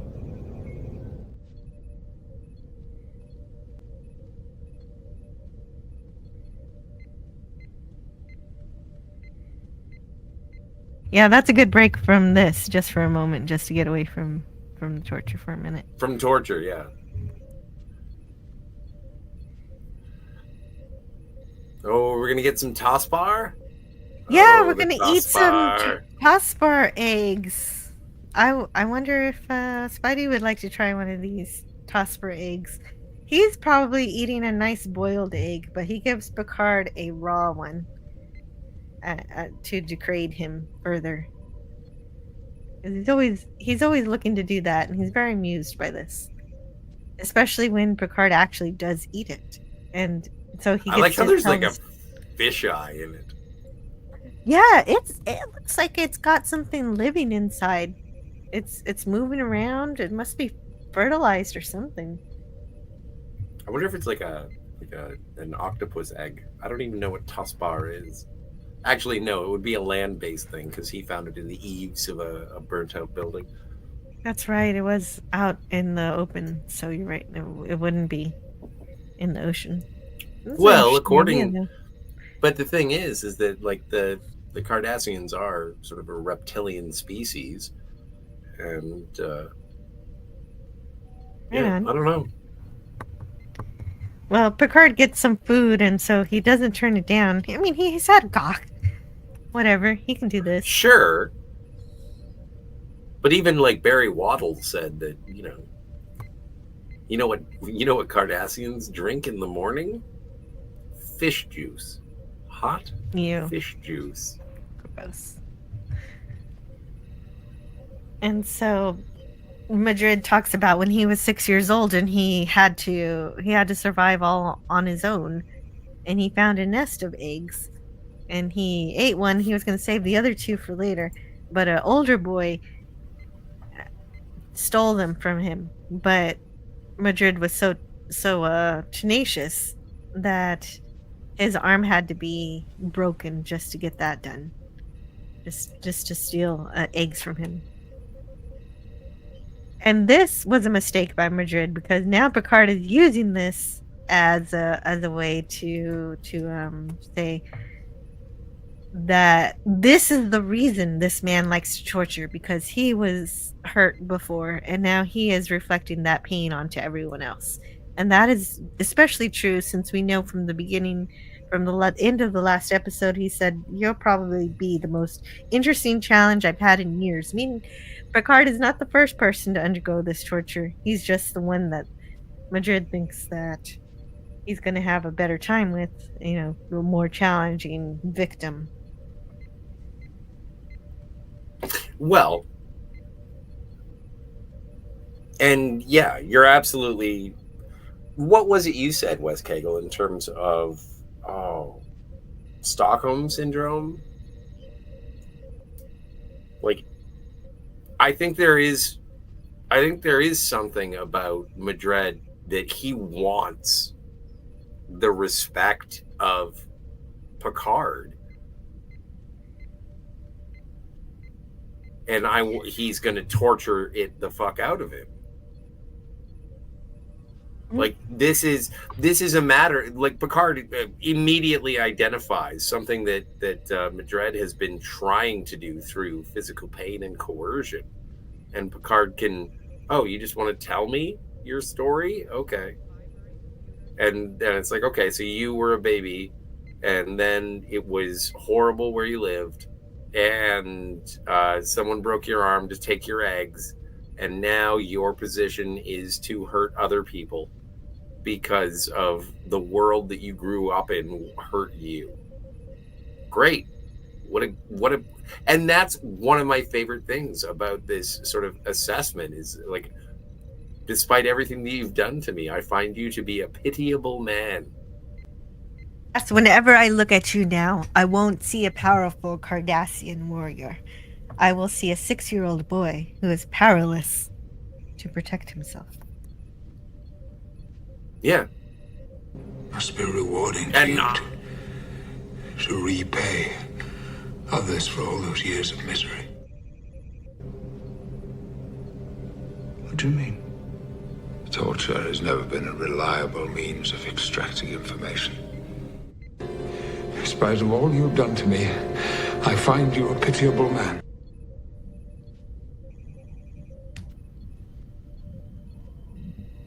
Yeah. Then maybe I was wrong. Because there's Picard there. That's Picard. He's still kicking. Yeah, he is. He is still there. He has not yet been broken. I mean, he's definitely been taken down a bit, but this story reinvigorated him. And especially when Madred slips and calls him Picard. Ah, you called me Picard. I love that little giggle at the beginning. Yes, I love that too. And then, of course, he counters again that there are 4 lights. I got these split up between different brands. You are 6 years old, weak and helpless. You cannot hurt me.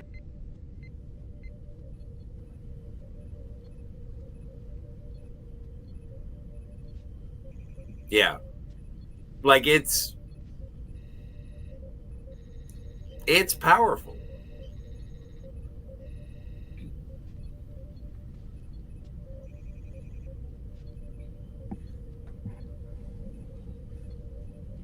It is. I'm sorry. I'm not feeling any dead air here.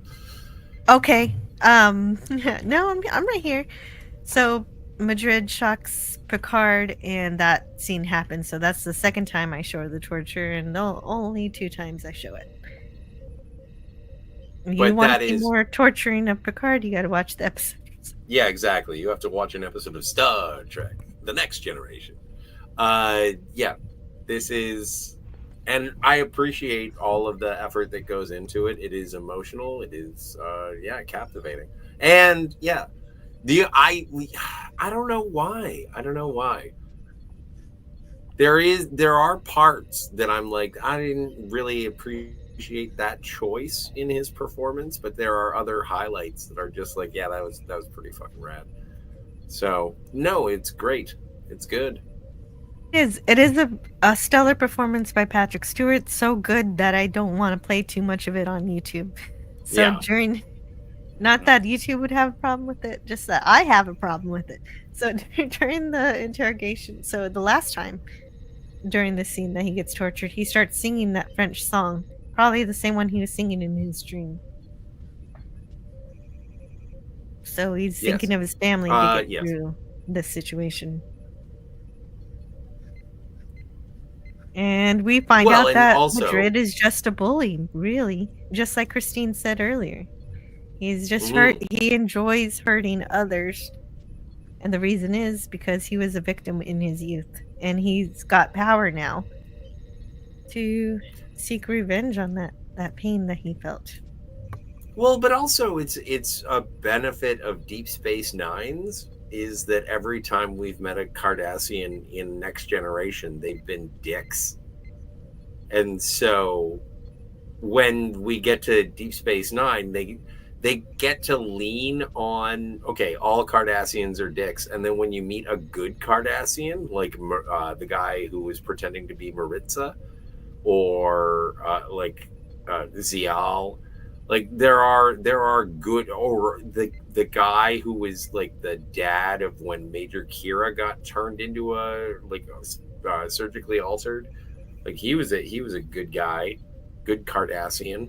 And so it's fun when you paint an entire species as being evil, and then when you do get around to the Deep Space Nine episodes, that some of them are good. Obviously, well, Garrick's not good. He's likable. He's great. Yeah, but I'm just saying he's not good. No, but yeah, right. He's like a former Nazi who's reformed a bit, but not really. More like a Gestapo. No, he's a simple tailor, I think. That's him. Oh, he's right. Tinker Yes, I Tailor was mistaken. Cardassian spy. Listen to Spidey. How you doing, man? I want to say, yeah, Spidey. Very well. Yeah, how are you? Is there anything you wanted to add to the episode up to where the point that we're at? No, just that I'm quite I'm quite a big fan of this episode, even though it does show a little more buttocks of the captain than I wish. Yeah, and eventually it does get covered up by that rag that he wears for the rest of the episode. He wears that Bobby outfit.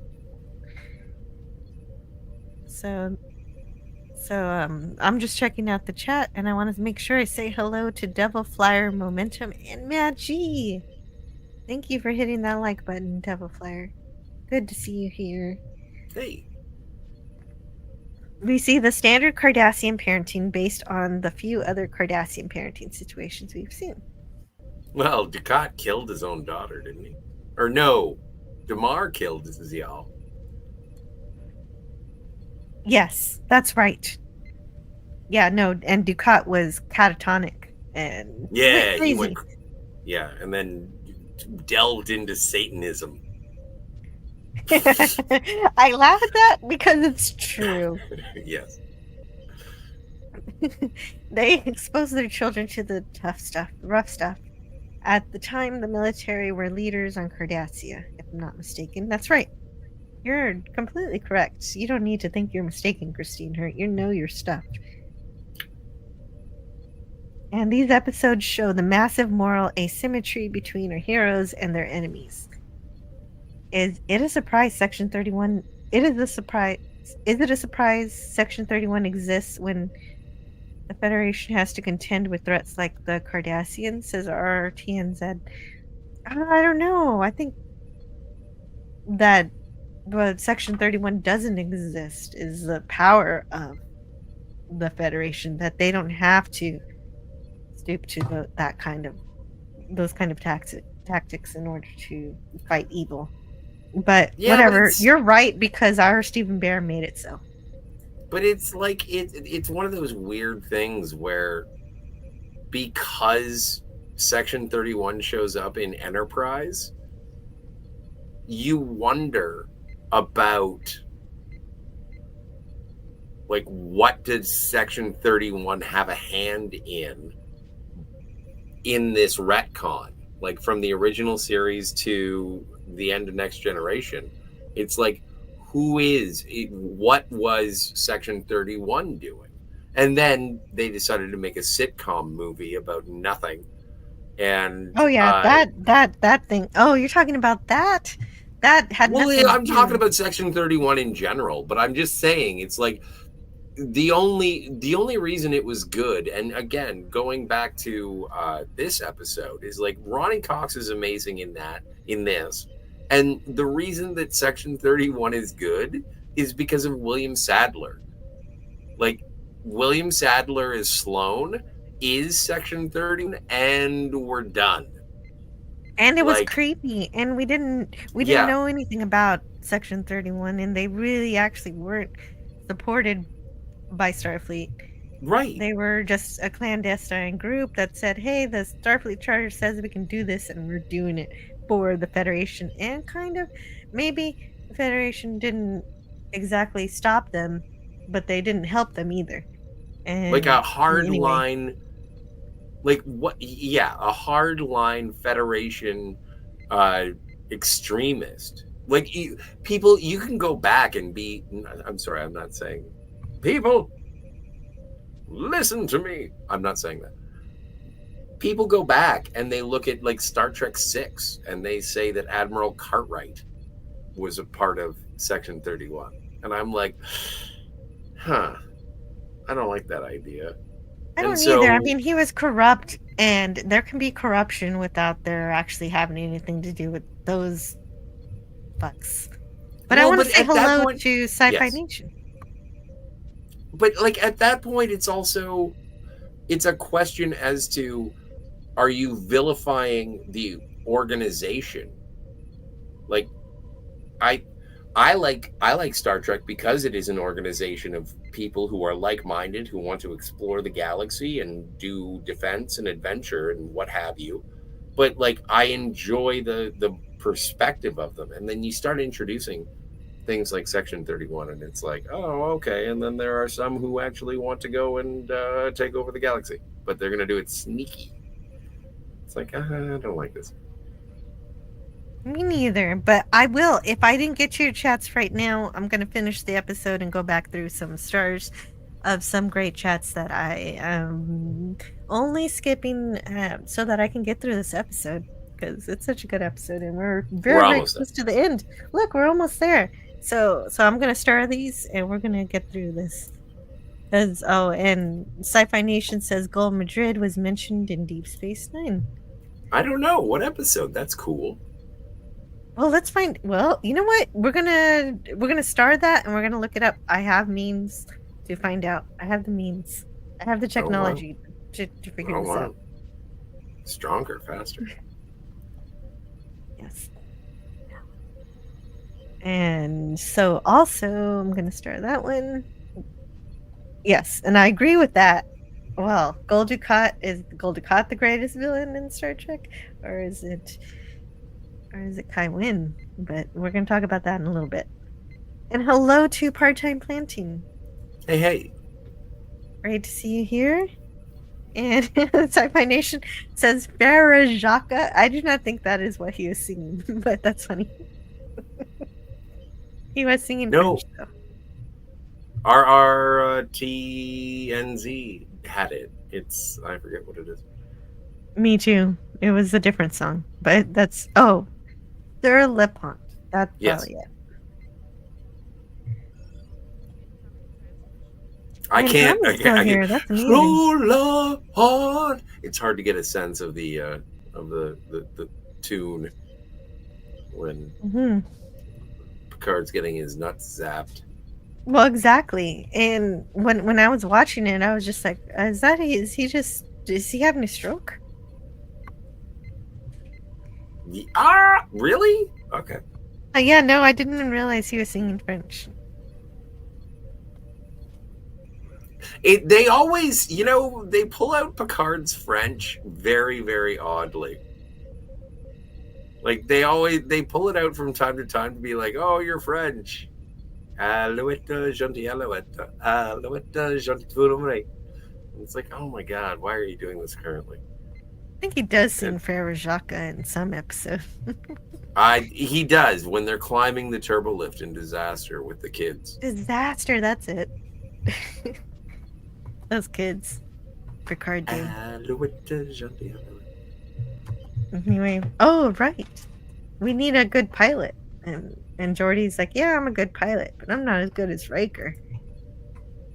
And they kind of connect because they're both pilots and they perform Titan's turn, so they know all about that.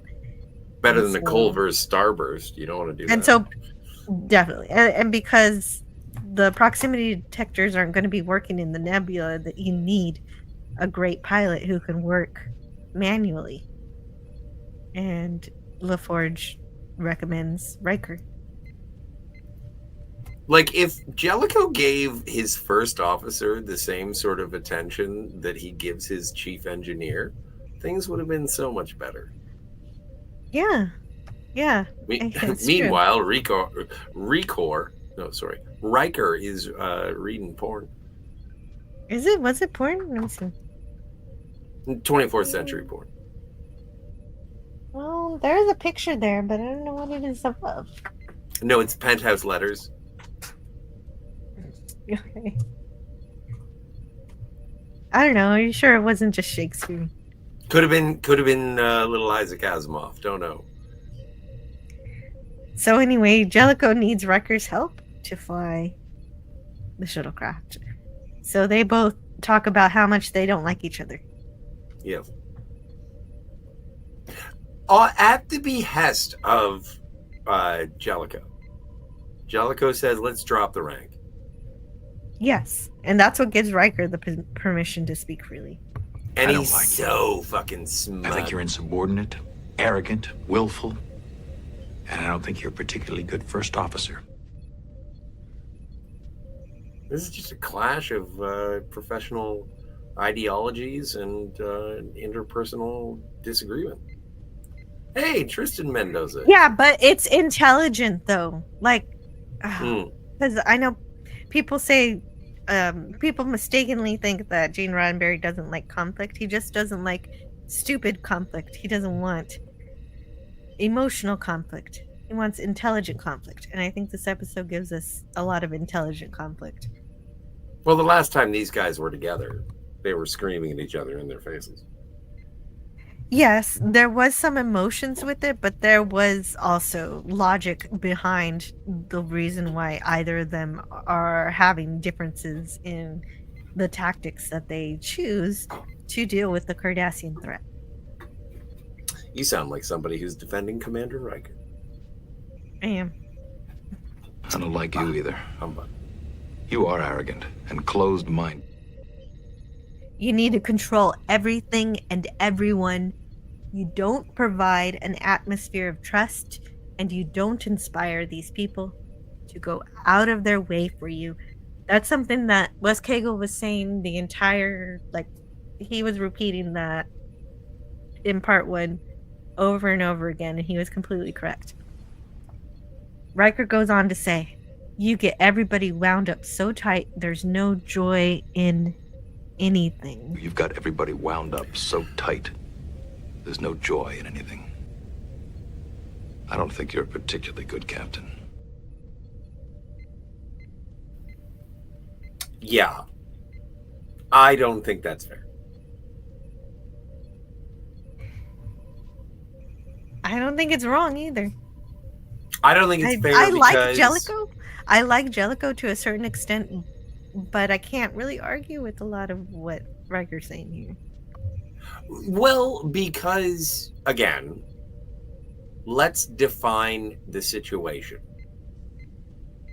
Captain Picard has been reassigned because of his knowledge of theta emissions. Jellico is brought on to be the captain of the Federation frag ship to negotiate, I don't know, de-escalation on the Cardassian Federation border. Yeah, Cardassia, stop taking over planets that don't belong to you. with a very specific timeline, and also we're trying to stop a horrible biological weapon.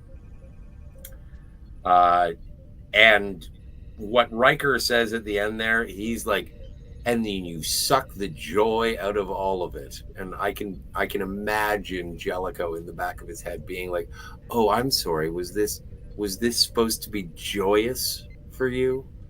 Is this supposed to be fucking fun? We're talking about the potential of another Federation Cardassian war. I don't know. Do you know Miles O'Brien? Have you ever spoken to him about his time in the Cardassian War?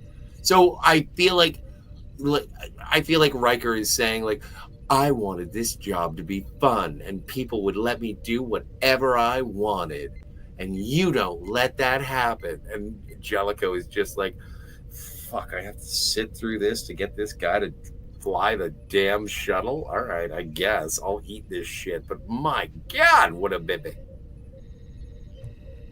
I think Riker is so wrong here. I still like Riker. I'm a big fan of Will. But I'm just like, every time someone goes up and starts explaining themselves to Jellico, he's like, oh my God. Seriously, are you in the academy? You didn't think that... Well, that makes sense when you say we're on the verge of another war that we had previously, but we really don't know a whole lot about the war, do we? Except that O'Brien was in it, and he became a little bit prejudiced because of it. Yeah, the Cardassian War is very vague, and we only really get to hear about it from the Bajoran perspective once we get to Deep Space Nine. But I'm just saying, like, there's a reason why this man is here.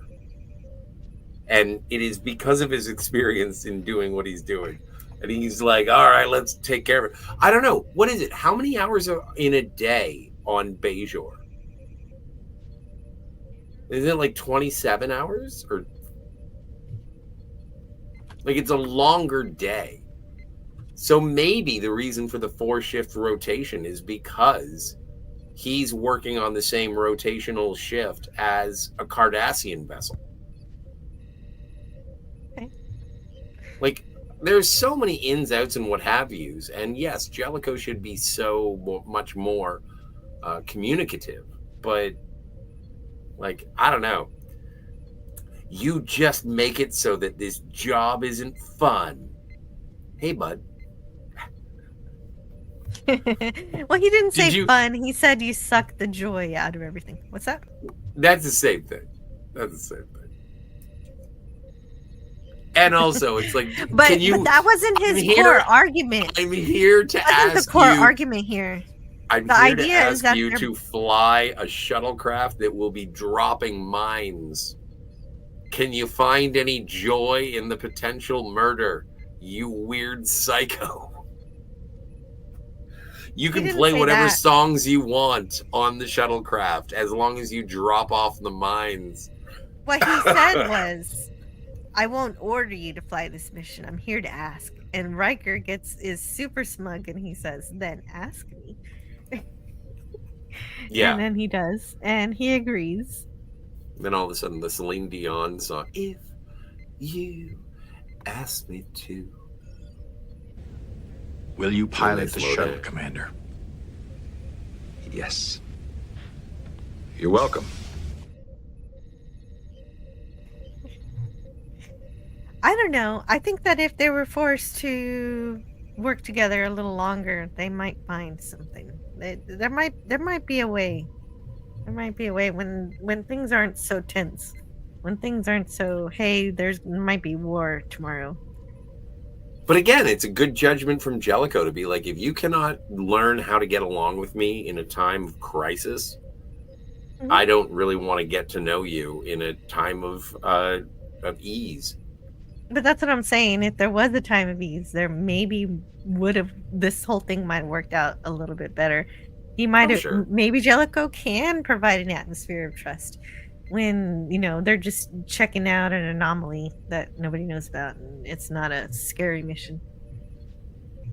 Well, I don't, and this is just a slice of life for Eddie Jellico. We'll see. Like, I wish him the best. Apparently, he's in Prodigy. Like, Ronnie Cox comes back. But apparently, he's also a dick in that as well. He's like a surrogate Admiral Nechayev.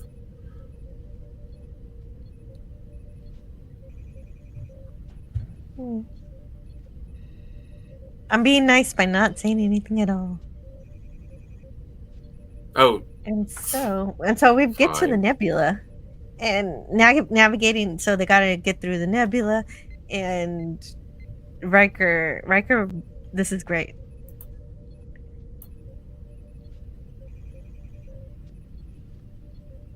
Hang on.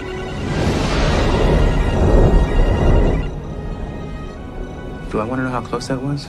No.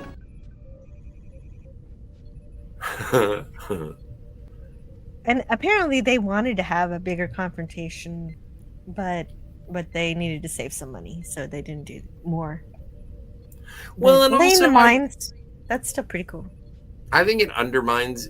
This is cool because it's kind of like a redemption for Riker. He gets to come back and play with everybody else. He's not just sitting in his quarters reading the Sears catalog. And yeah, I like it. I think it's great. But I think that a bigger space battle would have been it would have undermined the dramatic tension of the torture scenes. And I think that having Ronnie Cox, David Warner, and then Patrick Stewart giving the performance of the season, if not the show, like, at least the season. I'll give them that for today. Yeah. But I think that if they went into like space battle, it would have oh, so this is why we're here. Also, big shout out. I think it's I forget which. Anyway, big shout out to the people who told me this, and if you know who they are, please tell me who they are.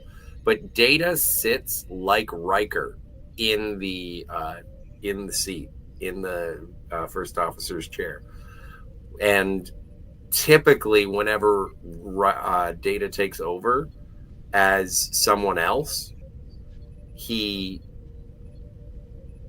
emulates their physicality and their mannerism. And so I do appreciate that Data is doing the Riker mid seat clench with the Kirk cockeyed shoulder or elbow on the other side. Like, that's some good acting there, Brent Spiner. Thank you so much. You ride that chair like a rodeo. That's really subtle. I would not have got up on that. Well, and thanks to whoever told you about that. Yeah, I forget who told me about it, but they was great. Anyway, I have to excuse myself. I have to go to the water closet.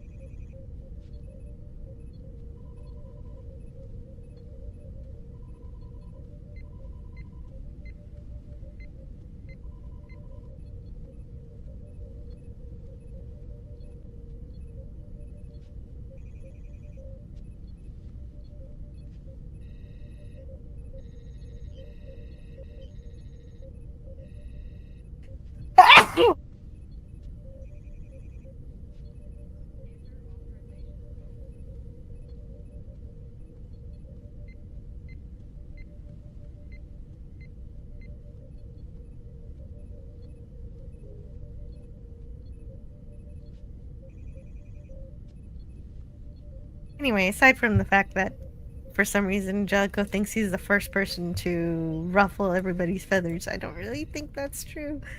But, and Roddenberry isn't against conflict, he's against frivolous conflict. That is just emotions that have no basis in logic. But the conflicts in this episode are logical. But anyway, Ronnie Cox continues.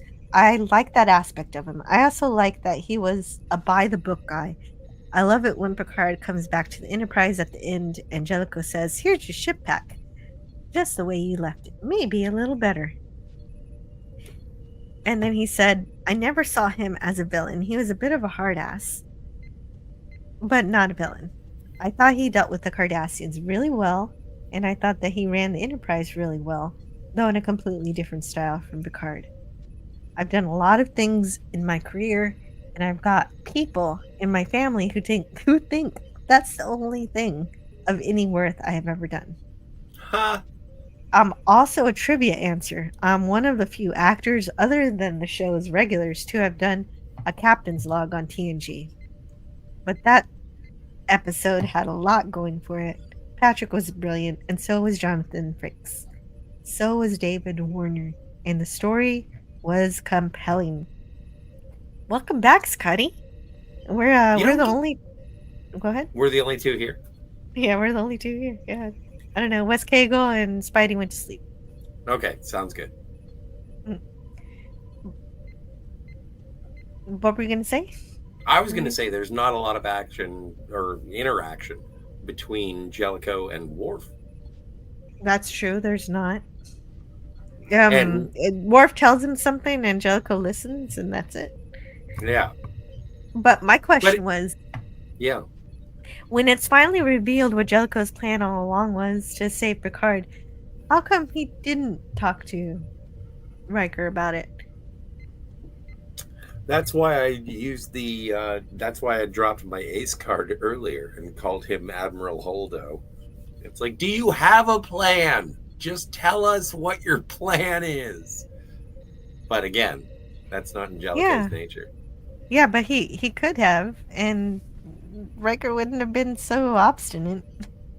But I get it. I get it. He has Tristan to see. Mendoza. I know that Jellico means business. Hey, Tristan Mendoza, I promise I'll get to the chat soon. I'm so close to finishing the episode that I want to get there, and I am definitely going to be reading the chat very soon. But yeah, And I think yeah, more so but communication it was good. throughout the crew. Yes, he needs to do a better job at communication. Maybe he should listen to Troy every once in a while. And it doesn't mean so, but it was just good to know that Jellico does not mean to abandon other Starfleet officers. He just had his own way of doing things. Even though he said, we got to give up Picard for dead. You got to face the facts, and then he saves Picard.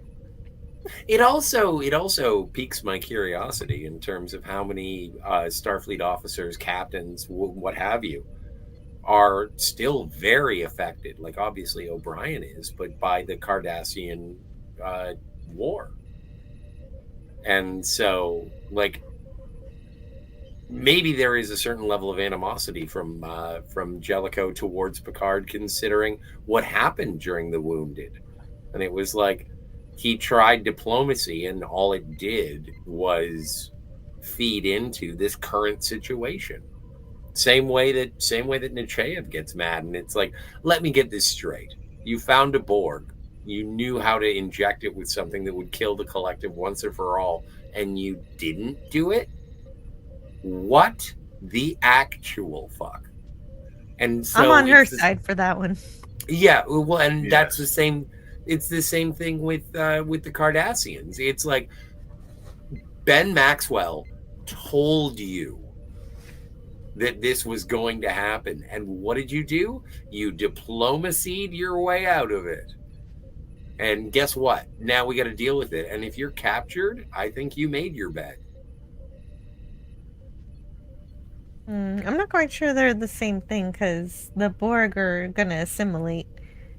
But it makes sense to We have maybe clear try to talk proof to of the oppression of a sentient species, but you wanted to make sure that that the Cardassians were placated because you wanted status quo. You were the Neville Chamberlain of Cardassia in World War II. You were like, oh, there can be peace. I'm playing devil's advocate on Jellico's side here. Yeah, I can see that. But I'm not really exactly sure the basis of that argument. Where are you coming from exactly? Oh, okay. Gotcha. I see. It's Captain Maxwell. Oh, that. Okay. And then we sing some Irish songs. Exactly. That's what that episode was about. Was Irish songs. Yes. Well, they were there anyway. So we're back on that. We're back on Celtris 3, and Picard wakes up, and he tries to smash the control device. And Madred says, "There are more than that. I got some more over here. I got a box full of them." And then he tells him that the Enterprise is burning in space and that they've succeeded in invading Minos Corva. He's totally lying. Yes. But he's trying to break Picard with the time remaining that he has left with him. He doesn't have a lot of time left. He's actually supposed to be preparing him to leave. But he is. And then he offers Picard the opportunity to live a life of comfort and to be a nerd and learn about archaeology. All he has to do, he just has to see 5 lights. But then Gul shows up and says, "Hey, you're supposed to give us Picard a long time ago." He's really annoyed. But it also shows a certain level of insubordination from Madred. Yeah. In that he is so driven by his desire to break Picard that even when he is given an order, like, let's not forget, these episodes are called Chain of Command, and everyone is following orders. And Madred is the one who is like, no, I'm just going to torture this guy because I have the power to do so. Yeah, but I guess he doesn't really seem to get in trouble for it, though. I guess it's tolerated. He wants to play with his toys again. Yeah, well, maybe. But I think that ultimately, because it is a battle of wits between Picard and Madred, is that it is Picard who bests him by saying... It is Picard who bests him. There are 3.5 left. There are 4 lights! I think that is Patrick Stewart's "it's real."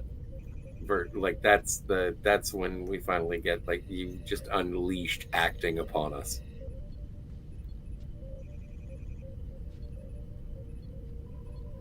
I made them in my mind. They're all... Yes. And he's finally free.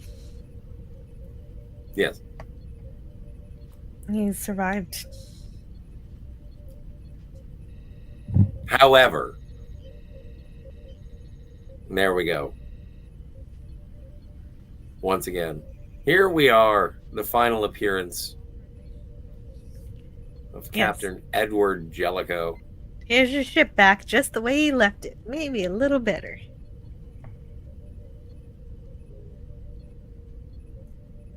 Is there some makeup going on with Patrick Stewart, making him look like he's been, through the ringer? There should be. Well, I'm just wondering, are there the bags under his eyes a little darker? You tell me. I wasn't paying that close attention. I was looking at it and I was like, oh, well, because even at the end of Best of Both Worlds Part 1 or at the end of Best of Both Worlds 2, and they have like the bandages over where the Borg implants were, like this one, it looked like they did some of an effort to make it look like he had actually endured something. Oh yeah, under his eyes do look puffier. Or maybe what they did was lack of makeup. Like they just didn't put any makeup on him and just his regular eyes. I don't really know what they did exactly. But yeah, you're right. They do look different. But anyway, he's got his Shakespeare back in his room. We didn't turn around to see if Livingston's back yet. But we know he is. He does come back, yeah. Livingston does come back. Yes, but the real kicker is here at the end when he says that he was going to give in. I would have told him anything. But more than that, I believed that I could see 5 lights. And so when he said there are 4 lights, when he said, There are 4 lights! But this private admission shows that he would have said anything to get rid of the pain. It was only knowing that he is free that let him have that final dig at Madrid. And so I don't know. Well, I don't know what that says. I kind of liked having the victory. This kind of takes away that victory a bit and makes it more about the torture having actually had effect on him and the ensuing PTSD, which we are spared from having to experience because we'll never talk about it ever again. But I think, okay, so with Best of Both Worlds, you get the follow-up of Family to see what the fallout was from Picard's assimilation. And so I think that this tag at the end of the episode is sort of like it's kind of like the same thing as when Geordi got back from being brainwashed and then Troy has the conversation with Geordi and about like, yeah, no, I know it seems very real, but you're going to have to deal with the fact that it was all fake. And so it is sort of like a button on the end of the episode to acknowledge the repercussions without ever having to revisit them again in the future. Yes. Well, that was easy. Thank you. No, I agree with that. That's exactly what happens. Because we don't revisit it. We don't get a family episode for Chain of Command. Nor do we even get like I don't know. It just seems like something that I would love to see a follow-up for with O'Brien and Picard. You hate Cardassians? Yeah, me too. Yeah. Right on. That'd be funny. No, but O'Brien doesn't like the fact that he's prejudiced. It's embarrassing for him. Yes.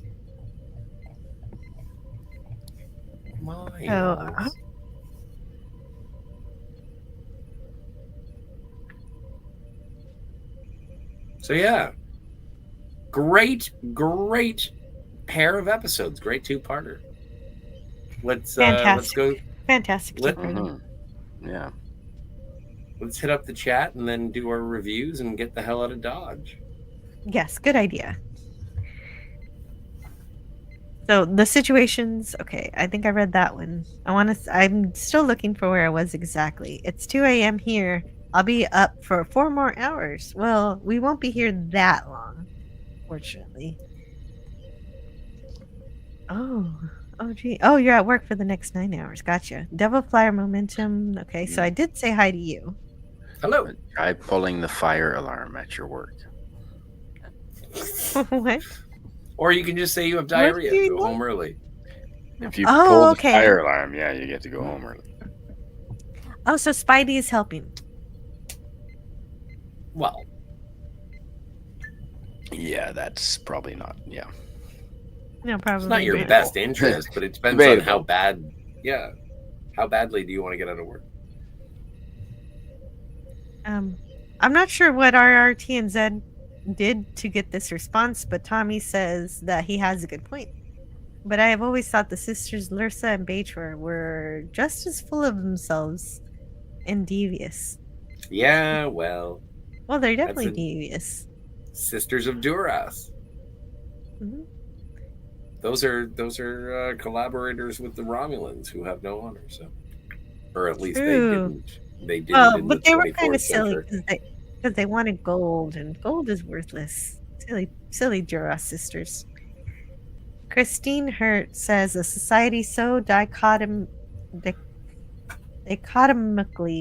opposed of the Federation Society, with the majority being deceptive cretins instead of decent, evolved people. Yeah. Yes. And that's what we find out in this episode. Love or hate Jellico, he's basically a modern day U.S. sub-commander, says Sci-Fi Nation. Yeah, but that's also, again, like, it's in juxtaposition as to what we think Star Trek is. And if you turn it into a military show, this is what you get. And I like the exploration with an eye to expanding the horizon as opposed to protecting the border. And I don't mean that in contemporary language. I just mean that in terms of what I like my Star Trek to be. What I like is that Franco Walker is here. It turns Franco! out that it is morning time in the UK. Good morning to Franco. Hope you're having a good morning. Yes. Happy morning. Good Yeah, morning. some unnamed admiral probably got it going. Yeah, I'm thinking people like Cartwright, but he ended up being extreme and got caught out. Oh, I'm not sure what the previous thought to that was. This scene coming up made me loathe Riker. Oh, the one where he tells Jellico why he doesn't like him? Yeah. Yeah, probably. Well, probably and because you don't like yeah. anybody who is critical of Jellico. But They also, are it whiny. is a dick move. It's like, so ask me, will you pilot the shuttle? Yes. And then as he, good, great. I didn't have to give you an order, and then you rub it in my face, and it's like, you're welcome. And it's like, oh, you fucking snot-nosed son of a bitch.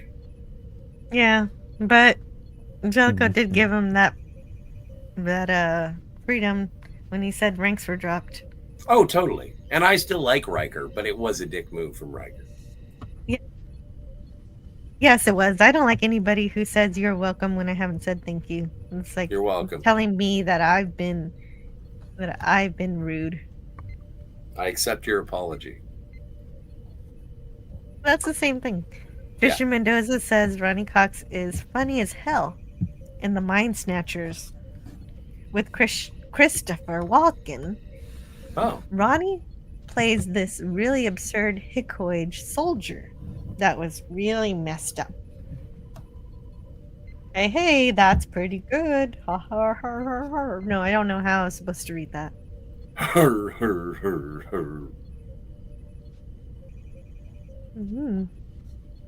And wait, NCOM was Tron. I meant RoboCop. Yeah, RoboCop is OCP. Oh, Ronnie thinks he's still at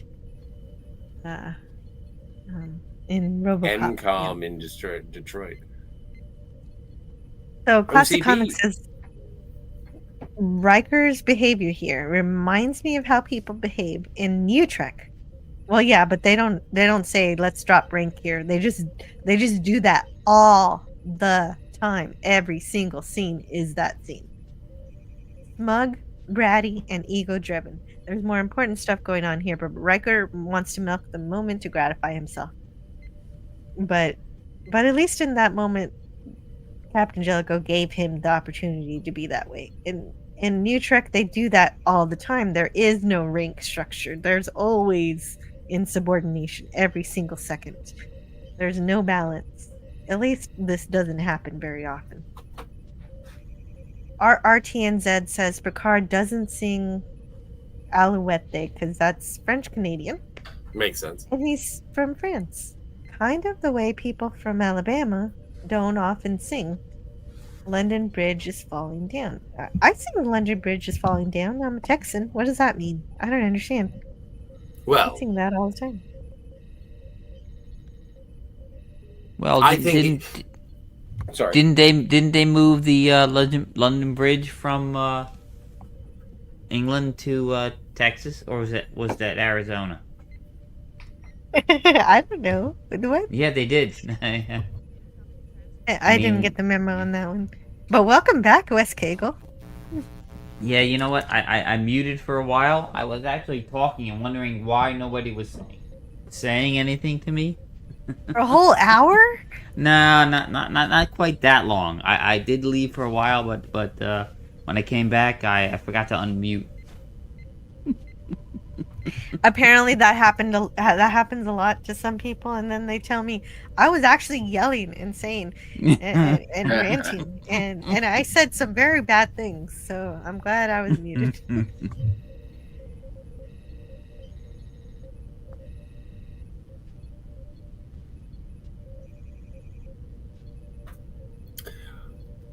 You don't say. Jellico needs to send Clarence Boddicker to deal with Riker. So long, Billy boy. Can you fly? Oh, such a good movie. Yeah.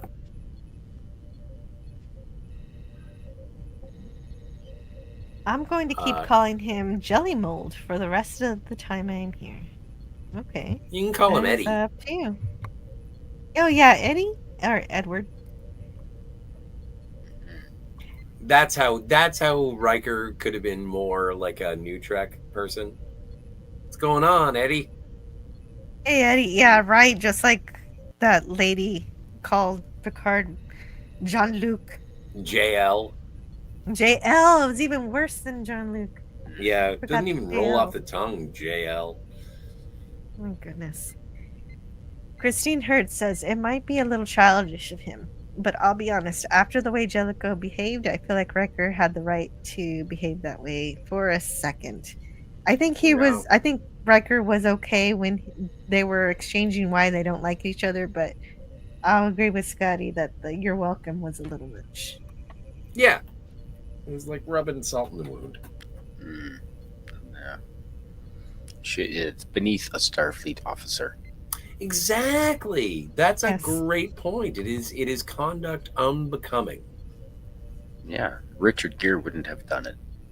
There we go. Because Richard Gere is an officer and a gentleman. Yeah. I did hear rumors of gerbils, but that's another discussion. Lemmy winks. Oh dear. Let's move on with Christine Hertz's comment. Bajor has 26 hours in a day. Yeah. Well, and that's what I mean. And I think it is 26 hours, but it's one of those things where maybe if we're dealing with a specific adversary, we should adopt their sort of time frame. I don't want to have to deal with jet lag with my crew as we're dealing with Cardassians, because we have to be on our toes and available at a moment's notice. So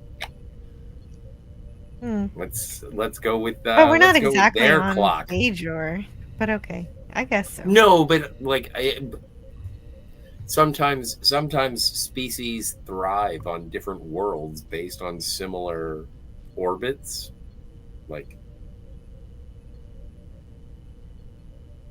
Maybe It's a hypothesis. It's a hypothesis. It's an interesting idea. It's about what? You were going to say? I thought it was just about he was talking about green alien women again, but maybe not. No, but You're Trisha right. Mendoza. Yes. Trisha Mendoza says at least Worf knows how to be a happy warrior. Sir, I protest. I am not a merry man. There we go. Nice. Find something. Maybe they can double date or go clubbing. Oh, yeah, right. If Jellico had more time on the Enterprise and they had more downtime, what? They would not go double dating, Tristan. That's silly.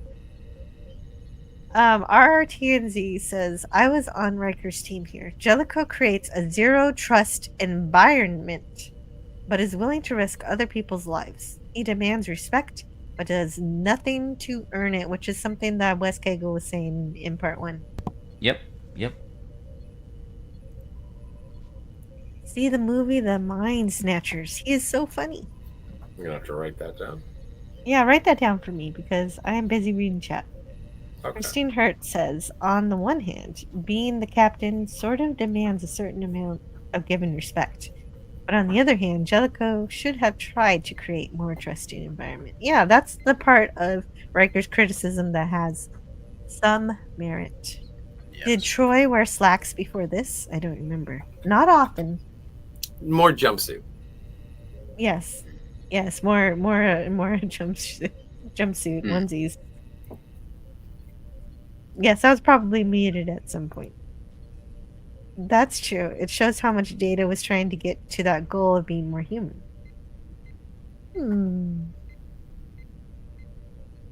Oh, absolutely.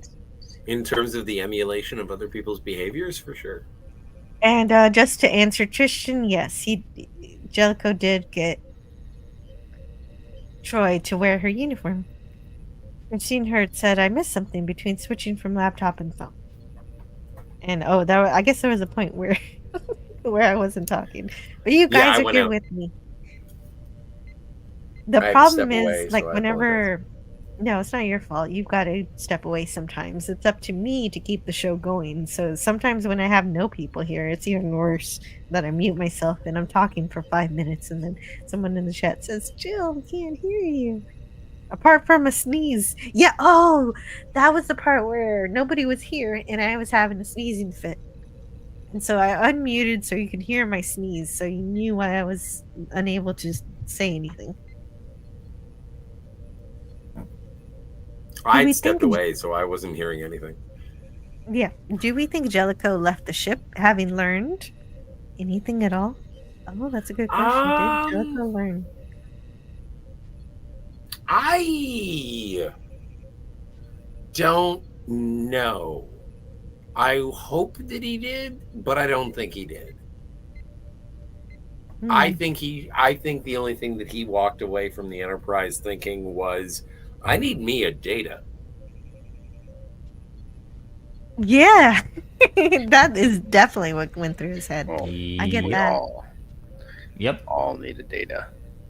Yeah, he's fully functional. I need a Data. My God, Jill, you dirty woman. We're talking about one of the greatest cybernetic achievements of the 24th century, and you want to deal with it like it's a dildo. Well, he is fully functional. Too! I was only joking, and I did not mean to cause such offense. Of course, I would use him to calculate how to build a building or something. How many calculations per second, and all you want is a rim job? I didn't ask for that. I'd have him lift up heavy objects. It would be useful to pick up heavy things. Yeah, that's right. Yeah, I wonder how much he can lift. And calculate the last digit of pi. Which is 7. No, he can't. I was going to say it is a 7. Nobody knows. Trishan Mendoza says, I'm not here, so I'm going back to West Wingland. Well, I hope you are enjoying your show. Enjoy. And he must have thought better, safe than sorry, that Riker might now have been put on the proper show if he had foreknowledge. Okay. Let's see. In The Wounded, Picard was ordered to preserve the peace at any cost because Starfleet was not ready for another war. This is a little different. Yeah, no, fair enough. I know I'm sort of comparing extremes, so I stand corrected. Yeah, the Federation is never ready for the war that they instigate. Never. No, it's like it's like you're never ready for kids that you keep. Yep. Yeah. You know, I like and Nim's comment there about Jellico at the Battle of Jutland.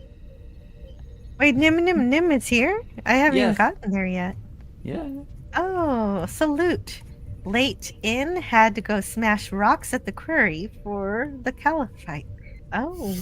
Well, hopefully you got all your clams. Yeah, I think a little later he talks about Jellico at the Battle of Jutland. Yes.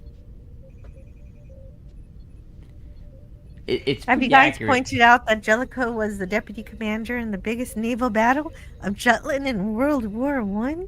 He made some bad decisions and caused a lot of controversy. No, we have not mentioned that. I haven't the slightest. No. Is Yeah, this no. who Jellico was named after? Oh no, Admiral Jellico. He commanded the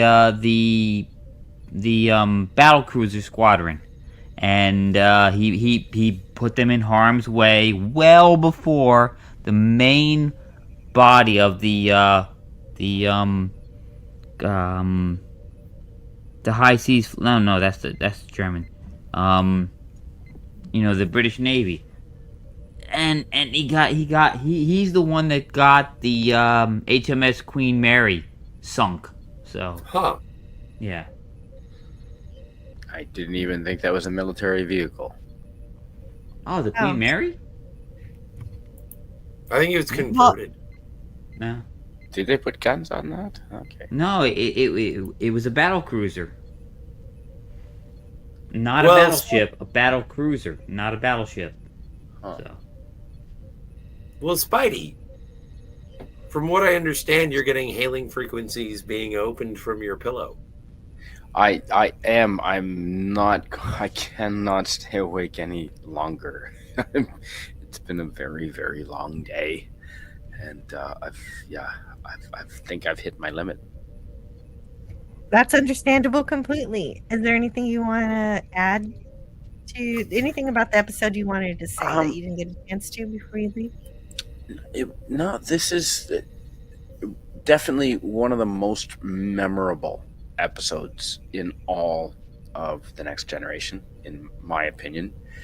And I remember when it aired originally, it was, it was a thing. It was a talking point. It did raise eyebrows, even amongst people that really weren't watching Star Trek every week. But this episode did get attention, and I don't try and read too much into it as far as politics goes, but I think this episode it's one of those that will stand the test of time, and it's not referring to one particular relevant current political event. It's one of those general themes that will stand the test of time, and I just really do like this episode, even though it showed Patrick Stewart's ass. We have. Despite that, yes, you're right, and it could apply to any civilization that decides that is a proper method of extracting information or control. Indeed. I mean, people still quote there are 4 lights, or so forth. They do. Today, Yeah, and it was definitely, I'm sure, a jarring episode, especially since kids were watching Star Trek, and then this episode happened. Right, yeah, and then we had to wait a whole week to find out what happened. Mm-hmm. Well, Thanks so much I just for want to thank having you. me. Yeah. No, thank you thanks very for much, hanging out. Wes Cagle. I appreciate the link, and thank you for having me on here, Jill. I appreciate it. Sleep always, well. Sir. Yep. Sleep Always great when deeply, you're here, Spidey. Spidey. Yes. Yeah. Thanks, Yeah, I'm so Wes. glad you asked for it. I'm gonna get you into the group soon. So Yes, you always have please. the link. Well, I'll never do it again. I promise. Well, he's got a new channel. I mean, a new X account. So Yeah. Yeah. I'm connected to that, but I forgot to put him in the group. yes. Anyway, have a good night, Scotty and West and Jill. Thank you. All right. very Good night, Spidey. Have a good night. Good night. Take care. Cheers, man. Thank you. And people listening here at home, it doesn't cost anything for you to hit the like button. Thanks. Thank you. Oh, you're sure. always supporting the channel. That's what. And let's see, where was I? Now I'm looking to where I was in the chat, and so it always takes me a couple of minutes to do that, and so please be patient with me as I do that. We're almost there. I promise. Hey, Lizard Neck, get me a drink. Well, that reminds me of Q saying, "You bar rodent." Yeah, I don't want Kanar. Kanar is like black Zambuca. Ooh. Yeah, Ooh. but thicker. Yeah, that's like alcoholic black licorice. Ugh. No. Yeah, it's very viscous. Mm. Like ketchup. So let's see, where are we? Okay, that's where I was muted. And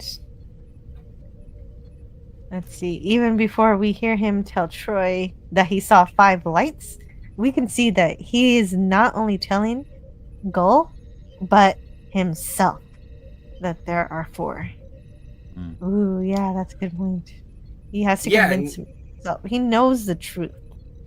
But Christine, and this is how I appreciate the man being stripped away of all of his dignity and then going to an emotional and a reactionary intellectual place, seeing it and being like pleading but angrily. It's like it sounds, I can only compare it to the same way that Worf sounds at the end of Best of Both Worlds Part 1, where he's like, "He is a Borg." And I'm like, did you have to read it like you were 6 years old? Like, is that your reading? Because you sound like a disappointed boy on Christmas morning. And that's the same vibe that I get from Patrick Stewart at the end of this. Is like, there are 4 lights. But he's like trying to convince his babysitter that there are 4 lights. I don't think it is emotional. It is emotional, but I don't think it has the same. It just doesn't have the connection with me. I do appreciate it, but it doesn't do as well as I think. And also, I say that like watching Picard is never going to change my opinion of the Next Generation. But knowing what Picard does later, and then watching it when he tries to flex his acting, and then going back to Next Generation, I'm like, I can tell when I'm watching Picard and when I'm watching Stewart. And that last one was a sort of a showy little turn on the catwalk to be like, I am acting. And so... Is that a Right Said Fred reference there? Yeah, it was. Thank you. Is a Borg. Yeah. Is a Borg. Hey, Z3PO. Yeah, the only thing I can say about Z3PO. The only thing I can say about that moment when he says there are, I mean, he is a Borg, is that, I mean,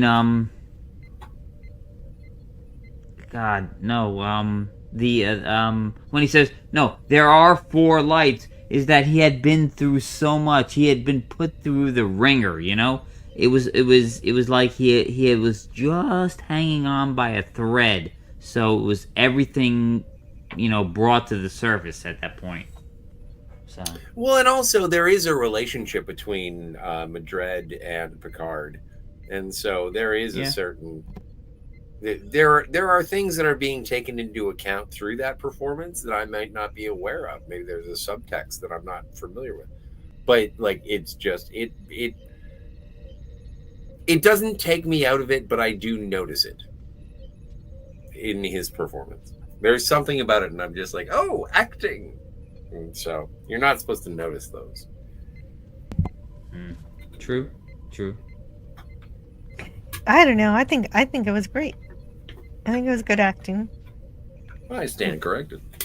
I don't know. Well, you may be right. I don't know. You know, Patrick Stewart does have that tendency to say, "This is me, and I'm going to show you how awesome I am." And it's hard to tell when he's being respectful to the character or not. Good night. The Canadian Spider-Man, live long and prosper, Spidey. Yes. And Frank goes back with his tea. Very cool. Mega Cropper's here. Oh my goodness. Hey, Mega Cropper. Haven't seen you in a while. I know. It's great to see you. Yes, Austin. Brown needs some tea too. Cocktails for two. Hopefully he's got his tea. There are 3 panelists. Good one. Z3PO is always very funny. I guess to me, it was just a forced statement, says Christine, as if he had to force himself to say something he has just begun to think is a lie. Yeah, that's right, because he saw the 5 lights, but he knew from past experience that there should only be 4. And so, yeah, he was trying to convince himself that there are 4, just as much as he was trying to convince Madrid that he believes there's 4. And so, since we can't stop talking about it, I gotta play it again. There are 4 lights! There we are. And also great makeup as well.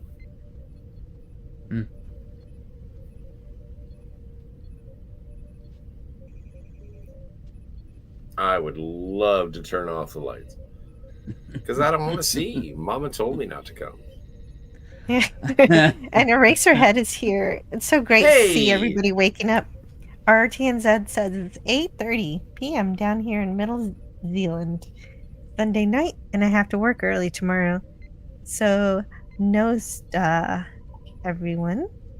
Good night, and live long and prosper. Peace and long life. Thanks for hanging out, supporting the channel, contributing to the chat. You're welcome within this federation. I don't know. You've been amazing. You've performed admirably. Live long and prosper. Middle Zealand, so that's like by the capital, Wellington, right? Yeah. I thought Christchurch was the capital. Nah, Wellington. Wellington is the capital of New Zealand. All right, I've never been there. UK version. There are 4 free speeches. Don't use them all up at once. Nice. Okay. But that's what we got going on tonight. Wow, almost 6 hours talking about Chain of Command. I think we did this episode justice.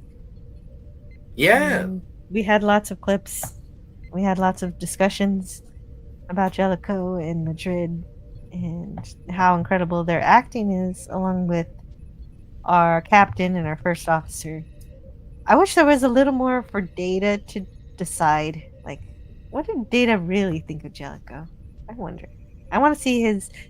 I know he keeps a journal. I want to see his journal at some point. Yeah. I think he's fine. I think Data's fine with Jellico. Yep. Wait, that's not what I want to share. No, I think Data thought, thank heavens he's gone. Oh, for sure. But the thing, like, when Data does that sort of like side eye back to Geordi, when all of a sudden he becomes, Dwight Schrute to Jellico. And it's like, just follow me around and do the things that I tell you to. And he's doing it. And he looks back, and I don't know if he's like, what the fuck is up with this guy? Or if it's like, I guess I'm his sidekick now. I don't know. Like, I don't know what Data's reaction is, but Data is the one who is doing his job the best. Yep. This episode. There's no whining from Data.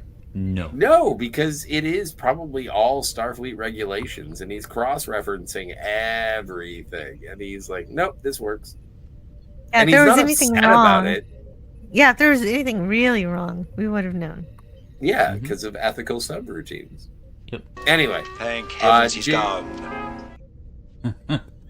So Wes Kago shared this. Yes, the London Bridge is indeed in Arizona. It was purchased and relocated to Lake Havasu City, Arizona in the late 1960s. I thought you guys were pulling my leg on No, this. I wasn't kidding. I knew I it was thought so, relocated. too. Yeah. Never heard about this. The bridge was dismantled in London, shipped to Lake Havasu, reassembled there, becoming a major tourist attraction. Yeah. Is that because they were making a new London Bridge? I don't know. I always thought London Bridge was the Tower Bridge, but apparently not. So. Well, if I may be so bold as to give my somewhat review or like my grade, and then I gotta go because I'm gonna die too. It's 4:45 in the morning.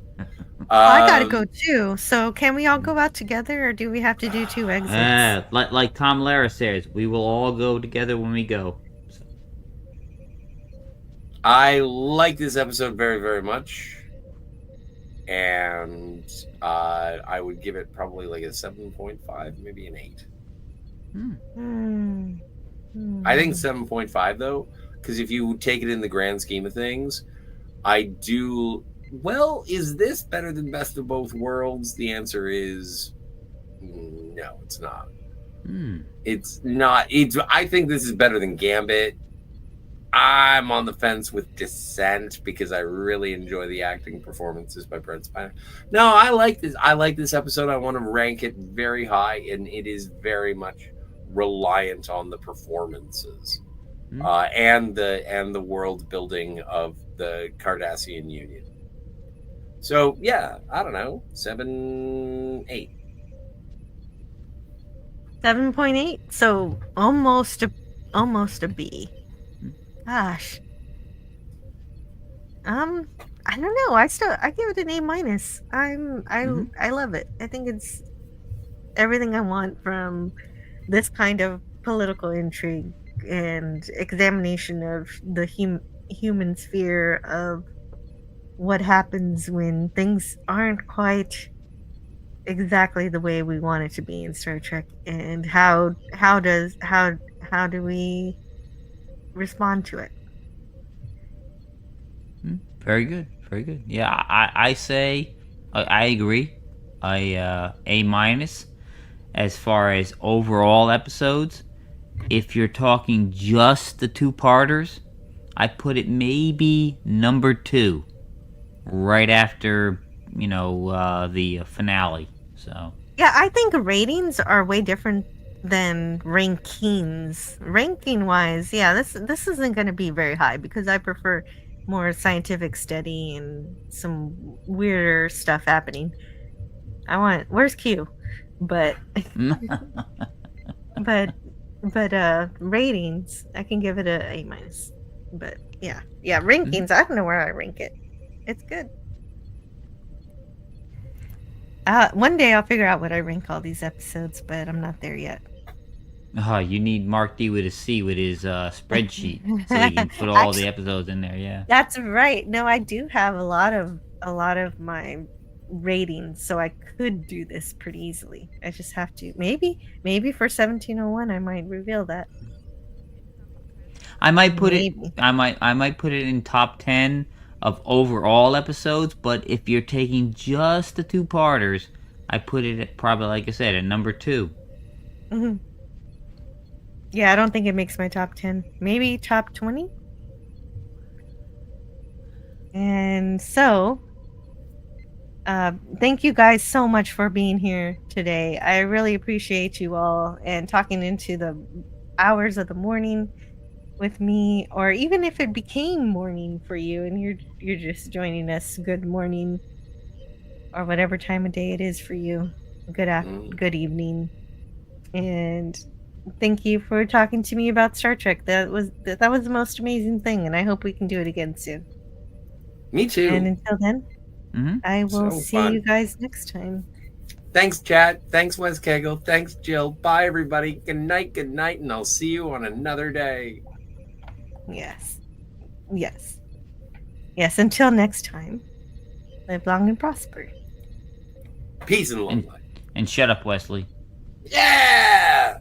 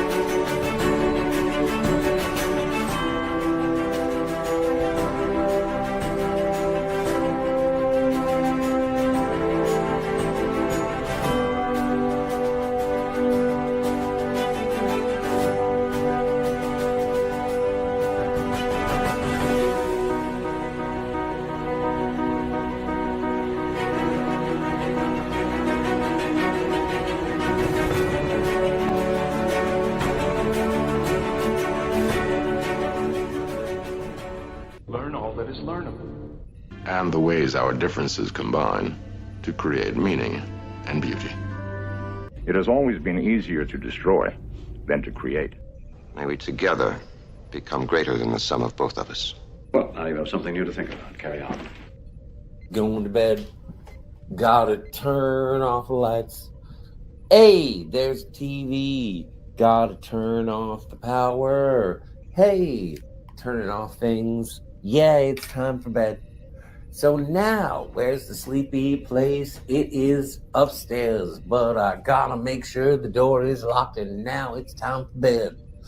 Baxter, he's on the couch. He wonders why I'm singing. I'm going upstairs, and Baxter's coming with me. Just found a little poop. Gonna pick it up with my fingers and throw it in the toilet. Baxter is not to blame. Hey, buddy, you coming up? He's looking at me like I'm a crazy person. Come on, it's bedtime.